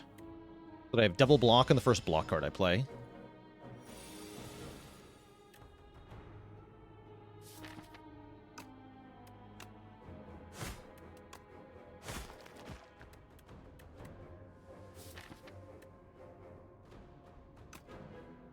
Ash Strike is going to do enough damage to kill the back one next turn. Okay, let's block then.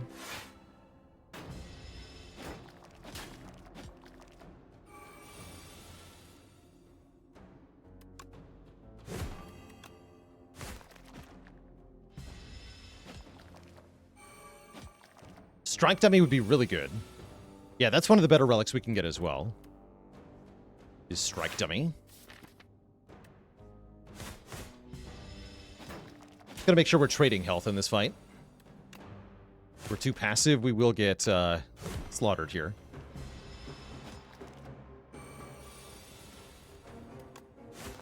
Cool. That worked out pretty well.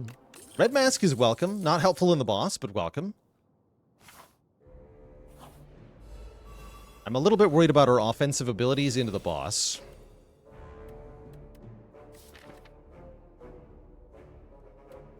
Also, is this fight okay? I'm not sure. Take 3 here to keep our Vambrace.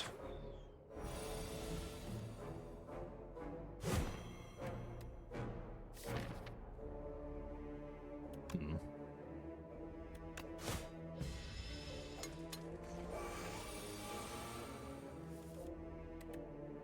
22 block.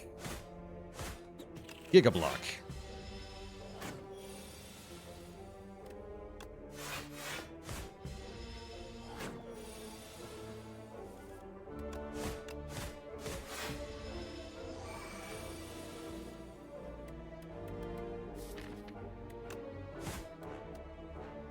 Okay, double defend here. 3 strikes kills or 3 defends blocks. Cool. Actually, 2 strikes kills. Not too bad. Distilled Chaos will definitely help. We do have 3 potions for the boss. Feels like we certainly should rest, though. as much as I would like to upgrade a strike here.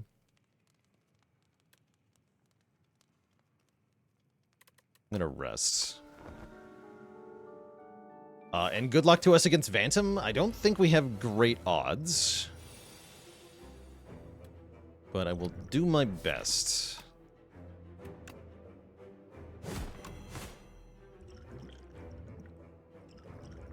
Bashing even right, I'm not sure.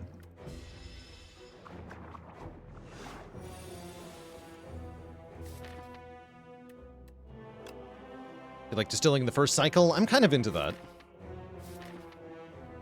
I like distilled next turn a lot, actually. I'm just going to play 3 strikes here. Vuln does nothing. The main thing Vuln does is let me play the bash again next turn and extend the Vuln. I would say that's the main benefit. Yeah, so I'm going to use it now. The distilled, that is. Try to hit bash here.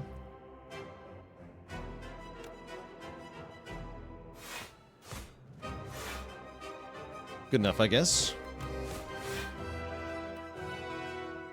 Definitely just want to keep playing strikes. Okay, we got through all the buffers. But now I think we're kind of cooked, right?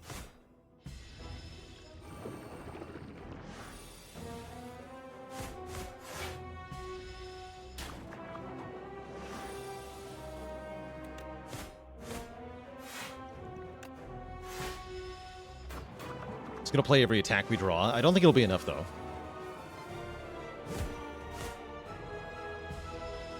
Oof.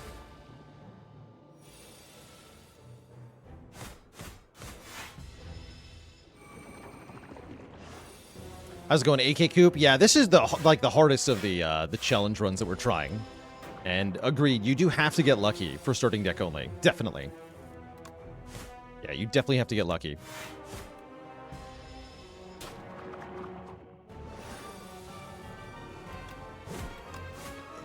But look at that. Phantom actually dies. And I don't even have to use the blood pot. So we get to go to Act 2. Where we can get an ancient reward that can help a lot here. Oh, Pale's Wing! Okay, hold on. Hold. Pale's Flesh is kind of nice too. But I think Pale's Wing is one of the best for this challenge. Because it allows us to gain relics that do stuff. Relics would be good here. Like relics. It also lets me get relics without having to fight elites, which we can't really beat anymore, because they are horrifying. So realistically, I don't want to fight any more elites, except for the part where I absolutely have to fight an elite here. That's spooky. But yeah, I'll take the wing. I think the energy starting on turn 3 is also very good.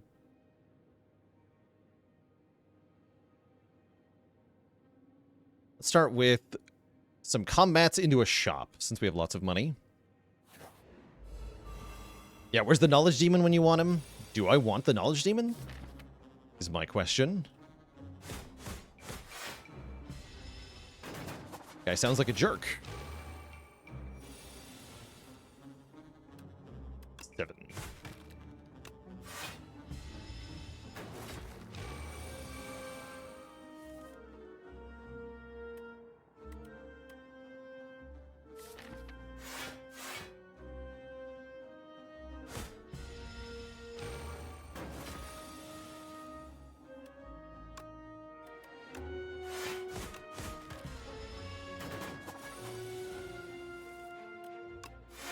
Pretty clean fight, actually. Am I allowed to have starter cards from the other characters? How would you get such a card?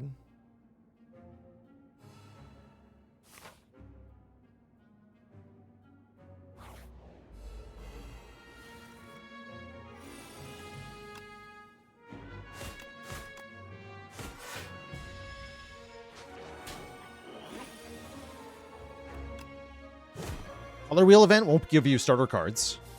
You can only get cards from the full pool of cards on those characters.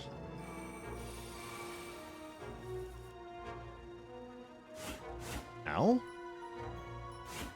Nice draw, idiot.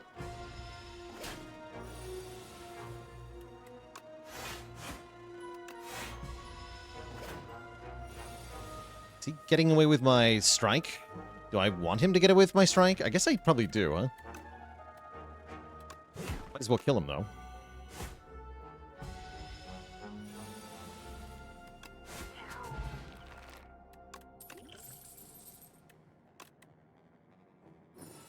Get a Ripple Basin. If we play no attacks, get 4 block. Sure. I think we want to lose a strike. I probably also want to lose a defend, so we're back to the basic deck. Oh no. Oh dear, it's these two. These two are brutal. We're not going to be able to avoid their turns. I probably got an energy potion or something. You guys suck. This is a strength pot? I regret to inform you that we don't have any strength potions. These are blood potions. Terrible news. There is no strength potion. Yeah, so normally I would want to kill this guy on turn 2, but I don't think we have the damage for that. Let's see, if I draw triple strike, we'll be able to do 30? Yeah, that will not be enough. So let's bash this one.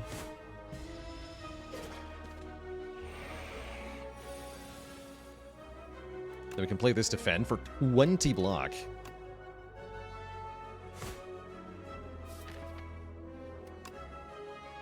Yeah, I'm going to energy potion here. Feels necessary.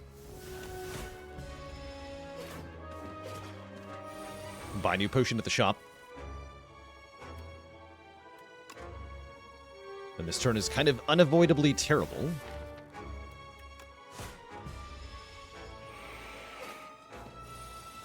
But we kill it before it makes any more stupid cards. So we have a moment of peace here.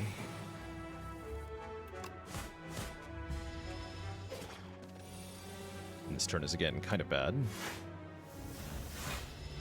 Ooh, Ripple Basin. Good work. Nice. Okay. Okay. Okay. Things are happening.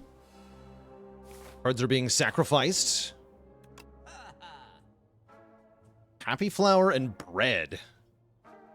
Ooh, the bread. Bread is great. Anything that gives energy is great.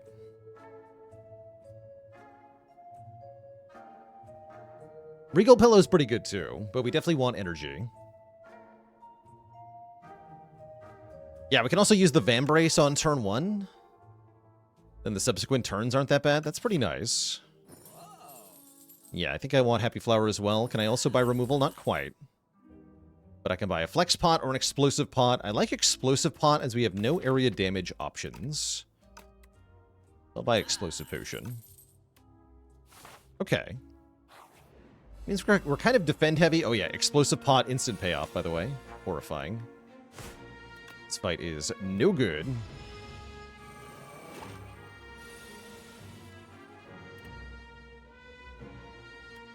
Alright, I think...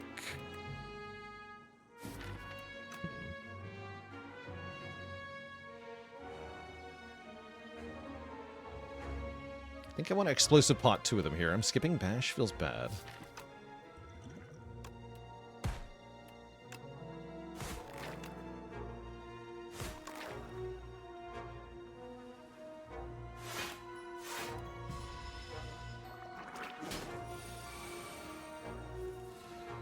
Sweet. Now I want to go in on the Avocopter, I'm pretty sure.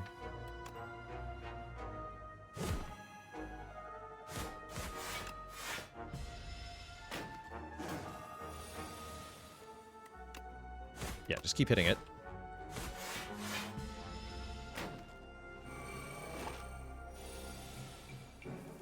Nice. Really clean fight. Good potion. Our new relic, a boat thingy. Okay, bread stocks rising rapidly.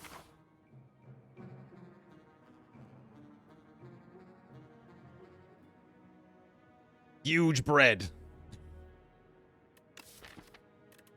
Nick wants a strike upgrade immediately. I'm going this way. We get the second rest site. Unless I want to go to this shop. Which I don't think I do. Baking success. Oh no, it's them. Nope. is my answer to this.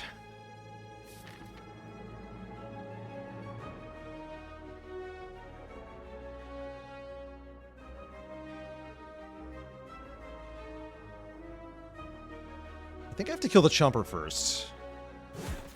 Let's give that a try. But I do expect this to hurt quite a bit.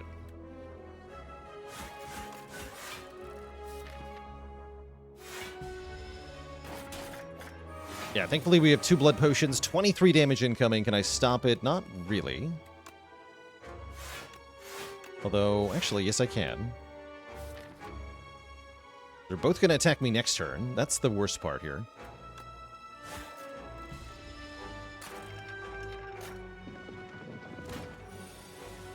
Yeah, I have 5 energy, but I drew all 3 days to rip. Jeez. Terrible news. Ow.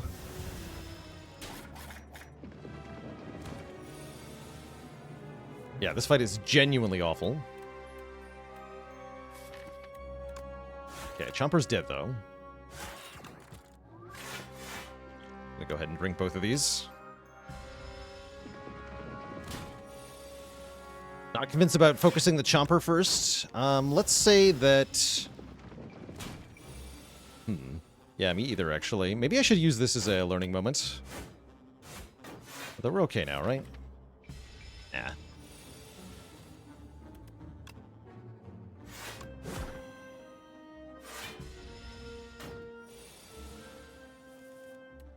Yeah, getting rid of the days was really crucial, though.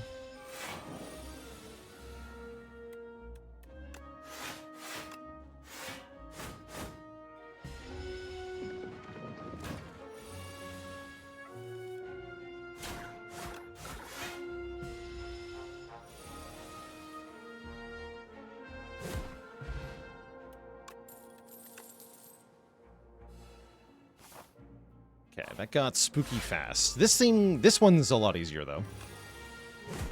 Bonked.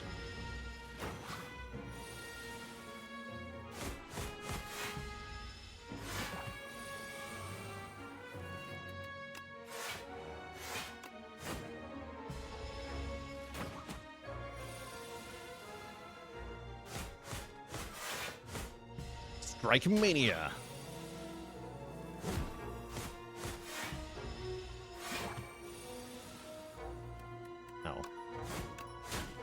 Oh, not dead yet. Bummer. Close, though. You know, I'm kind of regretting not buying the Regal Pillow.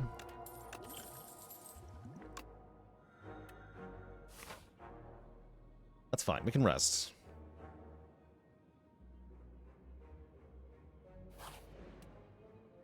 Wait. I didn't sack? I thought I did.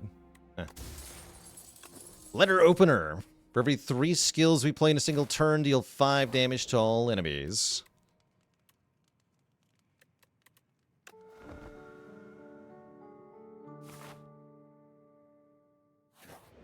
It's alright, we can just sack this thing. It's fine. Smile.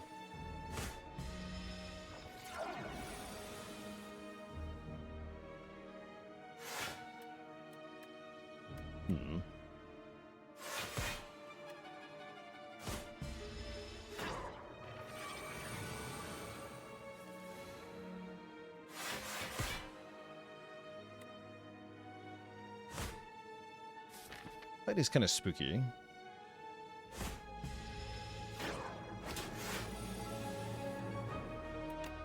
By kind of, I mean very spooky.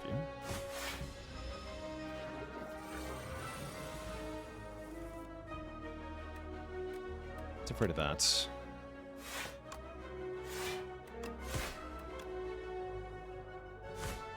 Ow.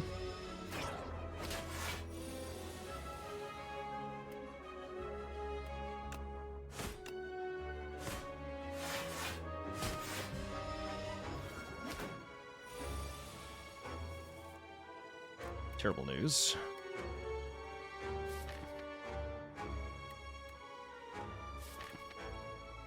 I go for broke here? Kind of feels like I do.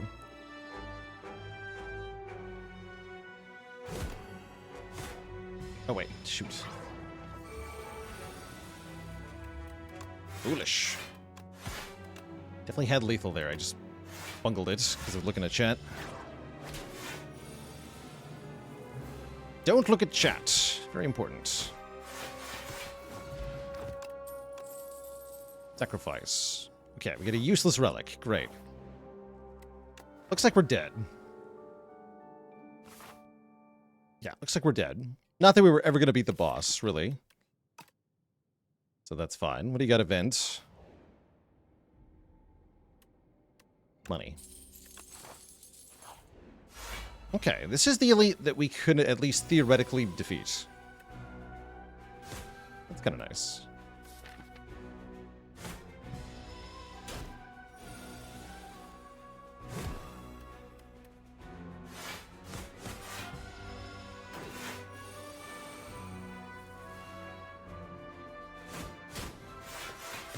Wait, unceasing top.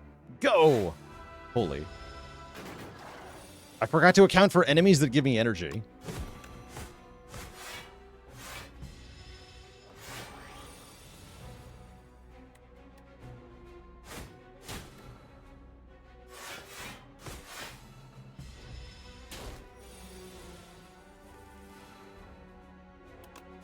A rookie mistake.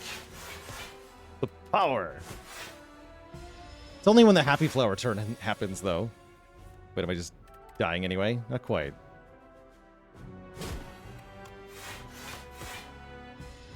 Ow.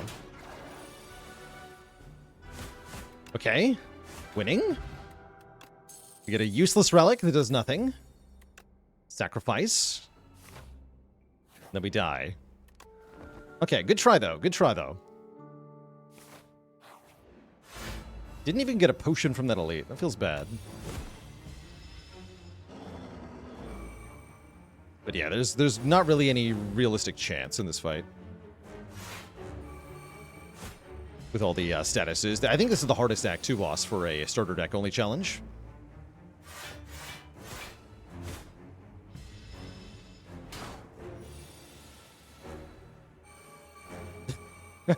Just get very far away. But yeah, we have to like skip entire turns. It's really hopeless in this fight. It's pretty bad. Not that we haven't beat him before, though. But yeah, he gets us pretty good here. GG. GG. Yeah, coughing baby versus hydrogen bomb, for sure. For sure. Still not that bad. Not that bad. Okay, let's give Regent a try.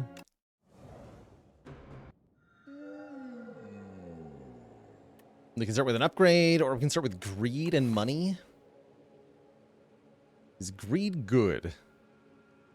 Feels pretty bad. Have we won with Silent? No, we've won with Necrobinder and with Defect. I guess we take an upgrade. I will upgrade a strike.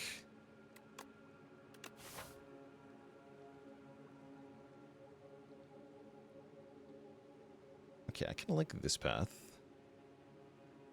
Though 2 shops is a bit weird. Do no shops. Get more events. Is that better? It might be better. Yeah, that looks better. Go to this shop. Okay, let's try that. Ow.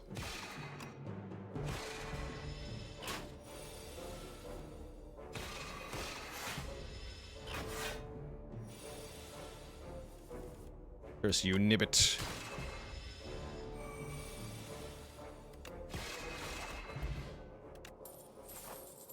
Curse you!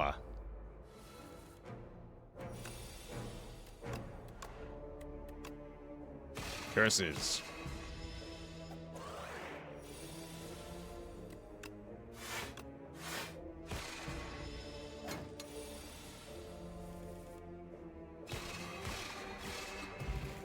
Okay.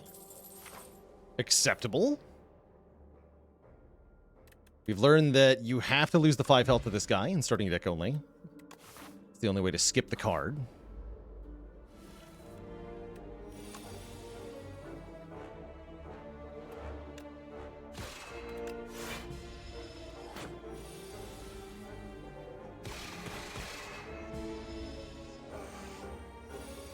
Lorp.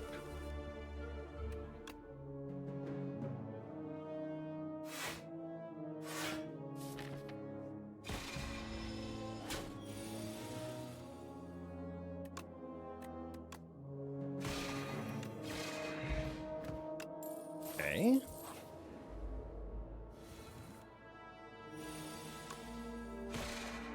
Oh, actually, that was probably wrong. 6 damage next turn. I should have killed the Twig Slime here. I'm just realizing, but we can triple defend next turn. This is also decent. But yeah, I actually misplayed the fight already. That's alright. Oof.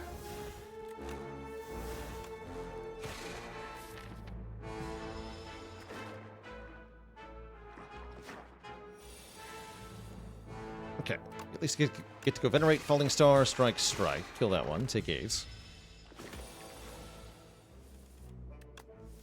Now, we moved on from the Vaku challenge for now. We got a couple good attempts in with Vaku, but did not get any victories with Vaku yet.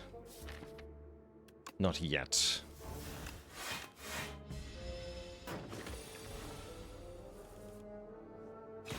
Oof. That's not a good draw coming up.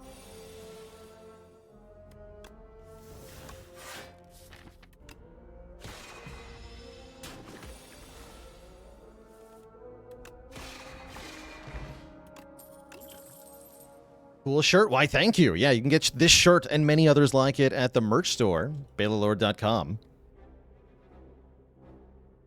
As always, the code COZY works for 30% off as well.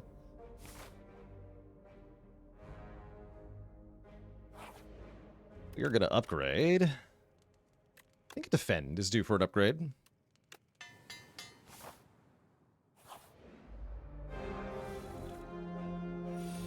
I'm glad we got to upgrade there. I'm going to kill the Beetle first. Brad runs with the Prime sub and 2 months of support.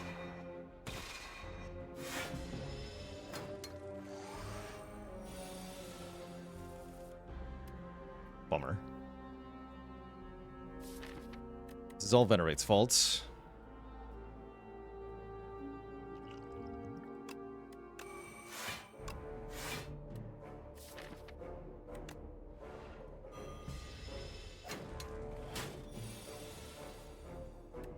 Right here, Falling Star here. Okay. Probably actually had to strike twice there. Now that I think about it. Oh well, this is a good draw at least. Now we're clear, we're clear. Got lucky. I'll take it. And I'm resting here, I'm thinking. As much as I would like to upgrade Falling Star. I think I have to rest.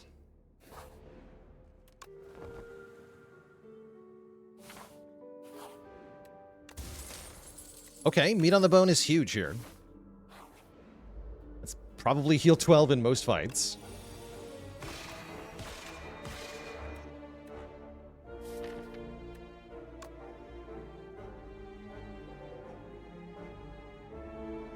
I'll venerate. Have I seen my merch out in the wild? No, definitely not. Definitely not.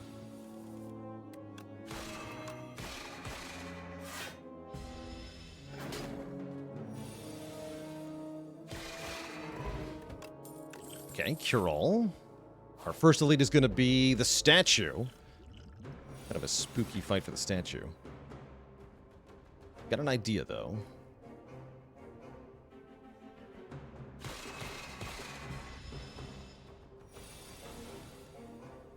I'm gonna Falling Star and then Cure All. No, Falling Star, then Strike Plus, then Cure All. Don't Venerate yet. Okay, so we're guaranteed this hand next turn. That's pretty good. Go Venerate, Strike, Strike. Yeah, that works. Go Defend, Falling Star, Strike, Strike.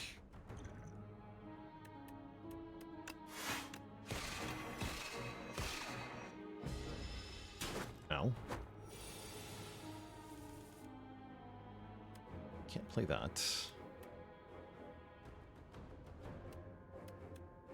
Strike one time? No, we want to kill next turn, right? So I have to strike twice here.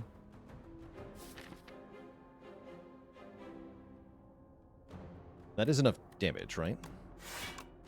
Do 6 plus 7, 13 brings him to 15. Yes, 15 kills.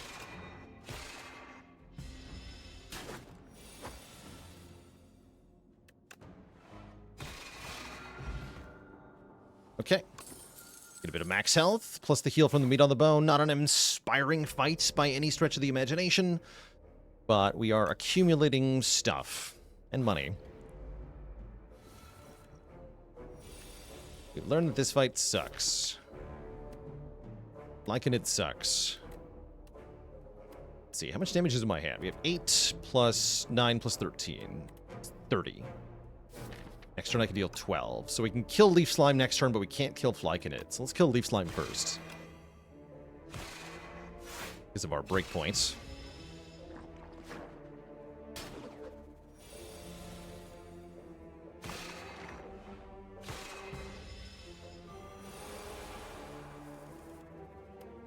Imagine having this fight go well. Impressive. Half health is 41, so I'd like to take a small amount here. Good news, I have to take damage. Perfect. That's definitely what I wanted.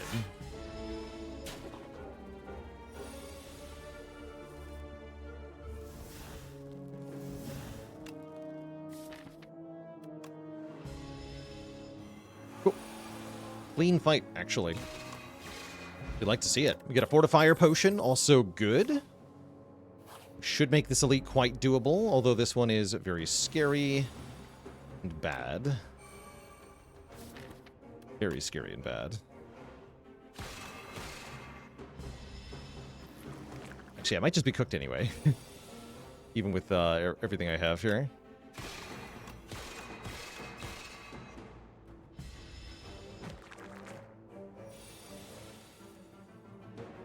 Oh yeah, this is not good.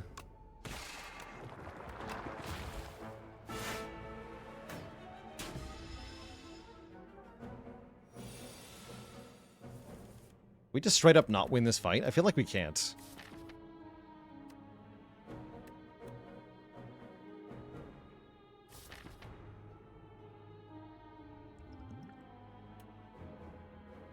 Should just use every potion we have.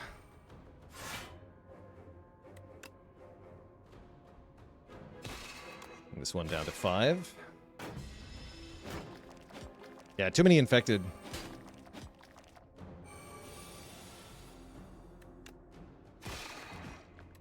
Tough. Stop this one from adding more.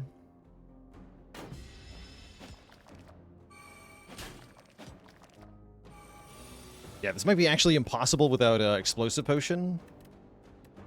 Tough.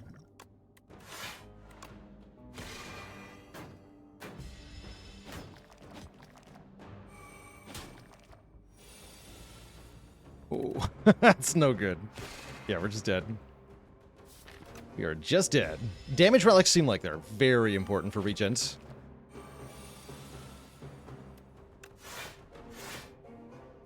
Help. Both love and hate how many deck checks Spire 2 has. Certainly is a thing. Yeah, absolutely roasted by these guys. To shreds, you say? Chomp. I'm gonna need a new map.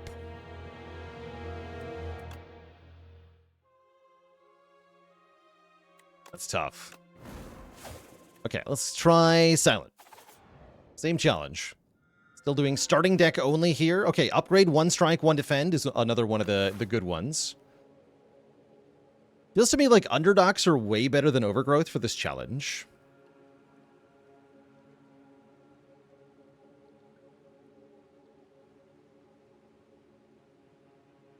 Can only really fight 1 elite. Challenge also seems really impossible on Silent. I don't think it's worth re-rolling until we at least see the first relic on most attempts. Eels are horrible as well. Eels are at least doable if you rush them down. Parasite is just impossible.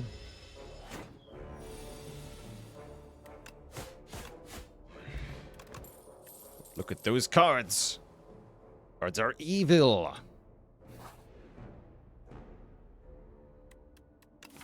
Go on a solo quest and then hit the shop. Okay, we can do that.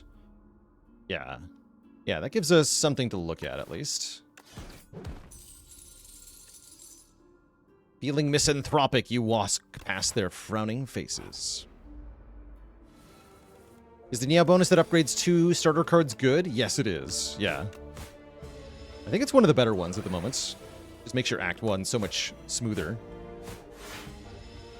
We dupe cards in this challenge? Yes. But there's not a whole lot of benefit to be had from doing so.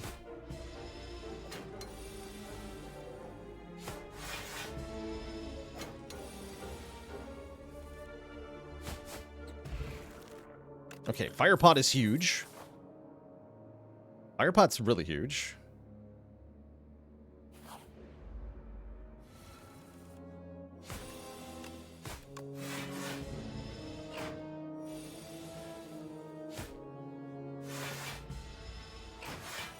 Clone neutralize with Unceasing top. Now you're cooking. Now you're cooking.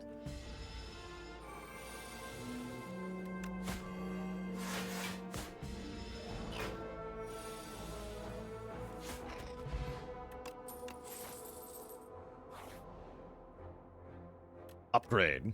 Strike. No, upgrade neutralize. Then strike next. It's them.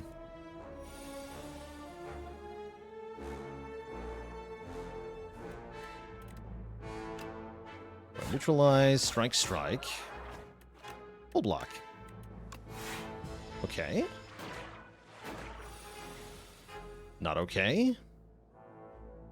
Repeat, this is not okay. This is okay.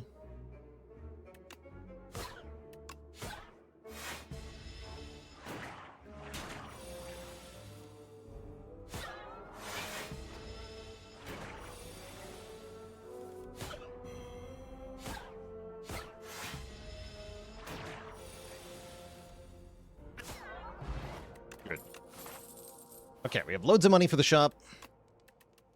I'm going to upgrade another copy of Strike to improve our damage further. We're going to hit the shop. Oh, Punch Dagger.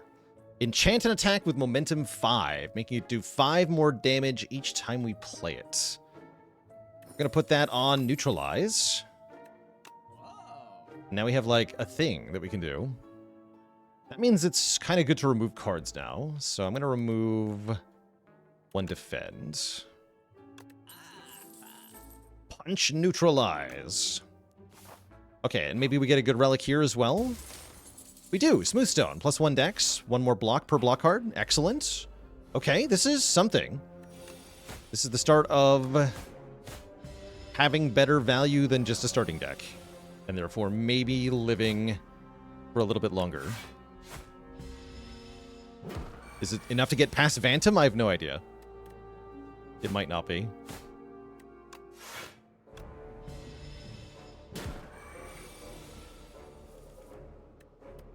Oof.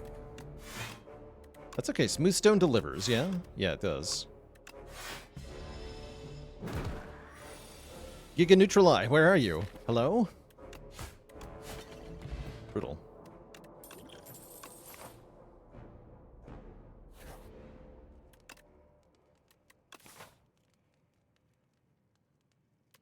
Double down on our stuff.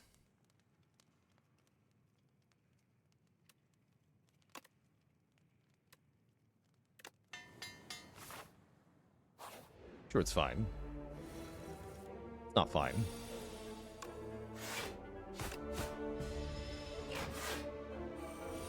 Angry Nibbit.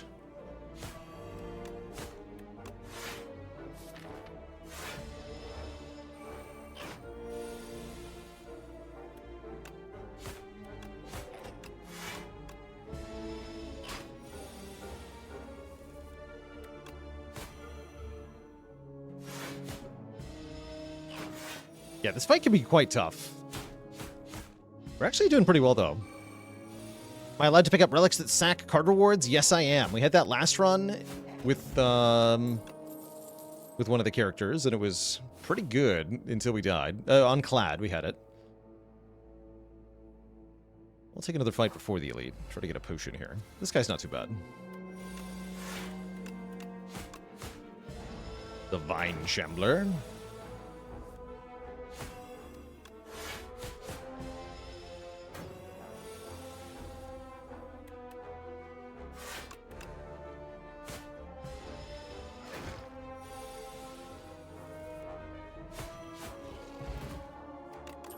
Speed pot's something.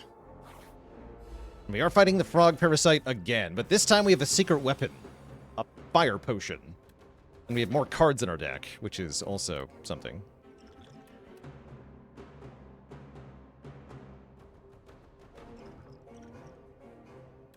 Time for revenge! Maybe. Just gonna Survivor, strike here. I need it to be dead next turn. Or we get 3 more stupid things. Yeah, that's good. That's a good draw for the fire pot.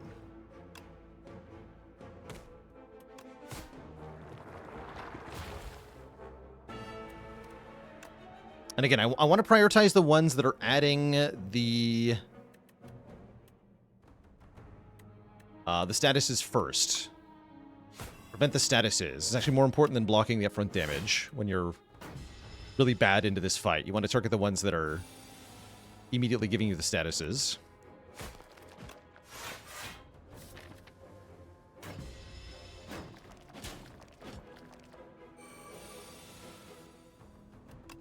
Okay, Survivor into strike.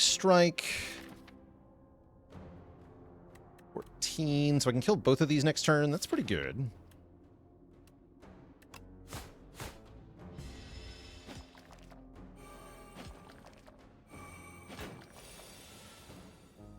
The draw pile looks awful, though. Pretty bad.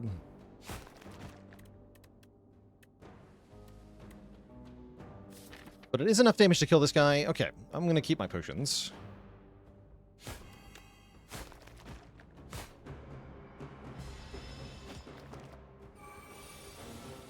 Nice. Okay, actually really good. We got lucky there. Get a petrified toad, start of each combat, get a rock. Excellent. We love rocks. I will take a rock into the Phantom fight. Is that better than a potion of binding? It might be. No, it's not, because of neutralize. It's better than the speed potion. We want damage into Phantom. There's Blade of Ink. 2 inky shivs. If only I could take that. That'd be pretty cool, but I'm pretty sure we gotta rest. And good luck to us in the Phantom fight. I think this is not gonna go well. What do I know?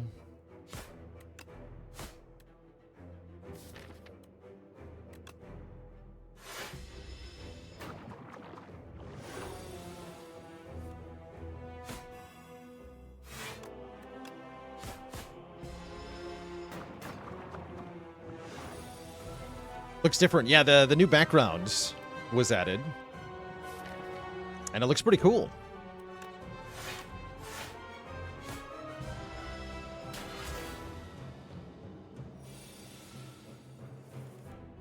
Bruh.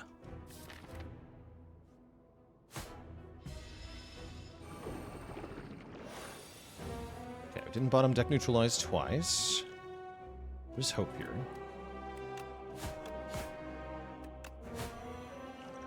Yeah.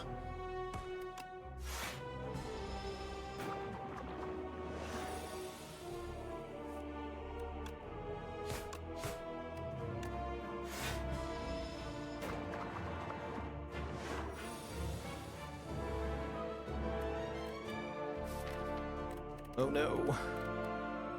This is very bad. I think we might be cooked with the draw order we got.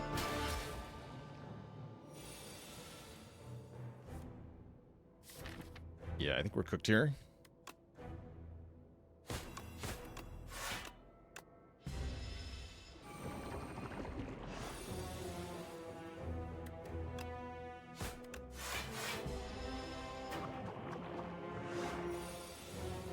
Yeah. He got us good.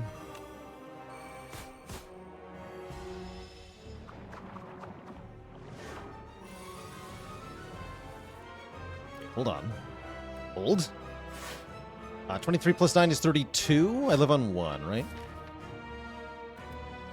No way, this is enough. Right, this is less than 35. 15, 19, that's 34. Yeah, I can't kill him. Because we drew neutralize on the bottom too many times. That's unfortunate. Yeah, we're just dead. Good try, though. We almost got past the Act 1 boss with silence. I think she is one of the hardest characters with this challenge. Probably the hardest character with this challenge. Always bottom decking that neutralize. Very tricky.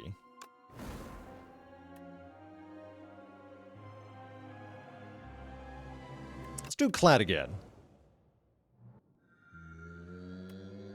Remove 2. I think money's got to be better. Yeah, money and to fight a bunch of elites. This is what ideal Clad Act 1 starting deck only looks like. For sure. Favorite challenge bin so far? I'm oddly really enjoying starting deck only. I don't know why. It is definitely the most luck-based of the challenges.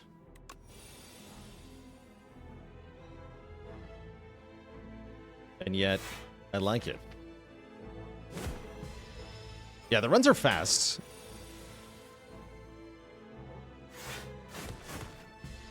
Fluctuation EM, thanks for the Prime sub and 74 months of support. Live fast, die fast. But yeah, I'm glad people are enjoying watching the struggle. It's fun to conceptualize, like, what it would take to win.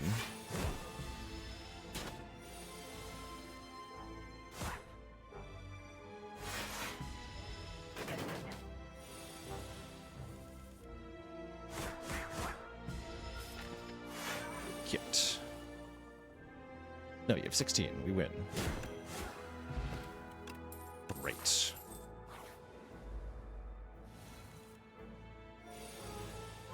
Yeah, like not worrying what am I gonna...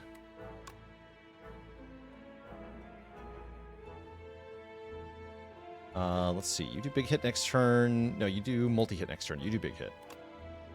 Kill the one doing the multi-hit.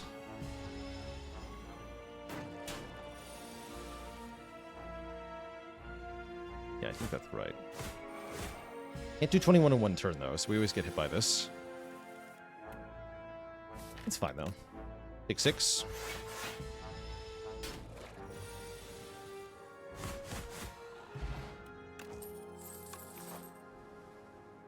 And presumably we'd look at an event. Hard pool fights are hard. Ooh, money.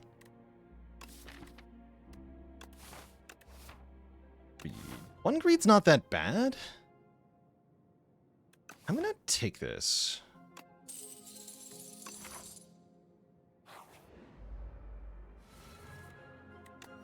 Because we can always spend all our energy, even with one greed.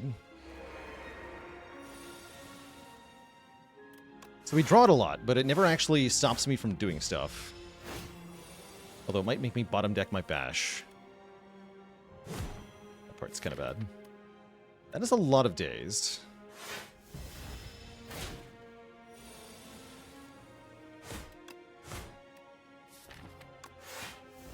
This turn's gonna hurt.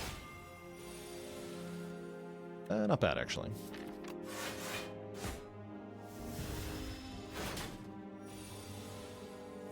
Okay, that was fine. Seek Potion. Never bottom deck your bash again.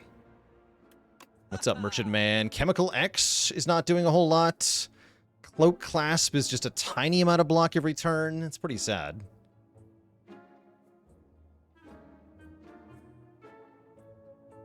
Too bad about this Stoke and the Dark Embrace. Is there another shop I can go to? No. Okay. Well, we definitely buy Attack Pot. We gotta remove a card to get back to the right number in total here. I think I'm removing one Defend.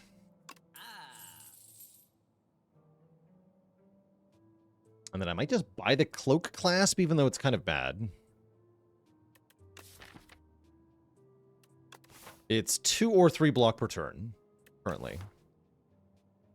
And that is something, right? So we take that. But it's sad.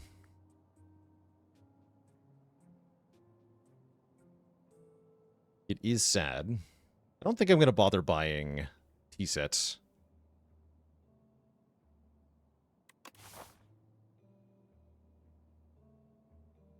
I mean, actually, it does help a lot, right? No, we can get better relics later. I'm sure of it. Refuse.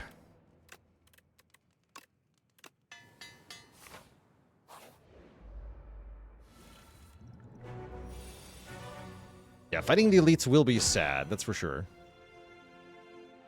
The cap damage on this guy. And this is a great fight for the regen pot, because it definitely takes a while. That 3 block, the power.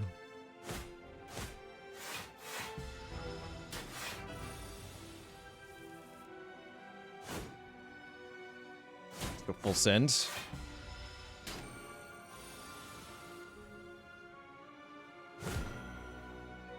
Kill him next turn. Yeah. Okay, we upgrade 2 defends. I like that. That's pretty good. Our next relic is Happy Flower, more energy. Okay, that nerfs the Cloak Clasp slightly. Terrible news. Definitely time to upgrade a Strike. Yeah, Clasp was 10 health in that fight alone. That's pretty good. Can I do this without the attack pot? Probably not. No, probably not. Chemokinesis. Slaps pretty hard.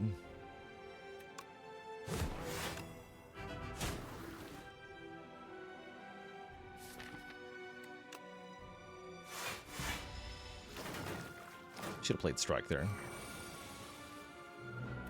TBH. I'm gonna go for the ones that are buffing Strength first.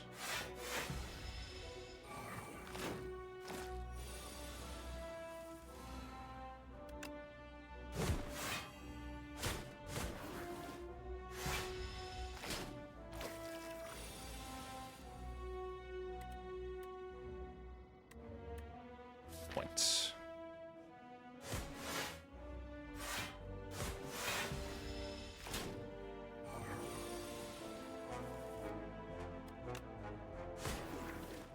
Okay, should be done taking damage.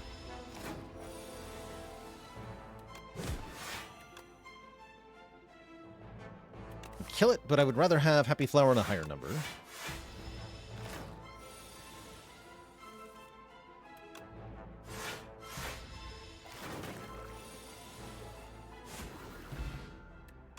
Okay, the Popper. 9 damage to every enemy at the start of fights is going to help a bit. We are going to take a nap. No, I think I'm upgrading another Strike here. Try to save some health through these fights and then rest here.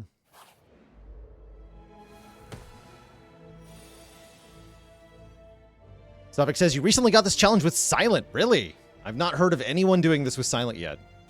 So congrats, if so. Oops. Looking at chat. Makes Happy Flower worse, go figure.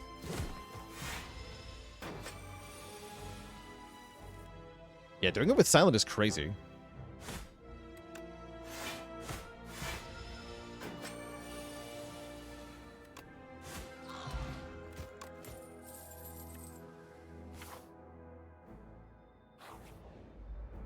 The eel.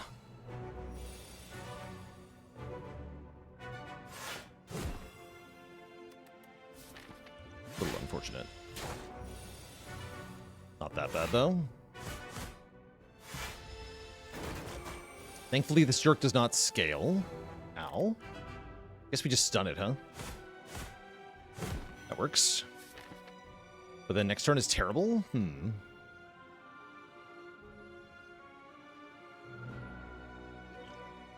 I'm going to seek the greed to reshuffle without these 3 defends, so I can kill it. I don't know if that's right.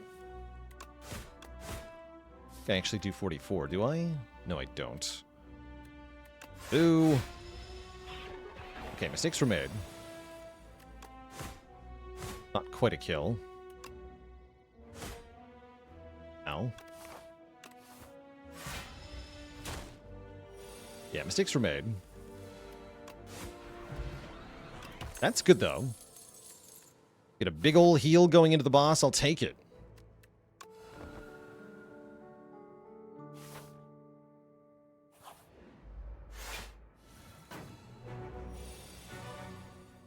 Would doing this challenge on the main branch be any easier?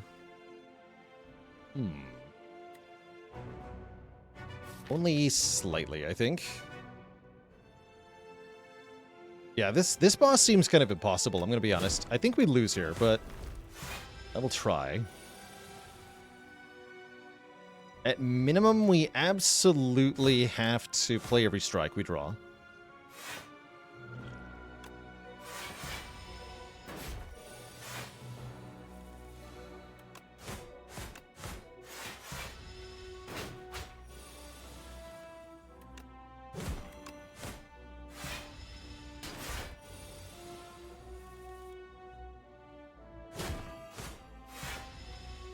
Yeah, with -2 strength, I think it becomes hopeless pretty fast here.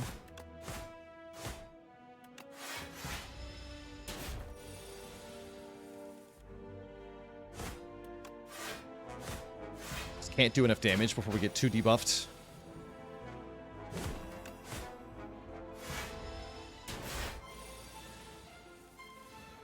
Yeah, and at -4 we do nothing now. Yeah, I kind of need card potions for bosses. Definitely. Definitely need some good potion luck. Death. Death.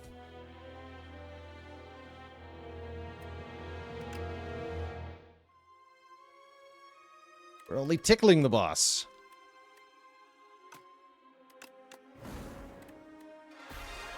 Let's try Regent. Should have upgraded Greed. Golden Pearl or Large Capsule? Capsule's got to be better, right? Let's try Capsule. Okay, Bag of Marbles, Smooth Stone. Not too bad. Yeah, not too bad.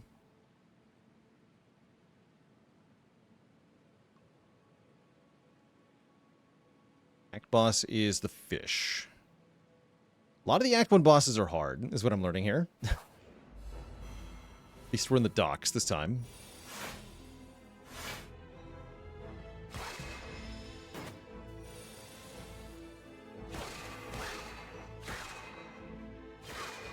Pipe?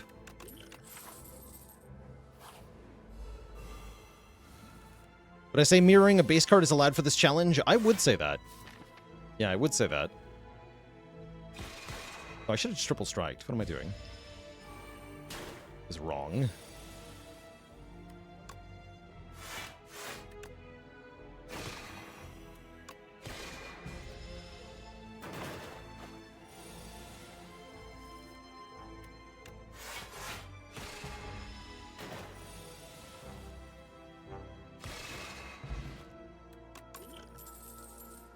We take Niao's Lament? That's not a thing in this game.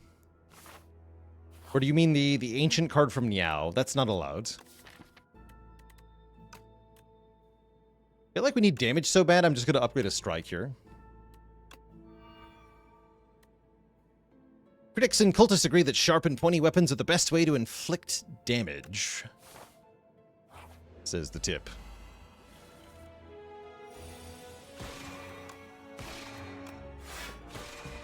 Oops, again, shouldn't have blocked there.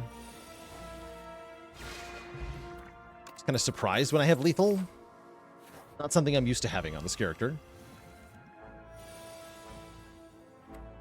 Still the one that is multi-attacking.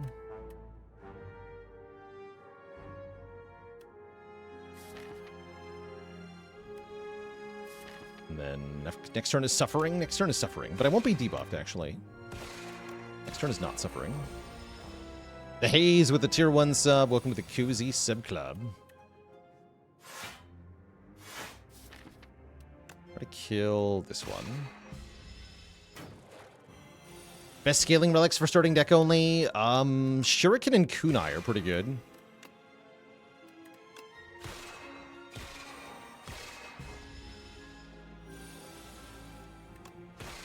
Brimstone on Clad might be actually pretty good. Although I feel like the enemies benefit too much. Wow, it's nice having potions in this challenge. Imagine having potions. Strength pot can get us through the boss fight, potentially. Does that mean I don't go to the shop? Strike Dummy for the early game is really good. True, yeah, Strike Dummy helps a ton. The Monkey with the Prime sub. Welcome to the Koozie Sub Club. Guess I'll just go to the shop. See what's there. To buy anything. Well, I can buy a remove. I have to imagine I would remove Defend. Even though I have Smoothstone.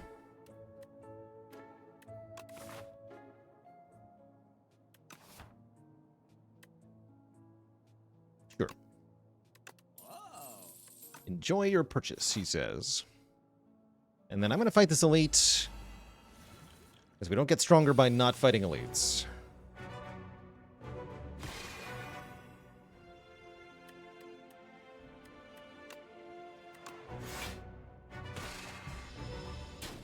Ideally, we don't use the strength pot here.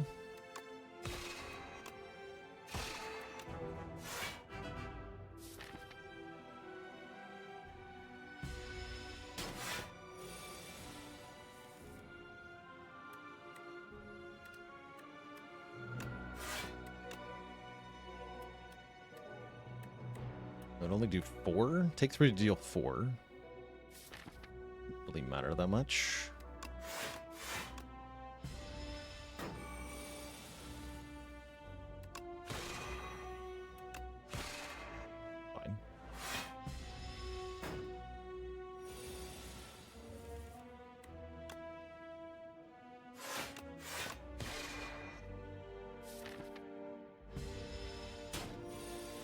Get him next turn, hopefully. Yep. Or the following turn, if I don't have damage here, but I do have damage here. Okay, that wasn't too bad. No potion used. We get one of the best relics possible. Stone Calendar. 52 freaking damage on turn 7 is a way to get past our Act Boss, for example, as well as any slower fight. Like the garden eels can also be kind of eradicated with that. I would really like to upgrade my Super Strike. So I'm just going to do it. 11.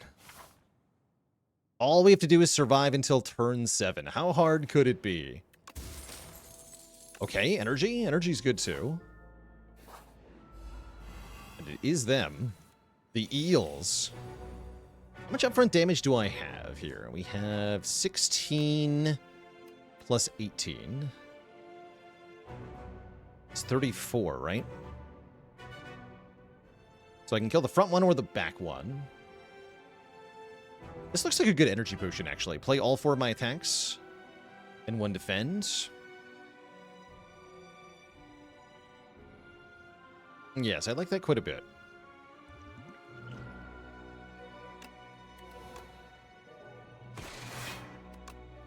Kill this one outright. Stop it from scaling. Block 6, and then chip away at this one. I think this one buffs strength next. Yes, it does.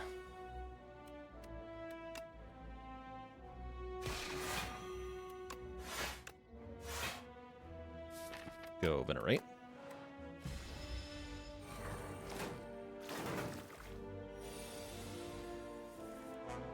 Nice. Really clean, actually. Get this one next. Probably the back one dies to the calendar here.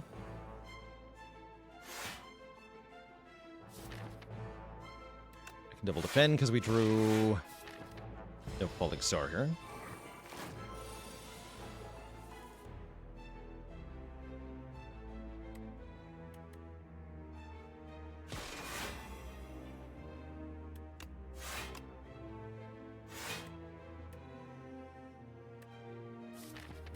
Focus on this one.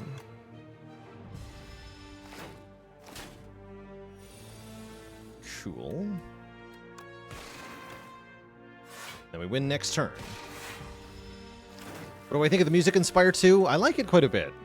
I like how they went with a more dynamic set of music.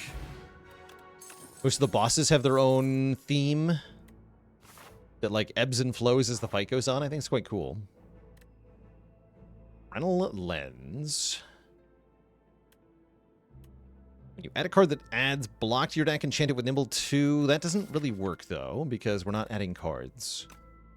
So I'll take the Potion. Exhaust your hand and draw 10 cards is really good into the Soulfish, because we can use it to get rid of some of the curses that thing makes, so I'll take it. And then I have to give up my Fortifier, I guess, to get a card I can't take. Boo! There's no hope for the future. This is Terror Eel. Terror Eel with Stone Calendar shouldn't be that bad.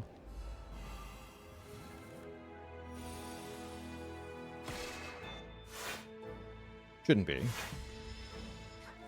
Does the Nimble thing work on duplication? Yes.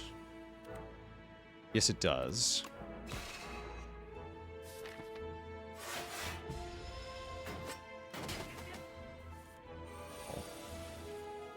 Jerk.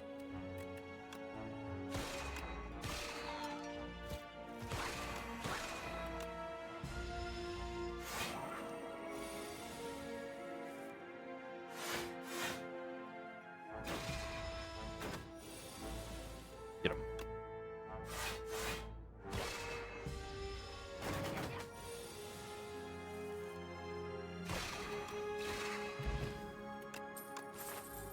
All right. Us versus Terror Eel. Just kind of want to stall a bit here. Let's see. We want to stun it when Calendar says what? We have the stun turn, the debuff turn, and then it attacks us after that. So if we stun it on 5, debuff on 6. Yeah, we want to stun it on turn 5, if possible here. We just kind of want to chip away at its health until we reach turn 5. Good.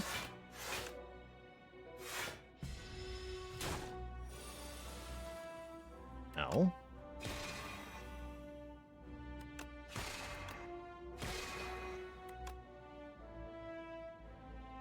Doesn't bring it to 70. Okay, perfect. We have done what I asked. Artifast with 30 months of support. Shadow Meld works on Orichalcum to make 12 block. That's kind of fun.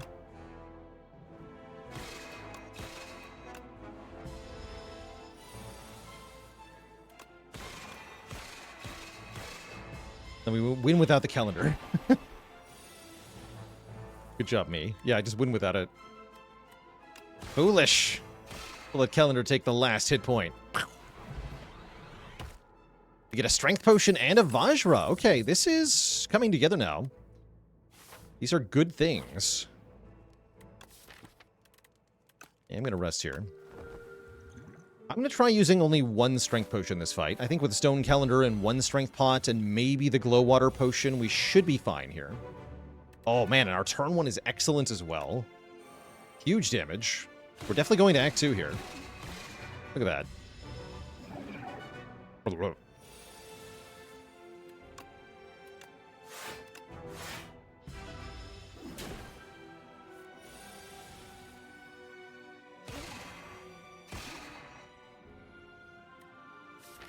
Why is the fish so stupid looking?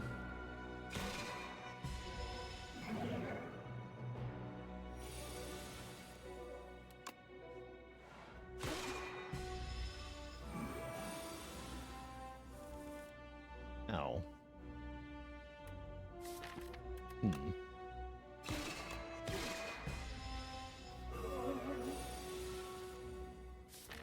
Okay, we Falling Star next turn. We should be alright. We should be alright. We do have the Glow Water potion if we need it.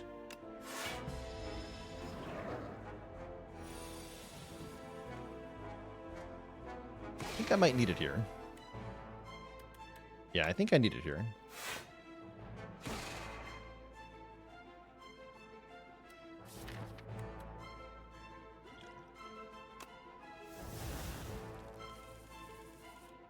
Although that did draw into a third beacon. Spooky. Was that smart? Yes. Yes, it was. Great. Get a Snecko Oil to replace the Glow Water potion. I'm cool with that. We get a blessing from Orobos. Potions. We get potions. We're not allowed to use Meteor Shower. I wish I was. Meteor Shower is an ancient card, not a starting card. It is forbidden. Feels like I should allow it. It would give us a better chance to sack, for sure. Still have to deal with the Insatiable at the end of the act. That guy's tough. Glass Eye obviously doesn't do anything, so we'll take the Coffer.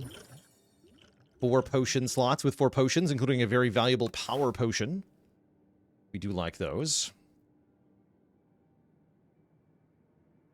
And I probably just want to look at 2 shops here, right? Bruh.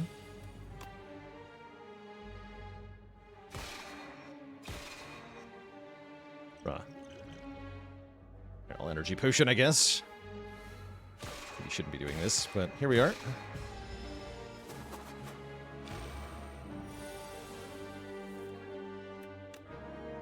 Feel like the Ancient Transform should be allowed.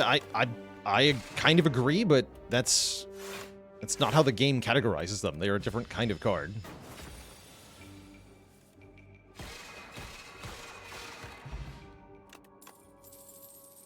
Cards. Oh ho! Innate and Retain. Interesting.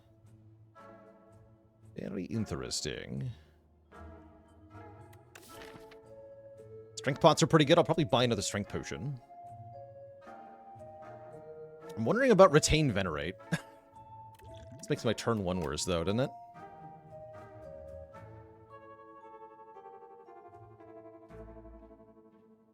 Probably I just go to the next shop. These aren't good enough.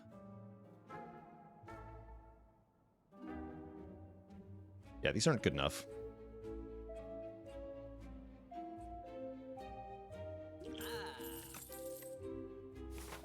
Yeah, the +5 damage to an attack on use relic would be pretty good. Yeah, it would be.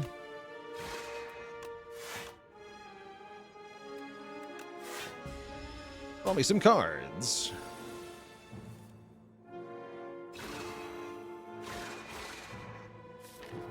Let's Venerate. This turn could be a little gnarly. Yeah.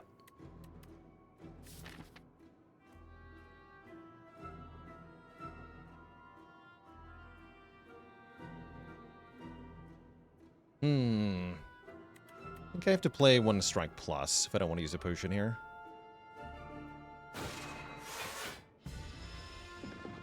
Yeah, Fron from Nonu would be excellent next act.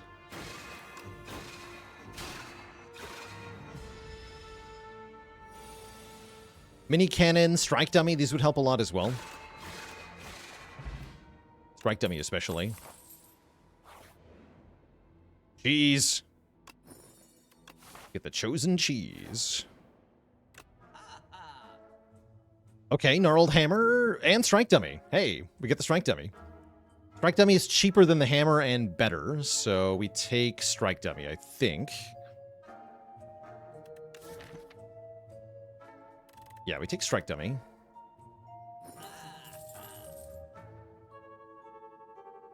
And then maybe another potion. I'll also remove a card here. Doesn't feel that important, though. Do I want to fight any elites this act is a good question. I feel like the answer should be 1.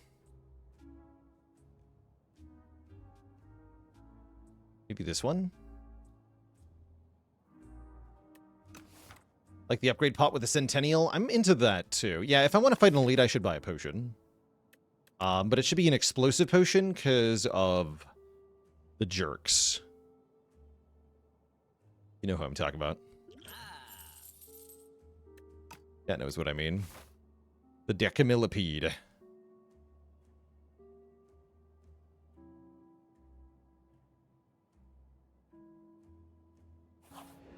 They're all jerks. True, also.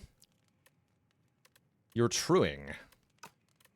Surely 46 health is enough here, right? With puzzle and stuff? Yeah, it's gotta be. Let's upgrade another strike. I need to do damage. Okay. It is them. It's the Decamillipede. Boy. Alright, this is our best turn.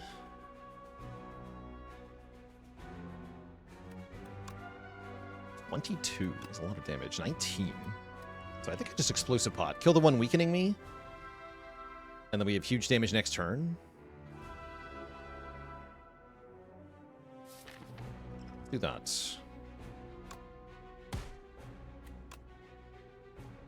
Flex doesn't reduce the number of hits it takes to kill this guy, so I don't think that's worth it. 19 plus 15. Not enough. I have to use 22 plus 15. Okay. 22, 15. We can strike plus into... You're going to be weakening me next turn. Hit that one. Okay, take these hits.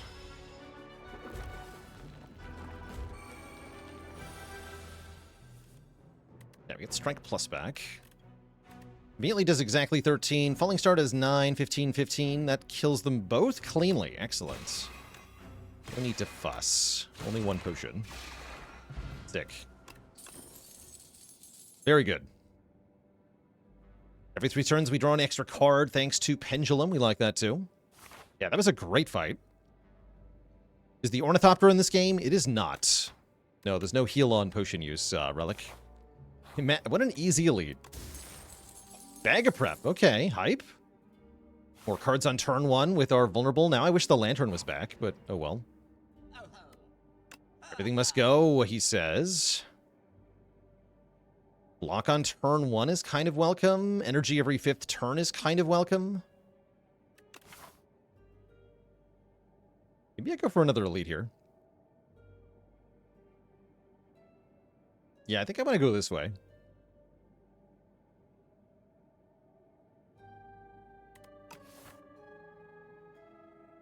Yeah, no discount strike dummy, sadly. Yeah, I like the 4 block on turn 1. Do I think they're impossible to win seeds in Spire 2? I don't think so.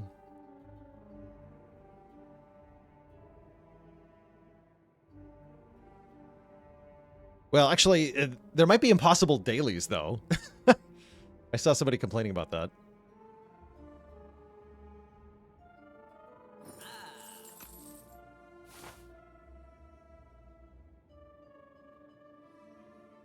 Yeah, some of the dailies might be, like, giga hard.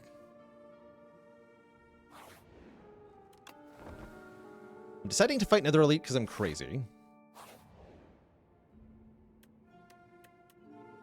And perfect fit the Falling Star. I don't hate that idea. Or I can remove 2 and get a normality that I then remove later. That's kind of in a pain for now, though. No, let's take perfect fit on Falling Star. It's nice to know when I'm drawing this. Okay, this is good. Note that perfect fit does not guarantee that I draw it on turn 1. I think I just flex spot here. Strength pot in the boss fight.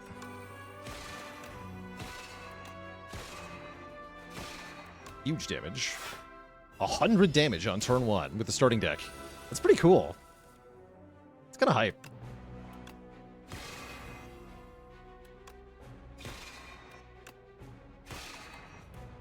You like that. Just try to kill it.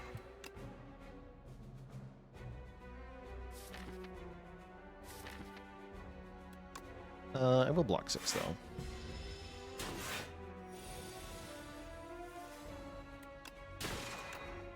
Easy game. Boat thingy. We get the real boat thingy. Okay, sweet. Now we have 14 block on turn 1.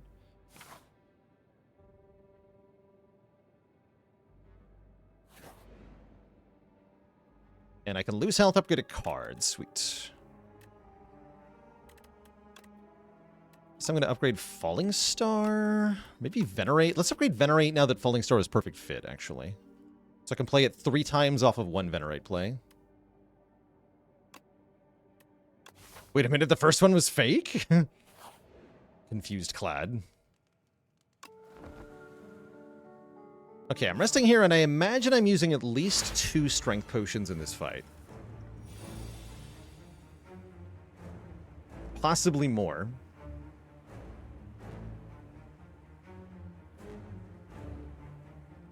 I really hope we get Nonu just giving us full potions.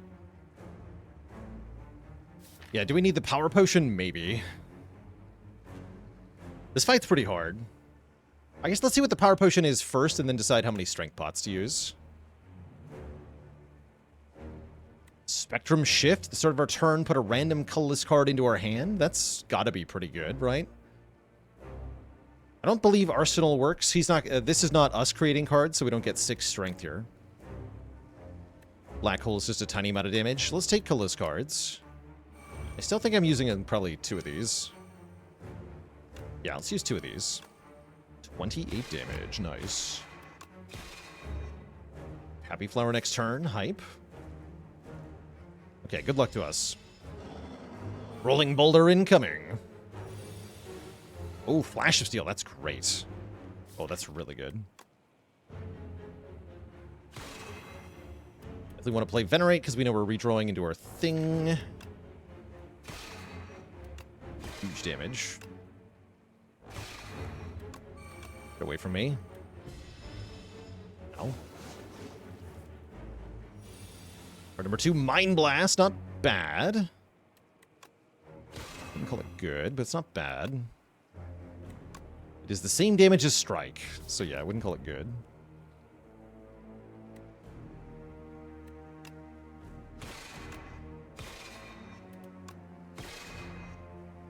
And I have to imagine I want to block 1 time, right?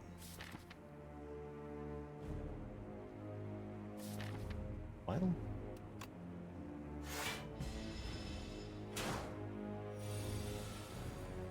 Scroll? Scroll gets me Falling Star right now? I don't know if I want Falling Star right now.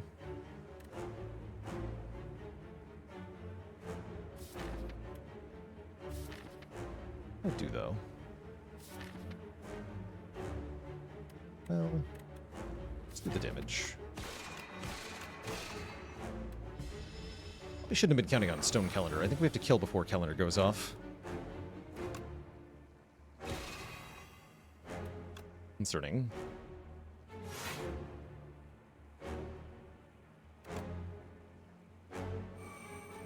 bonus card next turn. Good luck to us.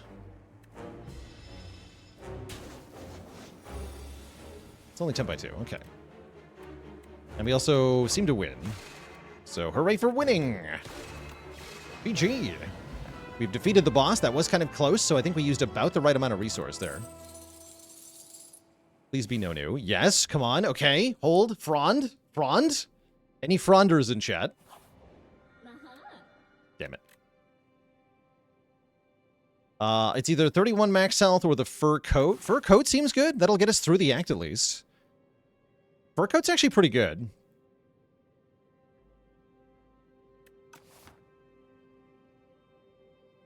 Yeah, fur coat's actually really good. It's not what we wanted, but think of it this way, right? Like, we can either use 7 potions in a fight and take no damage, or the enemy can have only 1 hit point, and then I just take no damage. So we can save all our potions. And hopefully arrive at the boss with a ton of potions. Yeah, I think that's probably the best play. It's either that or take a bunch of max health and then go, like, this way. We're fighting Door Guy. That's going to be scary. Alright, let's see what Fur Coat can do for us. Okay, that kind of chose our path for us, right? We're definitely going to go this direction. We get a free elite. And very few combats.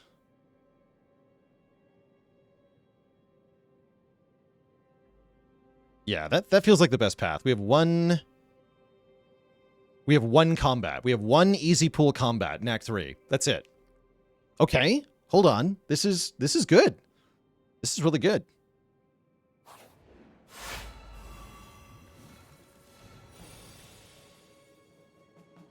I like it. Question marks can be fights. Yes, they could be. They could be. We shouldn't count our eggs before they hatch or whatever.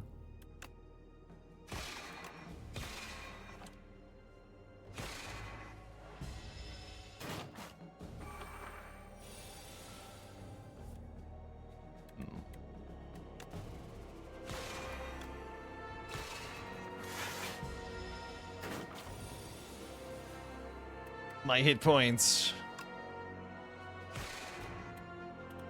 Like an explosive pot to save 10 health. I mean, it's not very good to save 2 max health. It's not a particularly relevant potion otherwise. I'm just gonna do it. I'm gonna do it. Yeah. Okay, we got a fire pot.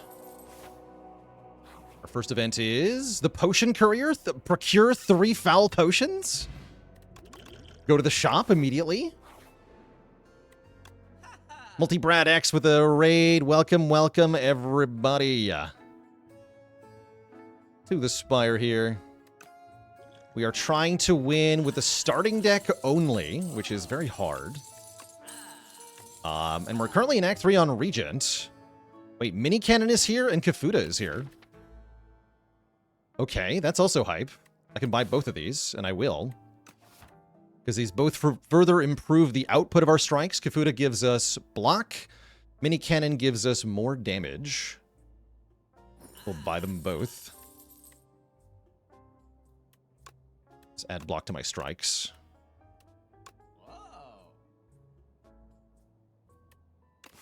That doesn't leave me with a lot of potion money, though, which is a little bad. I'm going to buy a card-making potion.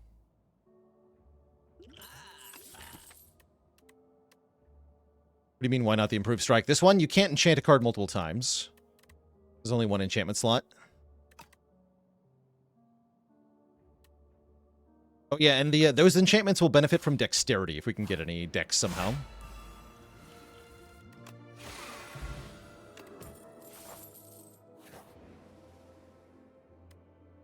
My enchanted strike. I hate bridges.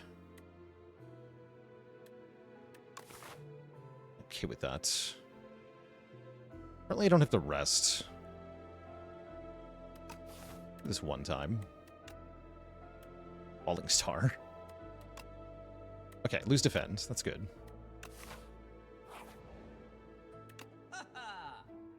Good. Okay, Power Pot is huge. We buy Power Pots. Okay. Good. Get a Relic. Letter Opener. That might do something. Mechanite is 1 hit point. Letter Opener, go. Okay, we get another potion. We get Whetstone. That upgrades 2 attacks. Very important with a cannon here. Hell yeah. Okay, so this strike now says deal 15 damage. Get 3 block. That's pretty good. That is pretty good. And then I have to imagine we upgrade this too, right?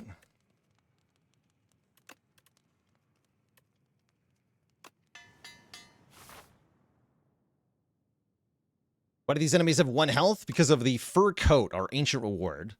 We marked 7 random combats to have 1 hit point. We happen to get a whole bunch in a row, which is very nice. Oh no, the Decider. Uh-oh. I guess we had Shame, and then upgrade 2 cards. This is why there's a curse provision, by the way. We are allowed to win with a curse card, because otherwise this just bricks the run. And you also can't do the challenge on A10 if you don't allow curse cards, but curse cards are allowed. So as long as we win with this, it's still fine. I don't think I can take Regret. It seems really, really bad. We'll take Shame. Great Falling Star Defend.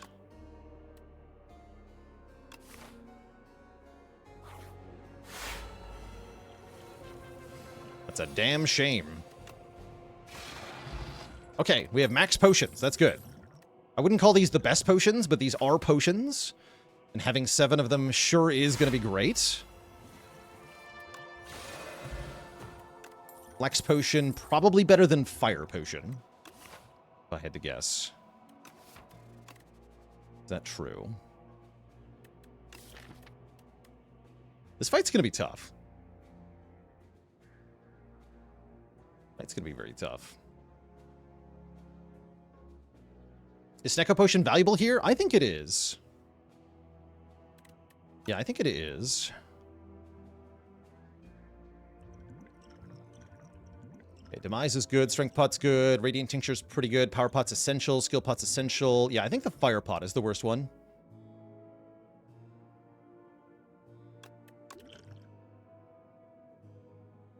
But yeah, this is draw 7, so that's pretty good. And then is resting for 7 health better than upgrading a defend? Probably, because I'm only going to play some of these defends 1 time. So I think I might just rest for 7 here. Because I expect these 2 defends to get exhausted during the exhaust turn. Need 4 attacks to do the same damage as Fire Pot. Not if they're vulnerable.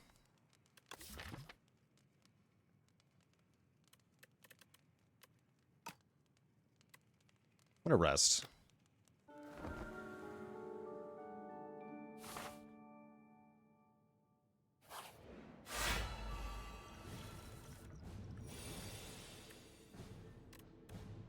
Let's gain 1 frail. Is there anything to use right now? We use the Strength Pot right now. Fortunately, we lose our turn 1 benefits because the enemy is not a thing on turn 1, but we can increment on Nunchaku. We should do that. Go Venerate, Strike, Strike. Don't think you've ever been more excited for the Act 3 boss. This is a hype fight here. Yo, we have Stone Calendar from the top rope. Could make it happen here. Oh, I should have Power Potioned that. Actually, yeah, I should have Power Potted. We'll do it now, of course. Tyranny would make us lose. I think it's Monarch's Gaze. When we attack an enemy, it loses 1 strength for the turn. Decent. Am I allowed to Venerate here? This turn sucks, by the way.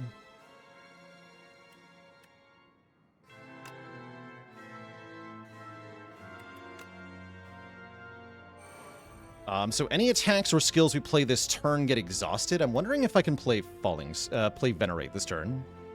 And yeah, use this too.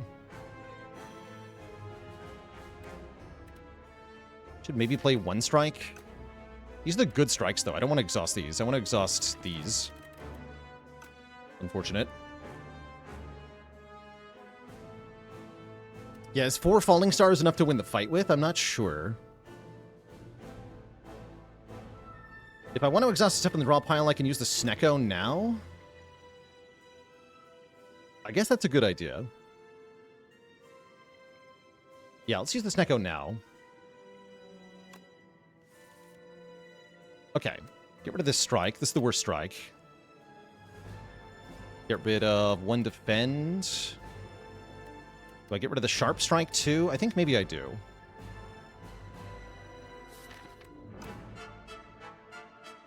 Rip Falling Star? It's okay. It's okay, chat. The effect wears off at the end of turn. It goes back to normal.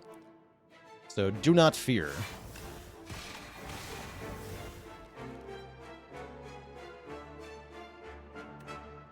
I guess don't play Venerates. Okay. We're just permanently frail because of shame. That's a shame. All right, this turn we cannot draw cards. This is a good turn for the skill potion. This is also a good turn for the flex potion, because we can get more than 20 damage here.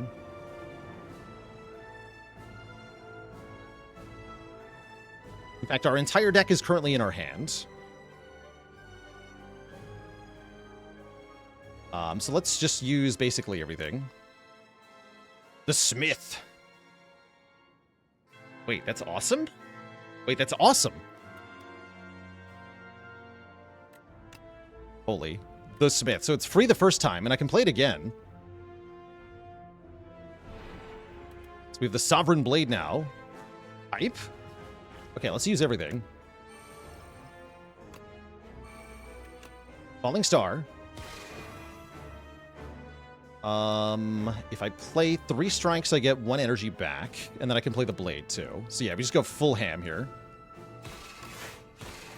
Holy damage. Is this actually happening? This might be happening.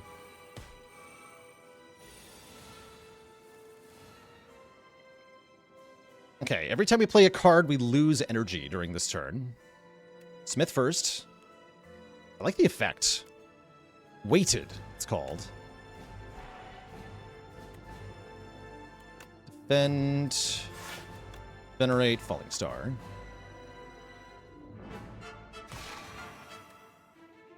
Thankfully, the sword retains.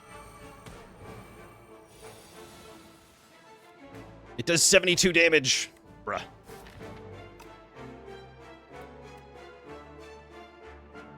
We're there, right? This time I do play these 3 strikes. Strikes are going away. We can just rely just on the Sovereign Blade now. I think we have it. Holy, I think we actually have it.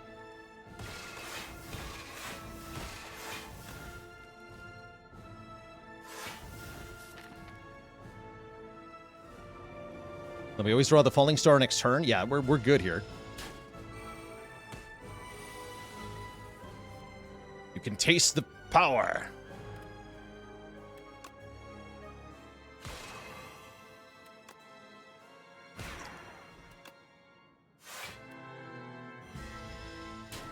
And then Stone Calendar from the top rope. Kapow. GG. G freaking G. We did it. Regent starting deck only. We thought this might be one of the hardest, but it's done. It is freaking done. And we even had a curse. For shame. Enough of your poor manners, architects. Oh. GG. Very cool. Mephisto MD, thank you so much for that very generous gifted sub. Heck yeah. Who would have thought that 7 potions and we still only barely won? 20 or fewer cards. It was Highlander. Won a deck where no 2 cards are the same, excluding starters. Oh, that excludes starters. Whatever. Under 50 minutes, too. Cute. I like the badges. I like the badges. Brad runs with thanks for converting from a Prime sub to a Tier 1 sub, the real sub. But yeah, 1 curse, 10 starter cards. It has been done. That skill potion was so hype. I can't believe how good skill pot was. Pulling the Smith. Ridiculous. Do I think our fate changes if it's the other 2 bosses? I think our fate changes if we don't get the Smith. I think Smith was crucial. Queen could have been pretty troublesome. Test subject. Test subject's pretty scary too. I think test subject would have been probably hardest at first glance. Yeah, test subject would have been pretty tough. We kill phase 1, no problem, but then phase 2 is very bad. We get a bunch of wounds, then phase 3 comes around, I can't kill it in time, we get a bunch of burns. I think you get too many statuses from that boss. So maybe I should have kept the glow water potion. I think using that glow water potion was a little bit premature, actually. Impressive that we won, though. With Soulfish into Insatiable, starting deck only. That's pretty insane. That's pretty insane. Very cool. And yes, this is on the beta branch patch. Yeah, 3 foul pots in the shop was also really nice.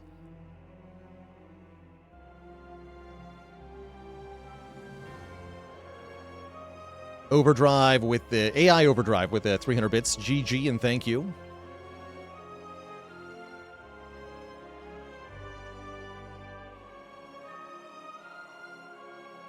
Very cool run. Let me mark that as complete in the spreadsheet. Hell yeah. That means we'll only have 2 starter deck challenges left. Silent and Clad.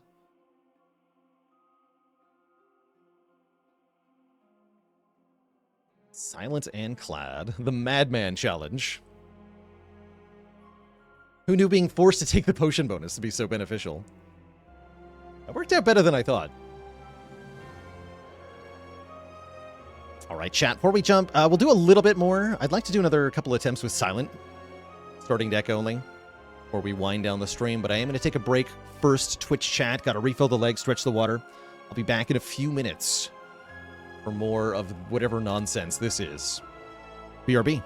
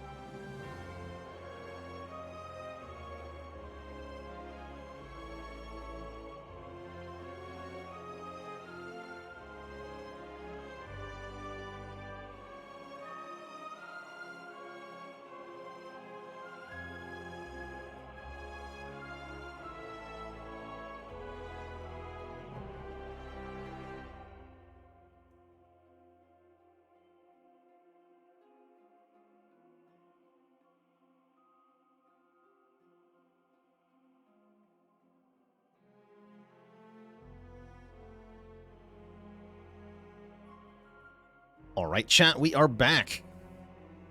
Hard to believe that Regent won that run. That was crazy. So that means only 2 characters have yet to clear the game with the starting deck. Silent and Clad. I'm gonna make maybe 1 or 2 attempts more on each of the other 2 here before we wind things down.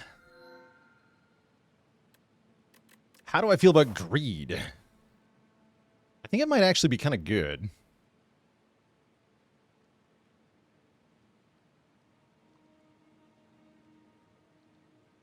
How's it going, Azul Beach? I know they recommend not taking early elites on Necrobinder, but do you feel underpowered during Act 1 boss / how do you scale? So yeah, scaling into the Act 1 boss fight can be quite tough. The easiest way to do it is to stack health on Asti and scale your Unleash damage. You do that by upgrading Bodyguard early and acquiring good block cards. But ideally, you want other ways to scale. The Friendship Power can help a lot by letting you play more cards per turn. That can make scaling Asti a lot easier. Other powers, if you find them, can definitely help. But the Act 1 boss is definitely a challenge you have to navigate carefully with Necrobinder, on High Ascension especially. Figuring out when you can and when you cannot build up health on Asti is crucial. Not every fight allows it, but when you can get away with it, it's really good to do. Doom can also be a good way to deal with bosses, because the larger numbers on the cards allow you to build up enough to deal with them.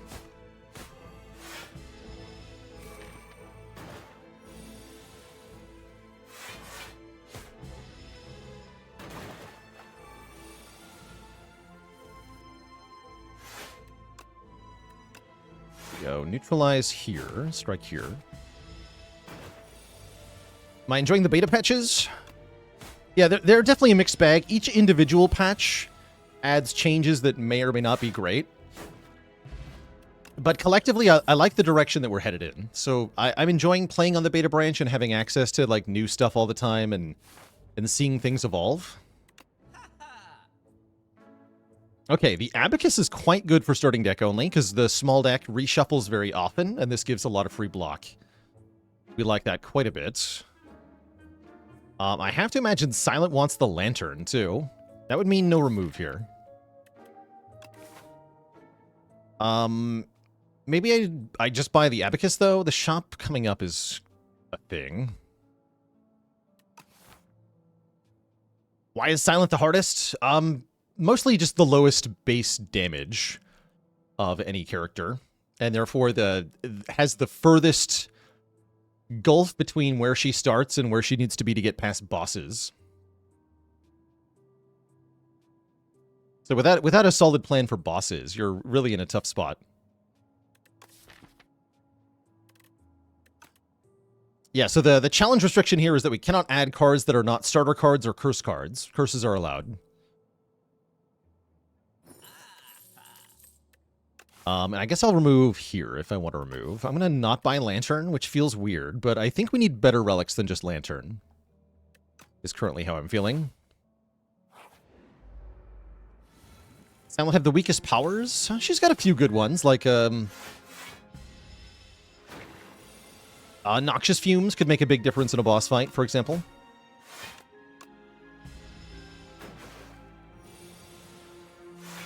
Oh yeah, we're fighting Lagavulin, right? Yeah, Lagavulin currently just kills us dead. Extremely dead. And barring something exceptional that we find along the way, we are not getting through Lagavulin. But there are ways. We can get a card that from a potion or something like that. Glow Water Potion can help. I wish the Frontal Lens was any good here, but it's no good in starting deck only, unfortunately. Really, really good in normal runs, but not here.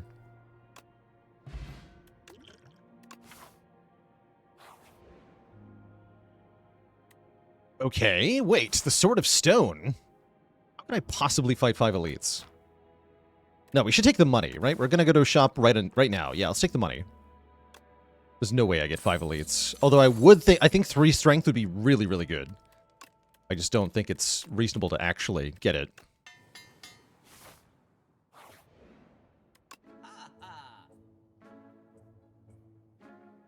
Potion Belt Cauldron? I mean, I'll buy Potion Belt. Potion Belt seems good.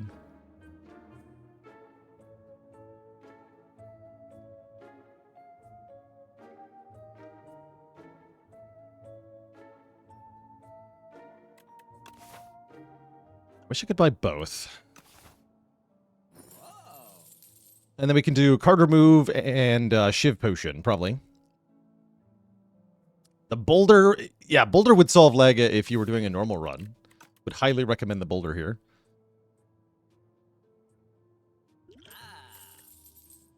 I'm going to remove Defend. Feels bad.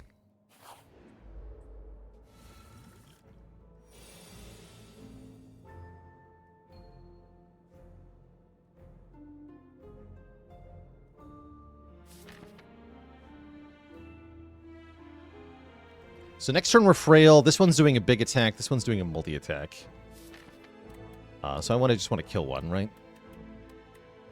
24 plus 4. We can kill this one. Okay, let's do that.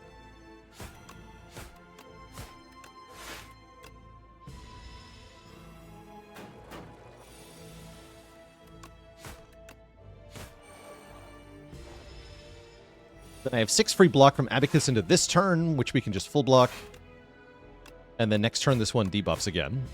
So we're through.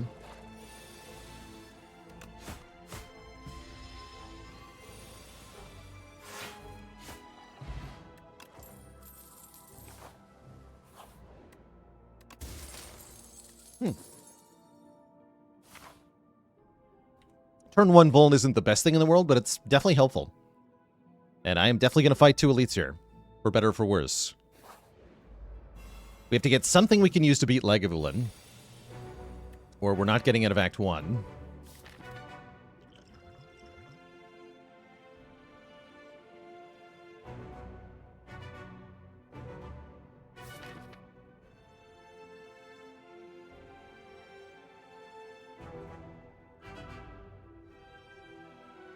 Okay. I think I should play 2 strikes here. Get a head start on damage. That's the only Vuln turn we have, so we should probably use it. Maybe I needed to Cunning Potion there. No, we want a Cunning Potion after we stun it. Try to finish it off. Probably using both of the damage pots here. If I had to guess. This thing's really nasty. Fortunately, the Abacus giving us block steadily is going to be very helpful.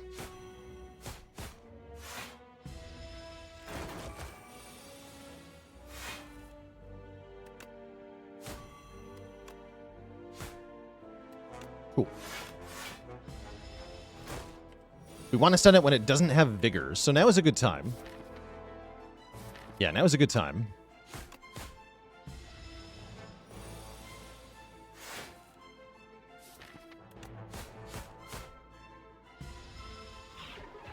Oh.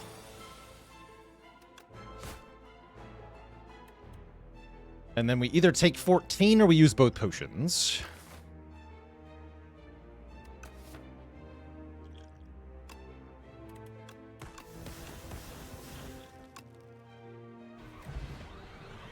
I'm on team use the potions.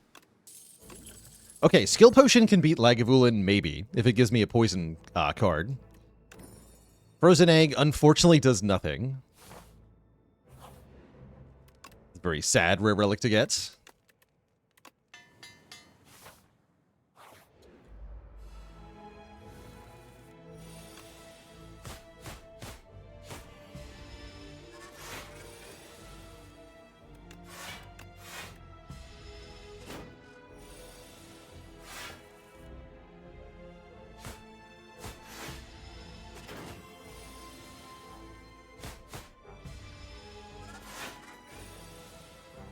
Does the egg work with a potion? Unfortunately not, no. So it won't upgrade anything from a power potion. Okay, poison potion we can also use to get past Lagavulin potentially, so we're starting to build a plan. I like it.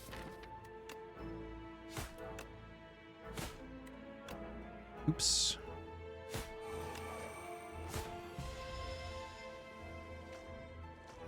Forgot that one strike was upgraded. Oh well. This is surely fine. I want to kill this one next.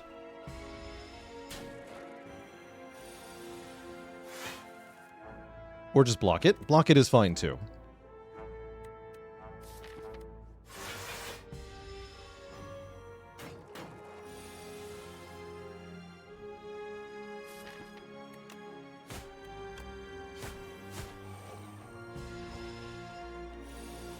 Three strikes, please.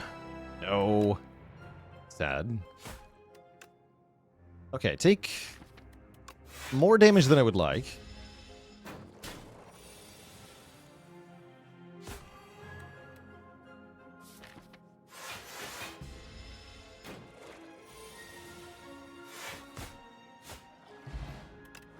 Not too bad, though. And the Coral guy is actually pretty easy for this deck, so we're in luck here. I shouldn't have to use a potion.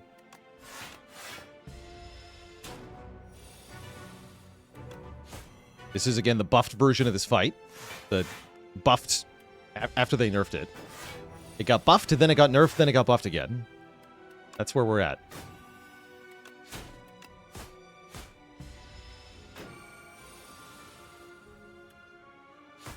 It's just how it is.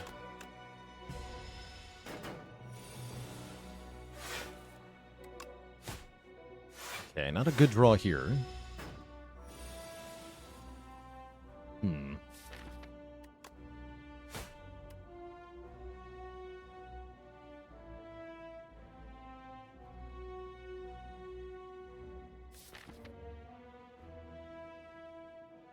Blocks, then it buffs, then it multi-hits. Okay, so let's double defend here. Rizzler Rich with the Prime sub. Welcome to the Cozy Sub Club.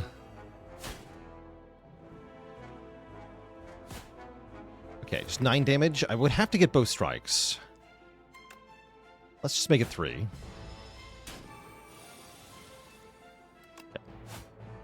Okay, we get the mini cannon. Okay, this is huge. Upgraded attacks deal more damage.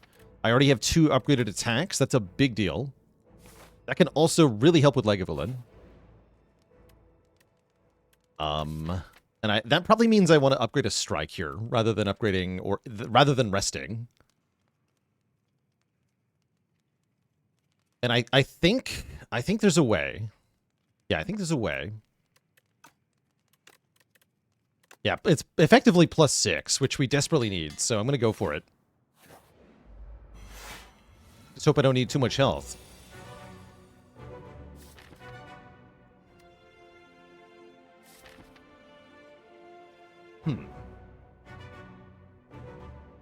Think we're dead? I think there is a way.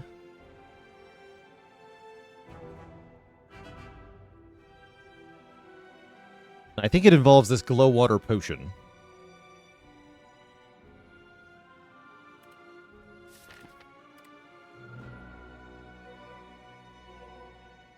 I probably want to play Survivor on a strike. Maybe not even. Maybe it's just strike plus and glow water. We have 6 cards.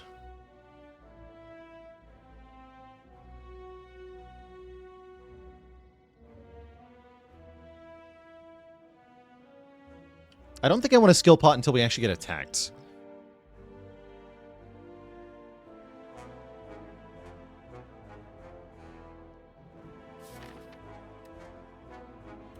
Yeah, these only do 6. Okay, let's go for it.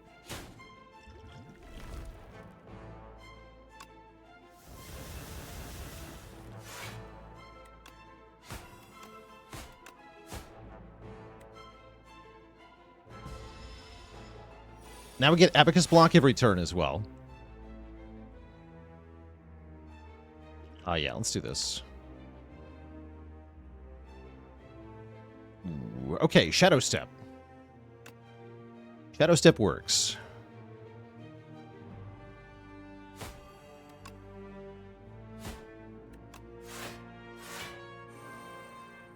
I need Poison Pot. We should probably use all our resources here, right? This fight's horrifying. Same time, I think we're in a good spot. Hold on. It's only like 20 damage. Neutralize does 14? Holy. Wait, this is awesome?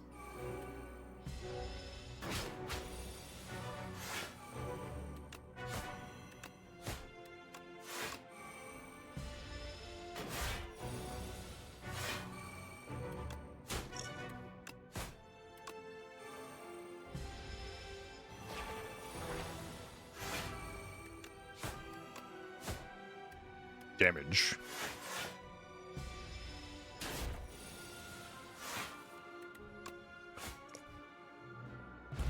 Okay, that worked out really well. And we keep the poison pot. Beautiful. Beautiful. So never give up, even if it's Lagavulin, by the way. You can win. You're trying this challenge yourself, for some reason. I feel pretty strong. I wonder how true that is. Oh, frontal lens, no! I should have taken it. Could have had super block cards. That said, Pale's Tooth with the mini cannon is kind of nice, because I can upgrade all the remaining strikes. One drop per turn is also very good. Pale's Tears are pretty good too.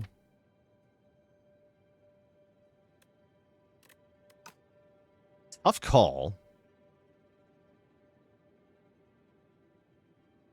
But yeah, the extra draw seems really good.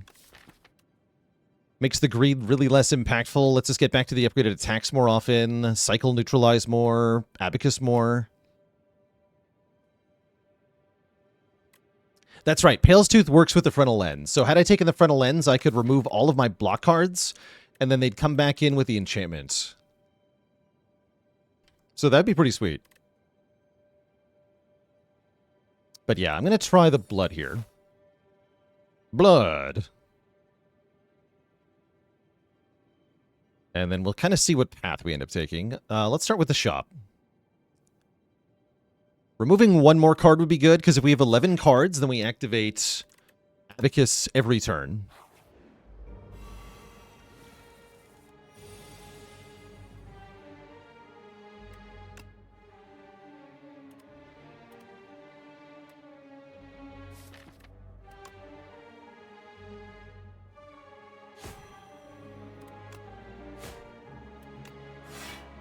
I think I'll take 3 here.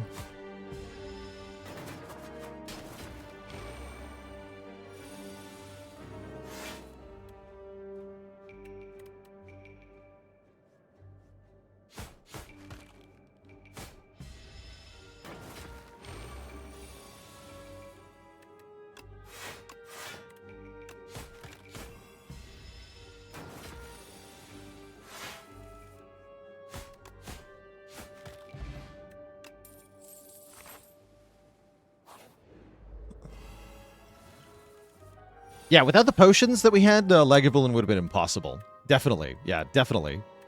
Totally impossible. Speaking of impossible, this fight looks a little tough. Wait, can I just kill you? We can do 18, 18, 9. That is not enough, right? That's 36 plus 9 is 45? Yeah, 45. But have to poison pot. I don't think I want to do that. I think I'd rather, like, Strike, Survivor. Take 7. Should full block easily next turn. We just kill the back guy.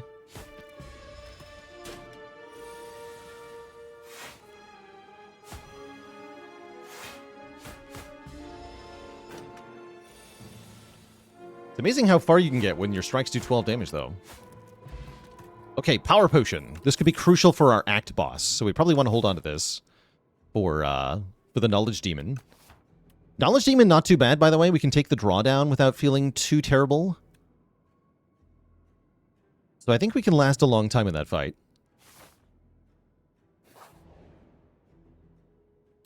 Perfect Fit. On Neutralize is kind of good. We could remove 2 and add a Normality. Actually, that's not bad, because I can remove the Normality right away, so that's essentially a free extra remove. We just dunk 1 strike, 1 defend, maybe? Yeah, 1 strike, 1 defend. Okay, let's do that.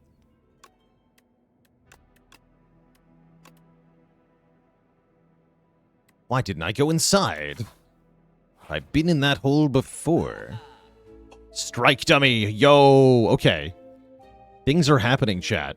Plus 3 damage to our strikes. So now our strikes are up to 15. 15 damage strikes. Holy. And I imagine I want to lose the normality. Burying's also tempting, right? I can do remove and fire pots. Ooh, fire pot for the elite coming up.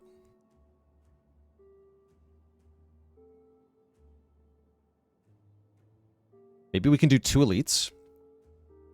Is that insane? Might be insane.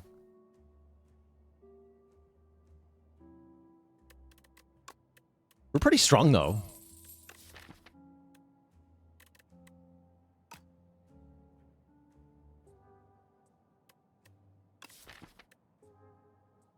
Yeah, praying for Kafuda and Lighter, that'd be sick. That would be sick.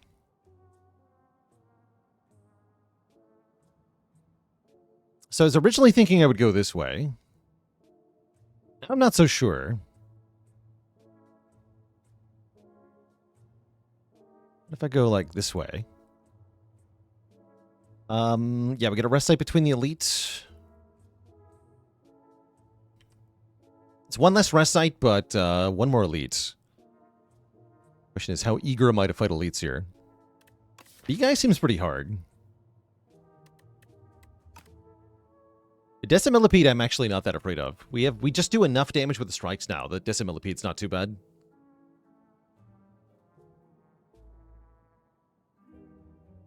Strike upgrades are OP. We have 2 unupgraded strikes that I would really like to upgrade. And let's go this way. Let's fight 1 elite. I hope this isn't too weak. But I think this might be the play.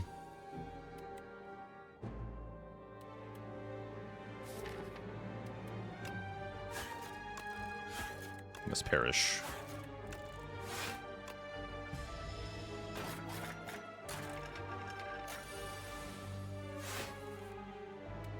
Nice. Okay, good.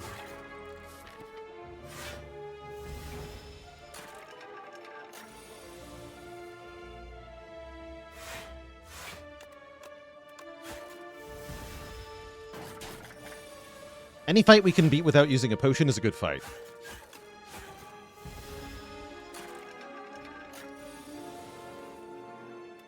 Ow. Bummer.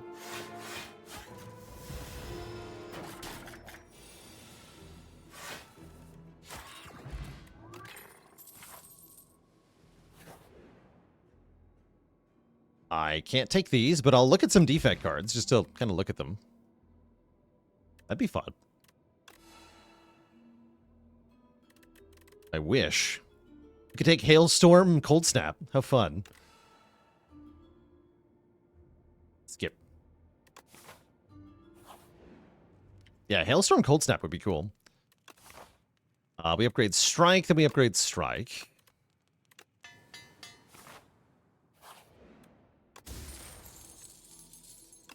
This heals me for 6 health at the rest site. Actually, that lets me skip the rest, right? That's pretty good. Upgrade Neutralize. Oh no. I do so much damage.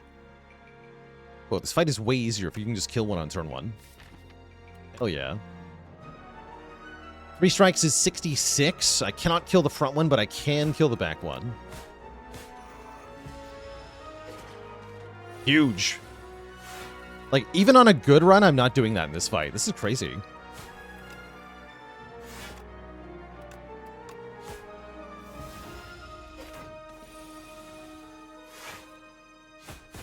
Holy. What? Insane, actually. This deck is good. Imagine being this strong with the starting deck.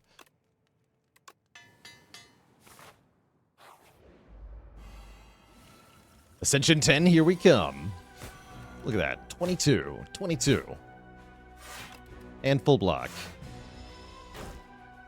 Then the Abacus activates. So yeah, it's guaranteed every turn, by the way, because every turn we have 6 cards in hand and 4 in the draw pile.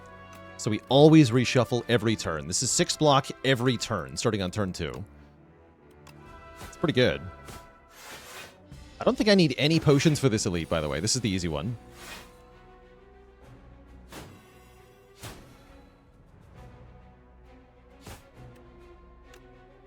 Keep playing strikes. Is the potion that gives strikes replay specific to Clad? Unfortunately, yes it is.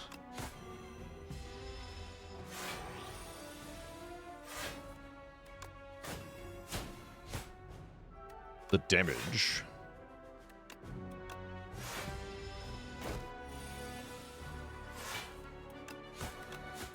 Wow. We get a Gamble Brew, we get a Festive Popper for 9 damage at the start of combat. That's nice. Skip. Yeah, very good fight. Merchant. Offering me things I'm glad I can't get. Maybe Dex Potion. I don't think there's a benefit to removing at this point.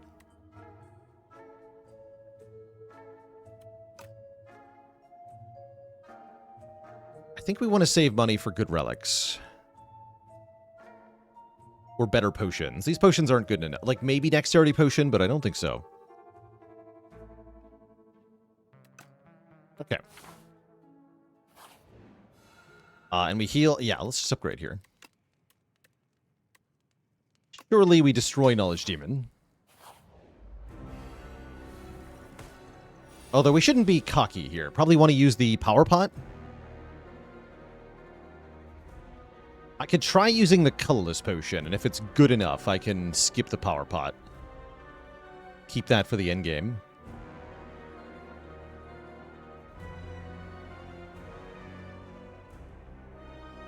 Poison Potion doing anything later? Probably not much, but it could be relevant.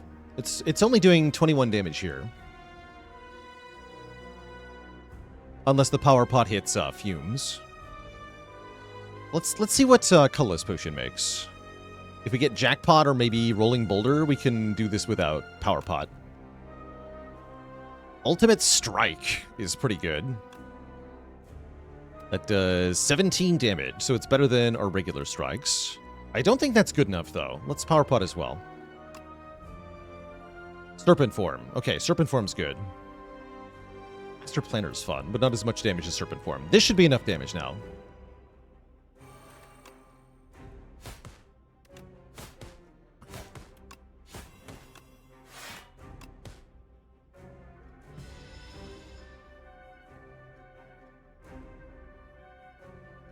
The Mine Rod actually makes the Abacus not activate every turn. I think it's still worth taking, though.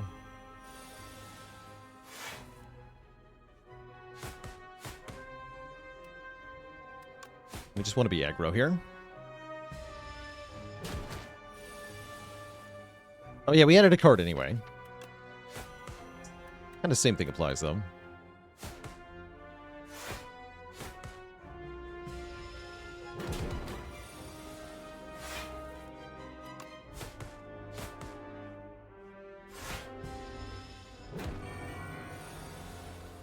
Okay, looking good.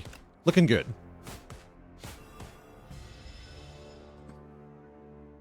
Now I will take Disintegration, right? Well, actually, we're not playing more than 3 very often, are we? Only on neutralized turns.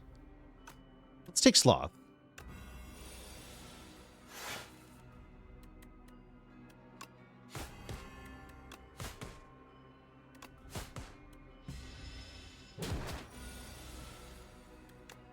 Nice. Very clean fight, actually. And now we are on to the final act with, honestly, pretty good shape here. Nonu is here. Nonu is very promising for a couple of reasons. There are a lot of things that we could get that would be very good. 999 gold, excellent. 1 health encounters, excellent, especially with this narrow map. Fill your potions, excellent. So we should see at least one of those. We actually don't. We actually don't. Blessed Antler's okay. 1 energy every turn. We get 3 days in the draw pile, but we draw through those pretty fast. It's that max health or glam card rewards that I can't take. I guess I'll take the antler. It's not that bad. We're fighting Queen. How good are we at Queen, I wonder? I think Antler's going to be a pain, but it's probably worth it. That's how I feel. Probably worth it. Hopefully. Hopefully worth it.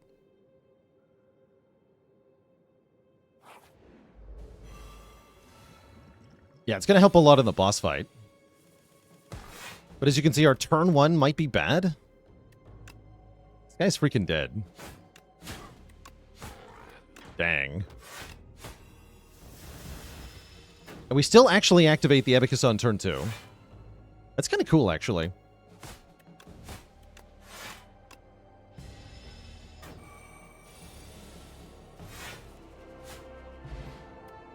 Yeah, that's actually pretty good. Oh, the flagon. Is that good, though? If we enter turn with no cards in hand, deal 20 to all enemies. We can't use that on the queen. So I guess we don't want it.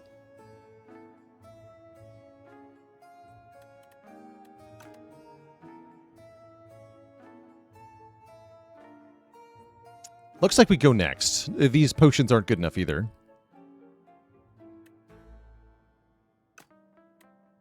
Anchor's not bad, but I don't feel like I need help on turn 1 that much. I need scaling for the boss. Can we remove the curse? No, this curse is eternal, meaning it can't be removed.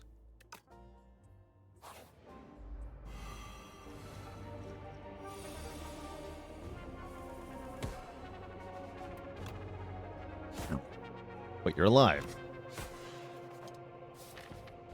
Did I read that wrong? What happened there?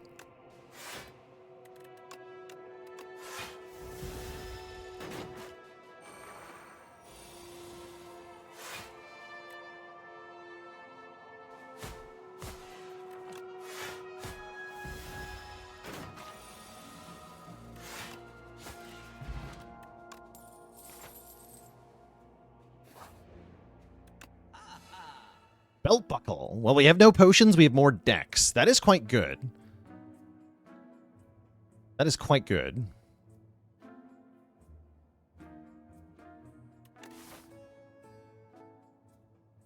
And we don't have to fight any elites on the way to the queen. Where's the extra draw 1 coming from? It's coming from Pale's blood. The blood. Mahitra with the prime sub. Welcome to the Koozie sub club. I will buy that belt buckle. And I'm going to hope that we can continue to get through fights.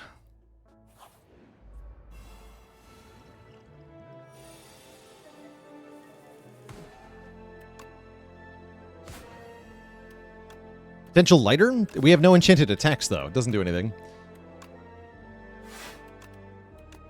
Lighter would be bad here, unfortunately. There are a couple shop relics that could be good, but I figured I'd better take my decks and be happy with it.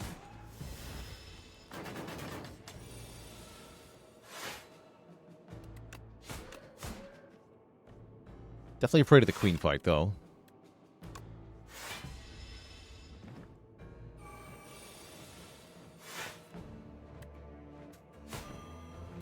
Maybe be afraid of this fight. Ow.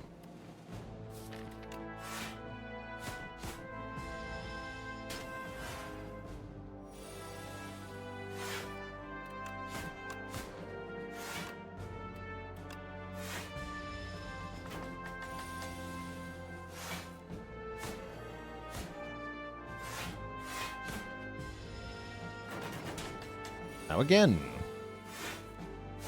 Okay, you can see we're kind of having a little bit more trouble against the Act 3 threats here.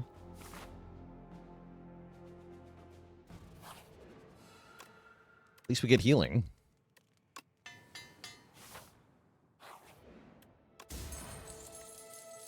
Oh, this is huge. Oh, this is so big. At the start of combat, add a random card into our hands. It could be anything. It could be anything. Yeah, we miss you, fur coat. We do. We miss the fur coat. Big time. It's like a win condition. Yeah, pretty much.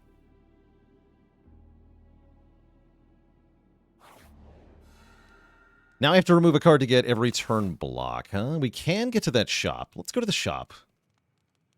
I don't want to go to an event, because I don't trust the events.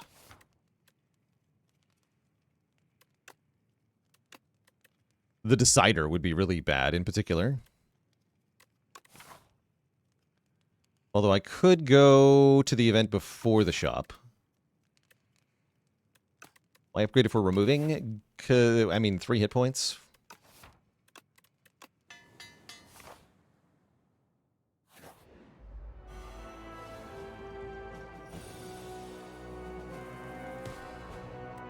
Infinite Blades. Wait, it's a power.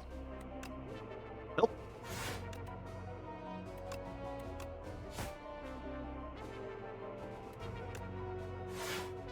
It's free, so do that.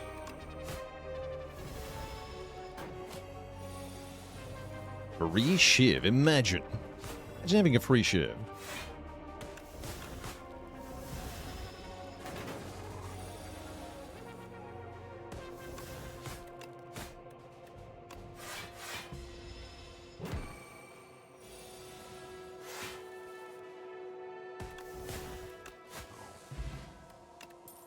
Explosive pot's pretty bad. It's maybe better than weak potion, because we cycle neutralize anyway. Yeah, it's probably better than weak potion. Not very good, though.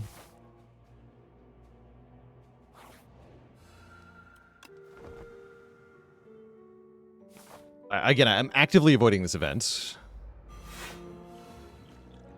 I'm afraid of it. I think if we just get to the boss, we have a chance here. Smile. I'm going to take some damage here. This guy's quite rude. It's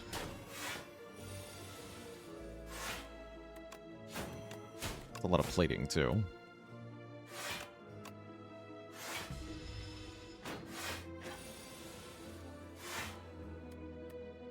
Actually, the box might hurt us by giving us a bad thing. Spooky.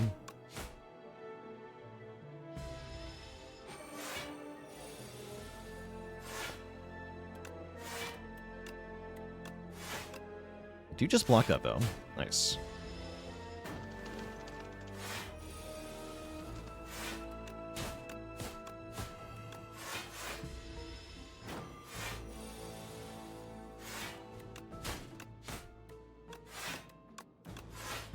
But yeah, it's gonna be crucial that the box makes a card that's good.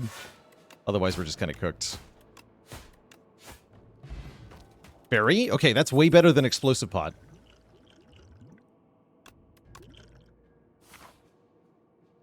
Hell yeah.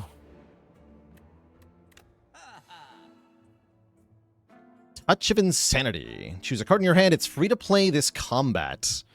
That is very tempting.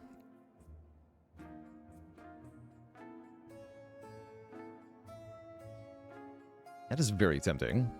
Lith with the Prime sub in 42 months. Today we beat Regent starting deck, which I'm very happy about.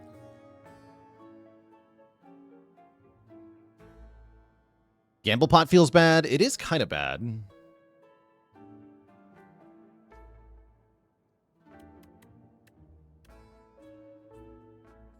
Double Poison Pot is what, 12 poison? It's pretty good, right? That's better than Fire Pot. Can I afford both of these? I can, right? If it's exactly 127 for both of these potions.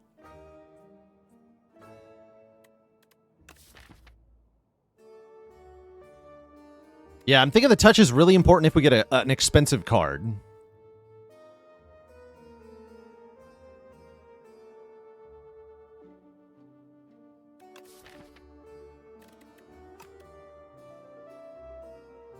Yeah, I'm not going to remove here.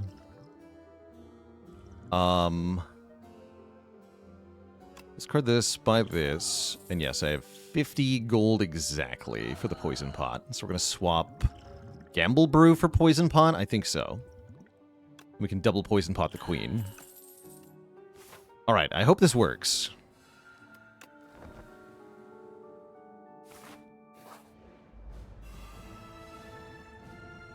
We get... Backflip! Okay, that's pretty good. That's pretty good. It just occurred to me, though, with a belt buckle is bad with the fairy. I didn't think about that. Oh, well. Do I get to ignore the minion here? I feel like we probably want to ignore the minion. And just focus on Queen. Yeah, I'm pretty sure yeah, this is the card we Insanity, by the way. Definitely Dex Pot. And yeah, definitely double Poison Pot on the Queen. Give her 12 poison. We are going to want to neutralize the Torch Head, though. So that's okay. Actually, no. We can keep damage on Queen for now. For now. Yeah, just put damage on Queen. Holy damage. Okay, so we did about 100 damage on turn 1.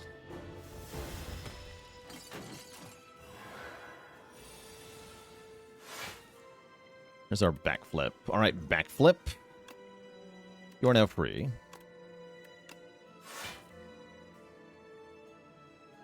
I'm going to want this thing weak next turn, I'm pretty sure.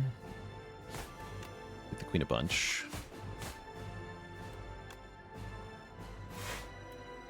My Daze is bound.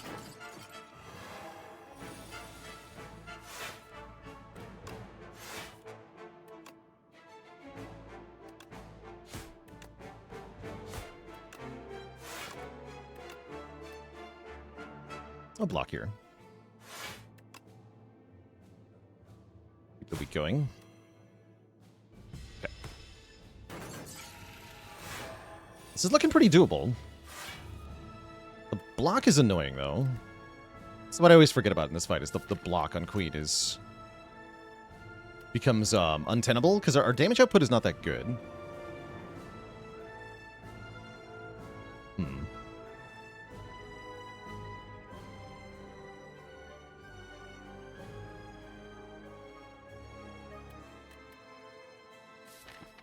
Yeah, I think we might have to switch targets here. At least for this turn. I'm blocking here. Yeah, I can't do any damage to Queen, so I might as well double strike here.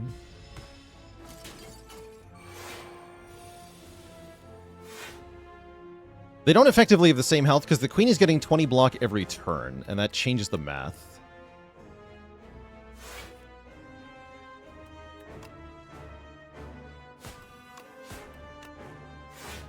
Yeah, that changes the math big time. Whatever I may, thanks for the Prime sub and 26 months of support. Also, the Torch Head's going to start doing really big damage.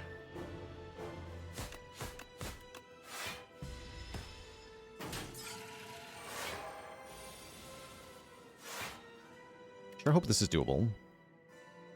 Ever worth it to discard the bottle? I was wondering about that. I hope not, but maybe.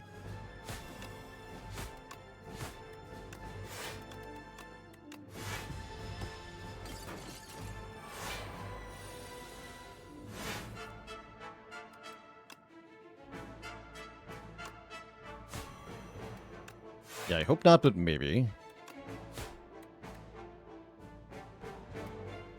Defend one more time. Actually, no, I need this thing dead, like, very fast. Right, yeah, exactly. Okay. Oh, but these are both bound. Oh, no. Oh, no. Oh, I think I'm cooked. That's very bad.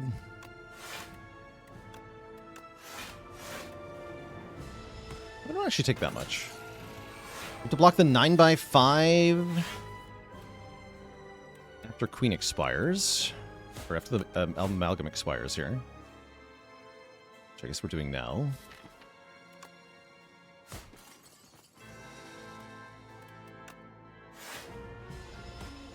And then a big hit. It's only 7x5, actually. Wait, this is fine. Be more fine if I had drawn Neutralize here.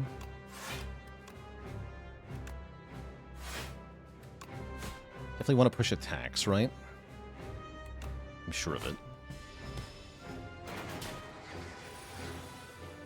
25.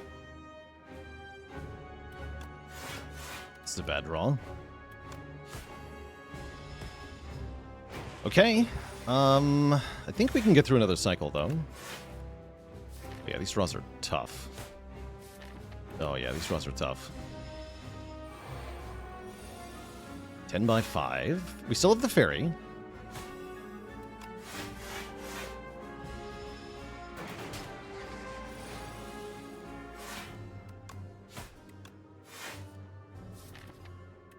But yeah, we keep getting the strikes bound, and it's really tough. I think the next multi-hit might kill me. Take the weakener for any chance here. 10 by 5. That's with weaken, by the way.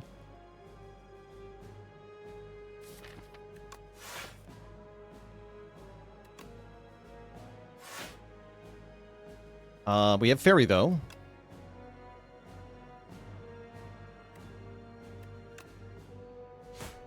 Definitely play both of these. And then it's either survivor or a third strike. We should do some math here. Way closer than you expected, right? That we're here at all is very impressive.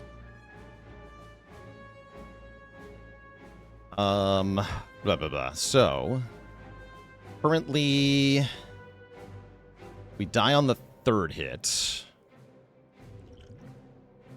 30% of 70.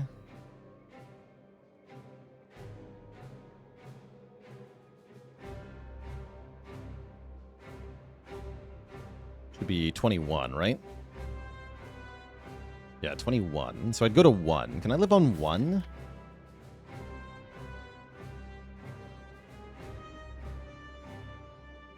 If I can, I think I should strike.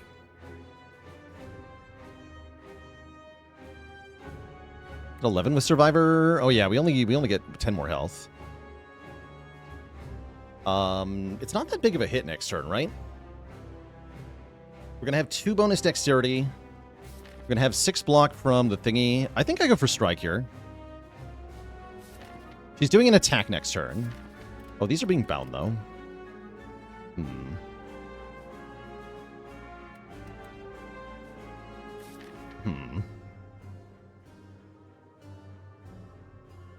Maybe block, actually. How much damage is it, actually? I'm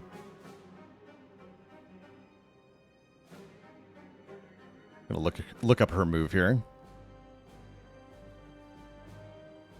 Bosses. Queen. Execution. Okay, it's only 15 damage, but we're vuln. Okay, so it's 15 plus 6. So it's 31 is what it is. That sounds pretty hard to live on 1. I'm going to go with Survivor here.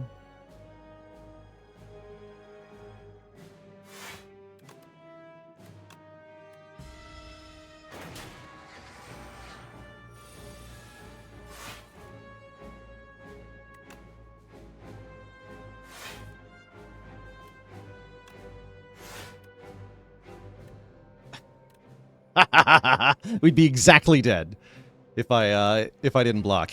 We'd be exactly dead. So wise choices have been made. Now I think we strike here, right? We go for the kill. Now we go to 1 because there's no more use for hit points. Yeah, now we go to 1. She buffs next turn. We just want to play strike here. And then we win, right? Because we win on 1 health is epic and awesome. Winning on 1 health is epic and awesome. G freaking G. That is silent. Starting deck only. Accomplished. The power. The absolute power. That's got to be the hardest one. There's no way Clad is going to be this tough. GG. It is possible. It is absolutely possible. Heck yeah.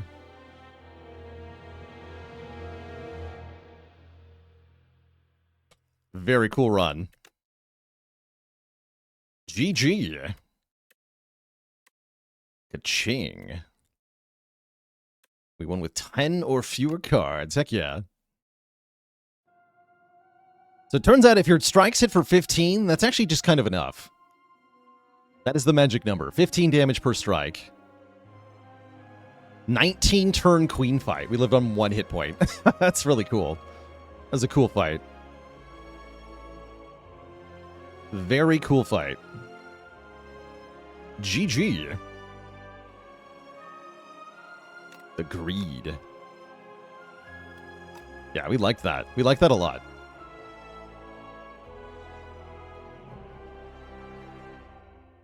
Was there any debate about whether greed was allowed? I explicitly set curses to be allowed for this challenge at the very beginning. And I intended that to be the case so that it was legal to do the challenge above Ascension 5. Because if you play above a 5, of course, you get the Ascender's Bane curse. You cannot remove this curse. It also prevents you from just losing to like an Act 3 event, which happened on the Regent run, where we got a curse just forced into the deck by the Decider event that we then could not remove.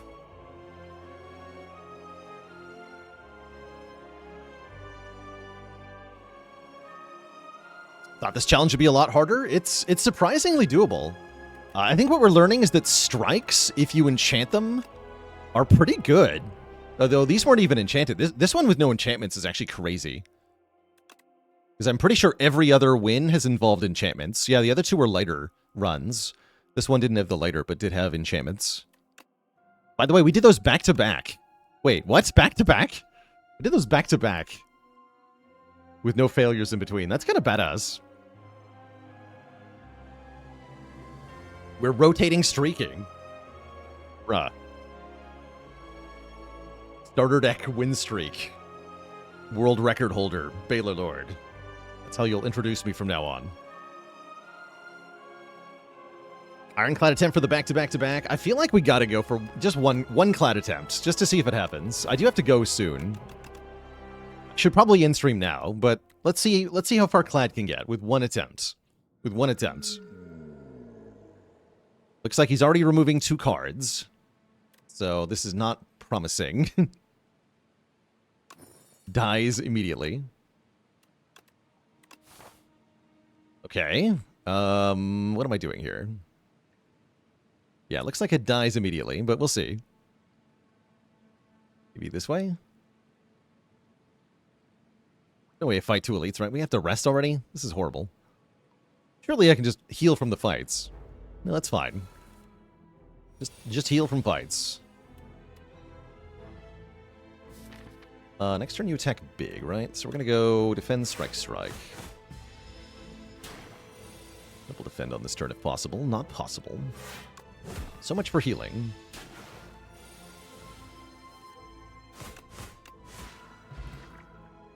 Okay, block potion's nice. But yeah, let me mark that off in our checklist too. I thought Silent was going to take forever to do, I'm going to be honest. Holy. Juzu Bracelet. The power.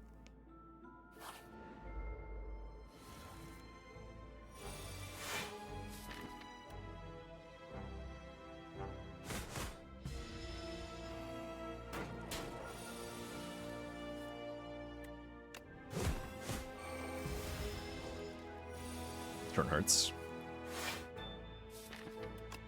We have 2 turns to kill, though.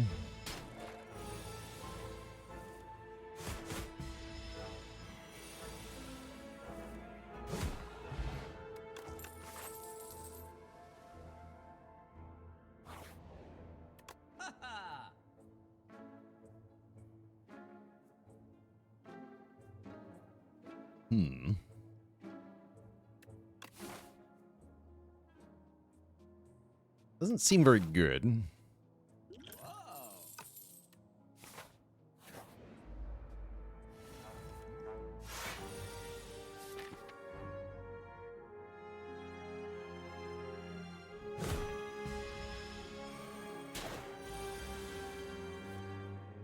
Ouch. I've been spiked.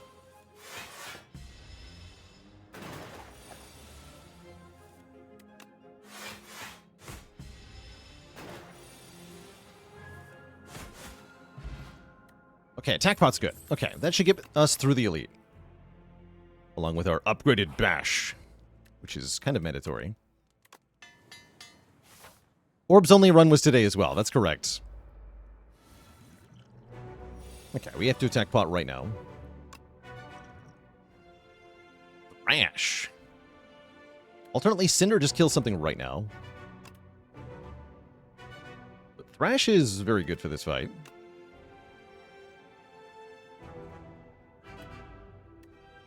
We go Bash.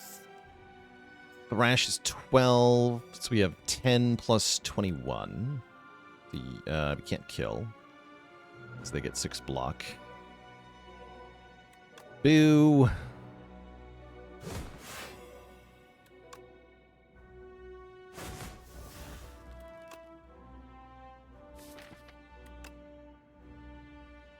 I can just go full send here. It does block pot too. I need this one dead now. Bash into Thrash does how much? 10 plus 30. Okay, so that just kills you. Cool. Wreck this one then. And block.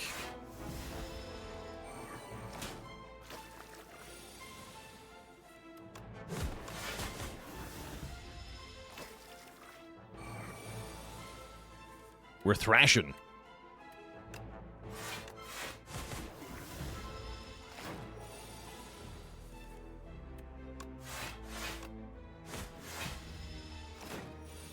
Thrash is a good card. That's what I learned here. Ooh, Entropic Brew. We like that. Bunch of potions. And a popper for damage. Okay, that's something. That's something we can work with. Oh, and this is even better. This is the best event we can get in Act 1. Give replay 1 to a strike or a defend. I feel like on Clad it's got to be a strike. Because we need the damage output desperately. So we will observe.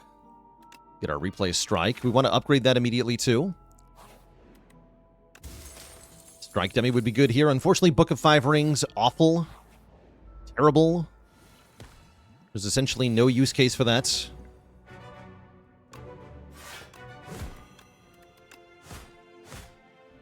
It struck. Struck again.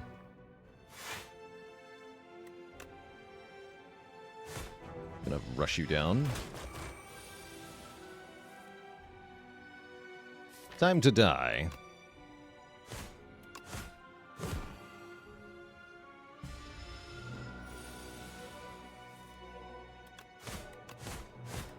Nice. Look at that. Clean Terrarial.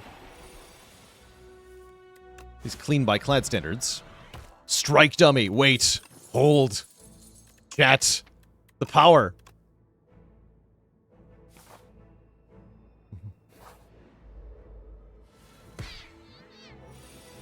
Oh, they're getting destroyed.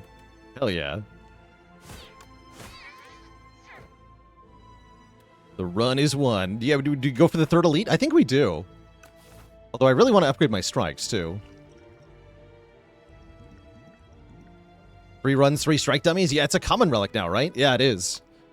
It's very good for this challenge that it's a common relic. Do I need to potion to save 6 health? I don't think so. I think I'd rather have potions for next fight.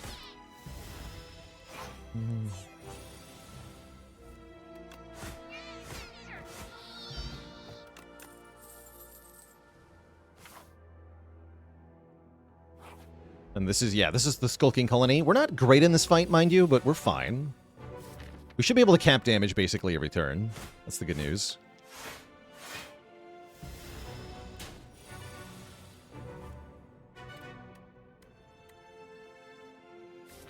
I'm gonna Cure All here. Or I can Vulnerable Potion. I'm gonna Vulnerable Potion, actually. Block.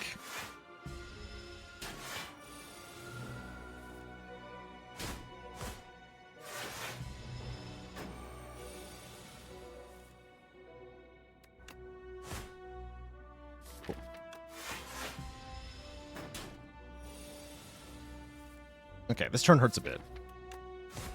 because I can't quite finish it. That's fine. We do win. Does hurt us, but we do win. We get a shackling potion. We get a useless relic, sadly. Unfortunate. Very unfortunate. We get the merchant, though. Merchant offers me lots of health, apparently. I'm kind of down. Wait, what is this? What are these prices? 192 for the strawberry, 197 for the pear? What a scam. Hello? Probably do just buy that, though.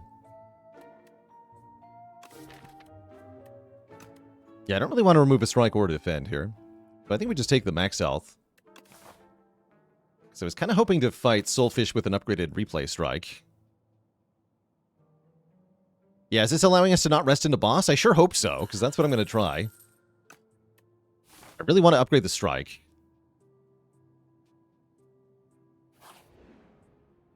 No!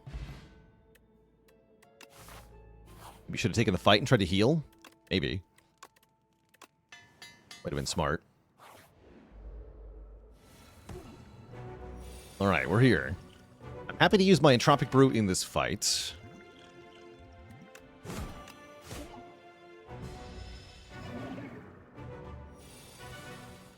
Replay Strike does 18 damage twice, which is really nice. And yeah, I'm going to go ahead and use my Cure-All right now. Draw 2. Draw the Beckons, okay. But then next turn I guaranteed get a good draw. That's kind of bad. Thorns, Vuln Pot, Fire Pot.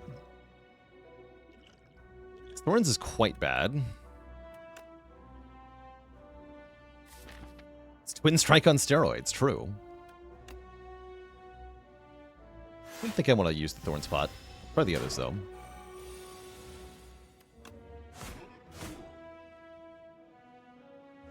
I'm going to go Vuln Potion, though, so I don't have to play Bash here. Just keep playing Strike Defend. Gonna be intangible next turn. Yeah, that's really unfortunate. Definitely could get cooked here.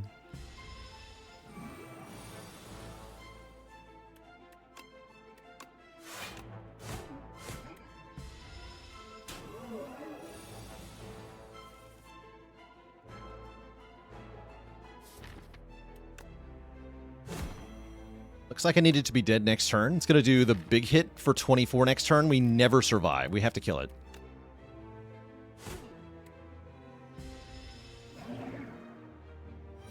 Please tell me we kill it. Oh, it put the Beck into the draw pile and I missed the strike. Oh, are we cooked? We are cooked. Yeah, we're cooked. I died from not using the Thorns Pot, is what happened here. Thorns Pot, no! That's alright. GG. GG. We'll get another strike dummy run on the Clad, don't worry. These weren't very good relics, ultimately. These were not very good relics. We had one good strike, and that was it. We're going to have to get a little bit better than that to win, but that was a good try. It was a good try. So no, not back to back to back. I didn't think so. Alright, chat. We'll be back another day to try Starter Deck Ironclad, as well as many of the other challenges in the challenge list. Like I said, I do kind of want to, during the course of early access, do essentially everything in that spreadsheet. So there'll be lots of content to come. Tomorrow, we're going to play some... Tomorrow's Saturday, right? Yeah, we're going to play some more Spire tomorrow. Maybe that's what we'll do tomorrow, is finish off Starter Deck Clad. And then later in the stream, we're going back to Chants of Sinar, the language deciphering puzzle game that we started last Saturday. So that's the plan for tomorrow. Thanks for watching, Whatever I'm Me, Lyrical, Miskatonic Blue. That's right, Clad is the only one left. Yeah, Clad is the only one left. See you later, Abstoa, Lily Melody, Shiny Green Button, Rylout, Acid Vega, DJ Banor, Lolwut, and everybody else. We're going to throw a raid over to...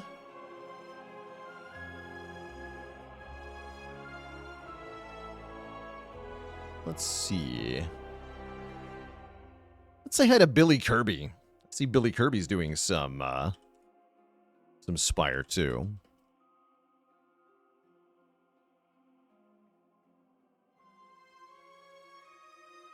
Billy's been on Twitch pretty much forever. Plays a ton of, like, FTL, Battle Brothers, cozy roguelike games in general. He's doing some Spire slaying, so say hello from me. And have a good one, everybody.